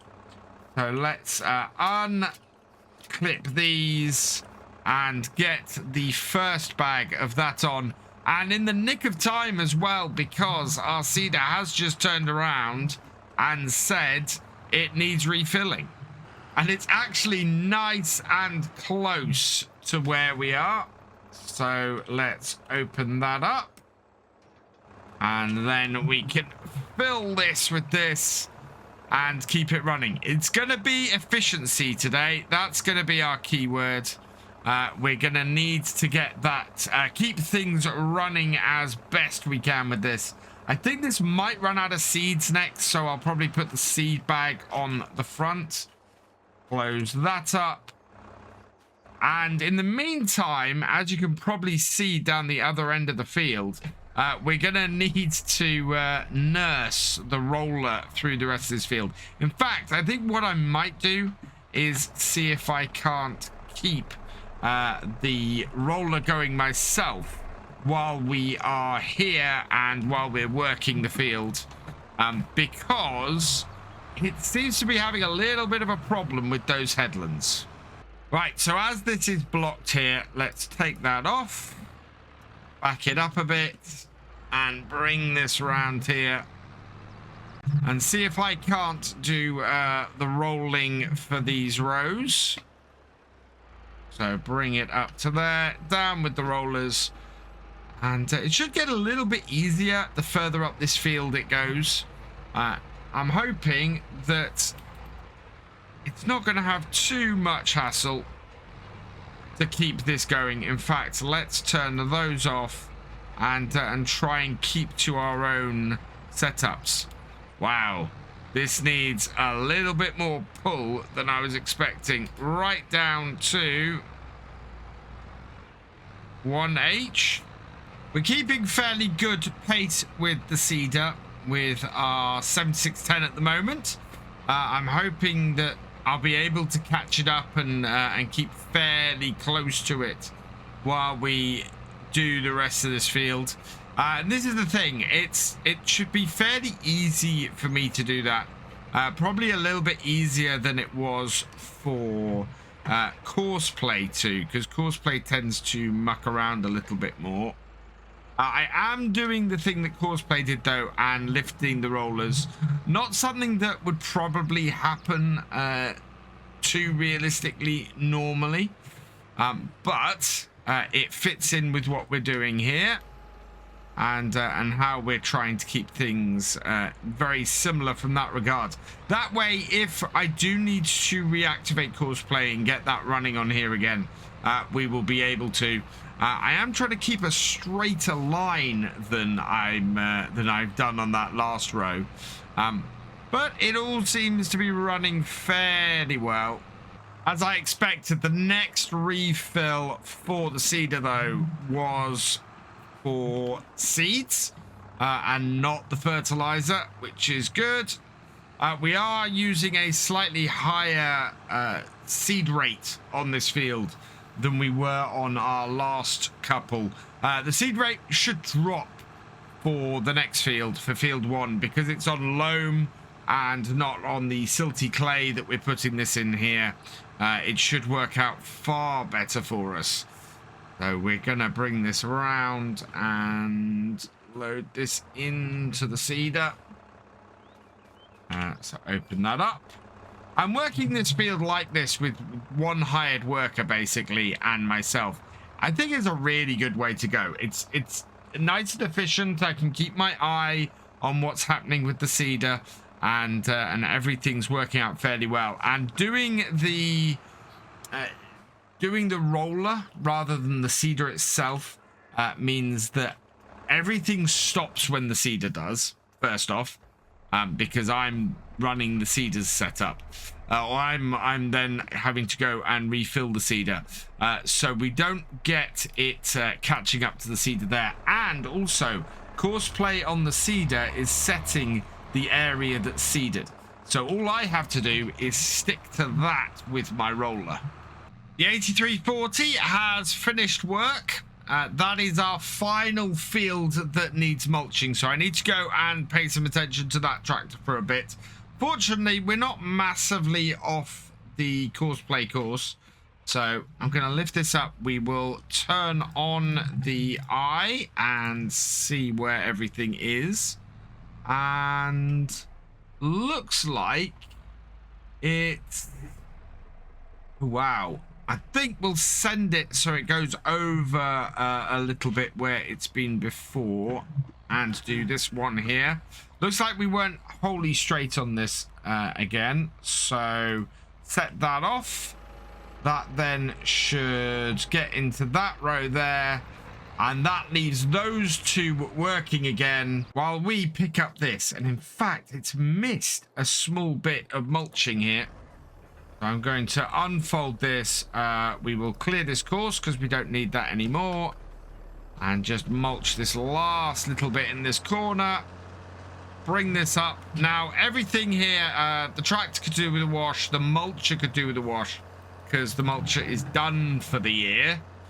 So let's head this back to the yard and get this all washed. We'll refuel the tractor as well because that's always a good idea. And just check the status of the tractor. Yeah, the tractor's in well enough repair that we don't need to worry about that. So around to here, give this a good wash, put our mulcher away and get the weeder out so that we can get rid of those medium weeds. Otherwise, we are going to be regretting that in the near future. We are down to 936 litres of fuel. But thankfully, the tractors themselves don't take a huge amount of fuel. So we don't need a massive amount of fuel on the farm. We're going to have to, well, the combines are sitting out there on that pad because we're going to have to get those repaired and washed and everything and put away for winter. I'm very much considering putting in a shed there actually to store those in. Seeing as we're storing the sorghum on the floor in the shed that I was previously storing the harvesters in. So let's get this parked up. And yeah, I can see the weeder from here. Hopefully it's easily accessible enough. So bring this back around here. Yeah, it should be. I think this mulcher goes in the end here. And this is what I was talking about last time, actually. We've got that little fertilizer spreader. And I think the best bet we've got is to put some Izaria Pro sensors on the 7610, I think, probably, or possibly the 7810, and just go and spread a little bit of extra fertilizer on those fields, just because it will even things out. Now, in the past, I've been against sort of adding GPS to this stage of tractor because it doesn't. You have to make fairly extensive modifications to have the auto drive set up for GPS and things like that. What I'm thinking, though, is the Izaria crop sensors are things you add onto the sides of the wing mirrors. They don't have any effect on the control of the tractor, just on the amount that gets spread. And from that point of view, I think that actually they make a lot of sense to have on the farm. So yeah, that's what I'm going to do. I'm going to put those on. It's a small touch of modern technology on the older equipment, but I think it makes sense and I think it works. So yeah, that's where we're going to go. Now this doesn't have care wheels on, but I don't think this is grown enough for that. No. So again, this is the beauty of doing this at this stage. I am slightly there's one thing I'm slightly annoyed about. One of these came up in the shop for sale a couple of months ago and I missed it. I meant to buy it at the beginning of the episode and I completely forgot that it was there. And yeah, kicking myself because we're having to lease this one. And as a result, it's costing us money every month to have it about. We will eventually buy it because obviously it's on a lease to buy, and I was thinking of buying it this year because it is really useful to us. But yeah, we could have had one much cheaper. Our seeder is once again out of fertilizer, so I'm just bringing another bag of that up to here. Let's just get that open. Bring this in and in with fertilizer. The weeding's going fairly well. It's burning through that field of canola, so we're looking fairly good there. That will be the first field we have to harvest next year, of course, because the canola is in so early. I am determined not to make the same mistakes that we made this year at all. So I want to get rid of all the weeds nice and early. I want to get all of the fields in nice and early. Basically make sure that we are in the best position we can be. That is off. I just need to go and return this tractor, and then we can go and get rid of the rest of those weeds. The roller is also doing well, so that should be not too far behind the seeder by the end of this field. I am slightly concerned how long the seeding on field 6 is taking. We really need to keep on track today and get 2 fields planted. Now, while it's doing the headland, and I'm not too worried actually about the seeder finishing 2 fields today, we do need to get the roll around them as well. Now, the answer to that possibly is to get 2B done next. It's a slightly smaller field than field 1, so it might be possible to get around that, especially considering that I don't think there's a huge amount of difference between the size of field 1 and field 6. Let's get this started and running on the row in the right direction like that, and then we can have a look at this. So looking at the sizes here, field 1, if we come here, I think will tell me roughly how big it is. So field 1 is 2 hectares, whereas field 6 is 2.5. Field 2, I can't tell from that, but if we go to course play here, I should be able to pick field 2B. There we go. It's 1.6. So yeah, there we go. So field 6 is 2.54. Field 1 is 2.03. So it's half a hectare less, which is possibly what we already had covered on field 6. And then field 2B again is another half a hectare less. So given the current time constraints, we are probably best off switching over to field 2B. We should be able to get around it with the seeder quickly enough, and possibly, well, I'm also expecting to be able to get around it with the roller quickly enough, although we are coming up to 3 in the afternoon. But 2 fields like that out in one day would be great. What I am slightly concerned about is how quickly we can get field 12C done. So that is going to be our target for next time, our biggest field on the farm. That will need hitting early in November with the wheat. I'm not too worried about our roller though, and our seeder. In fact, yeah, the roller is at this point only half a round behind the seeder, so we should be able to hit the point at the end of this field where the seeder is done. We can get that over to field 2B, start getting the wheat planted in there, which will be great, and then we'll be in a position with the roller. Possibly we'll need to do a little bit of cleanup with the roller here, and there's a few bits, especially at this end of the field, it's missed. But once we've done that, what we'll be able to do is then go and get this moved over to 2B and hopefully get that rolled today as well. As I said before, I'm not too worried as long as if rolling into the night, as long as we have a good reason for that. And the good reason very much is that we'll be out of time otherwise, and it's not abnormal for work to go on until the evening. So yeah, this is going much better than expected here. It's just whether in a couple of hours we can get field 2B planted.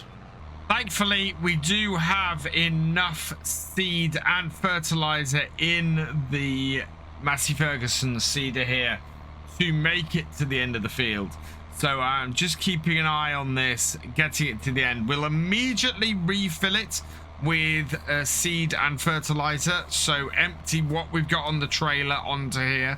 That way we know that this can go straight up to the field and start working. It also give me an opportunity to go and grab another bag of fertilizer, maybe a couple of bags of fertilizer and another bag of seed. I think we might have enough seed, but I'm going to hedge my bets a little bit. And then as this comes to the end of the field and we are all done, maybe. I think this counts as all done, so we're going to turn that off there and bring this up here, get this refilled. We're then out of the way of the roller, which isn't going to be too far behind us. We can open these up, grab this and refill from here. The big issue we've got, unless next day is going to be a good selling day, I think we are in a point where we can't actually afford a huge amount of stuff, and we have 3 wheat fields to do. So yeah, we may have to go and sell some more crops slightly early. Anyway, let's fill this up with seed. Yeah, got couple of little bags of seed sitting here that need emptying and doing, so we'll get both of those in. If that doesn't fill it up completely, actually it doesn't matter if it doesn't fill up completely, because we've got another bag here, but I don't think there's much point in putting it in yet. The roller has reached the end of the field, so that's good news. We've got about an hour and a half-ish, by the looks of things, to get the that field seeded. And yeah, there we go. That is completely topped up with seed. Now I just want to top it up with fertilizer as well. So bag of double top into there. Oh wow, I think I hit a tree branch. There we go. I can't see out of the roof of this. But yeah, this will top this up. It will probably take most, if not all of this as well. Which does just tell me I need to go and buy more fertilizer. Yeah, 71 litres short of taking all of the fertilizer from that. So we need to go and transfer this seeder over to field 2B, and then we can come back here, get the roller transferred over as well, get that following behind the seeder, and then finally we'll get this lot back and probably take this to the shop to see if we can get some more fertilizer and some more seed as well. I had a thought while I was leaving the field that I should just set the rollers to be on follow me and come along with us. So yeah, that's what I've done. We've got both of these tractors back.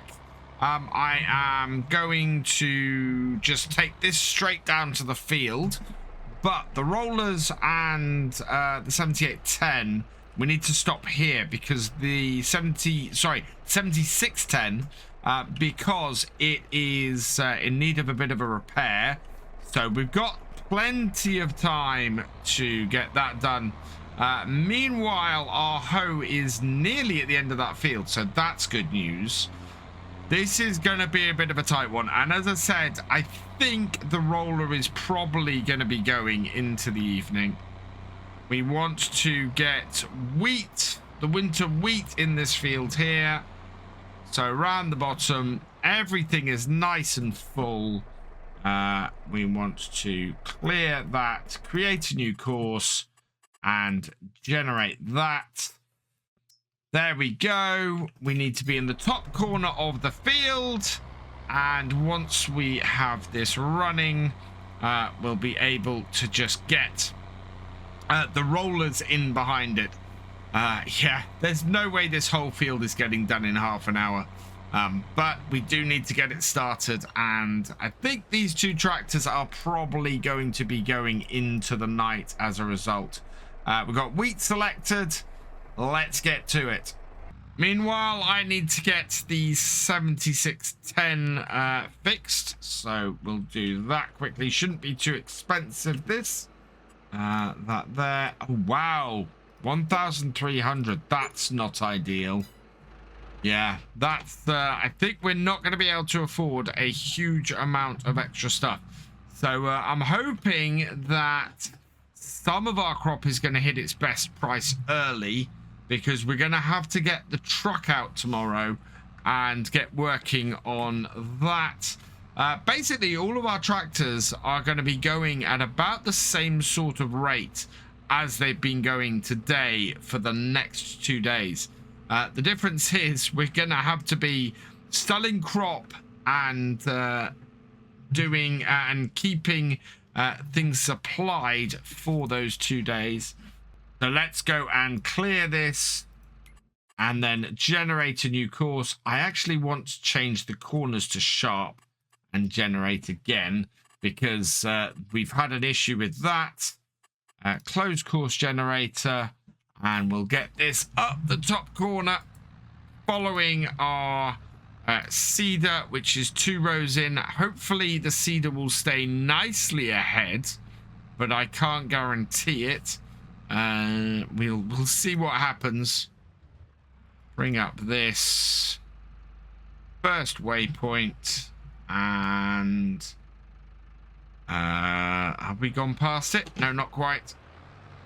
About there-ish. Away it goes, and actually, this won't roll at anything that hasn't been seeded because it's a direct seeder, and therefore it doesn't quite. Well, the ground hasn't been touched prior to that.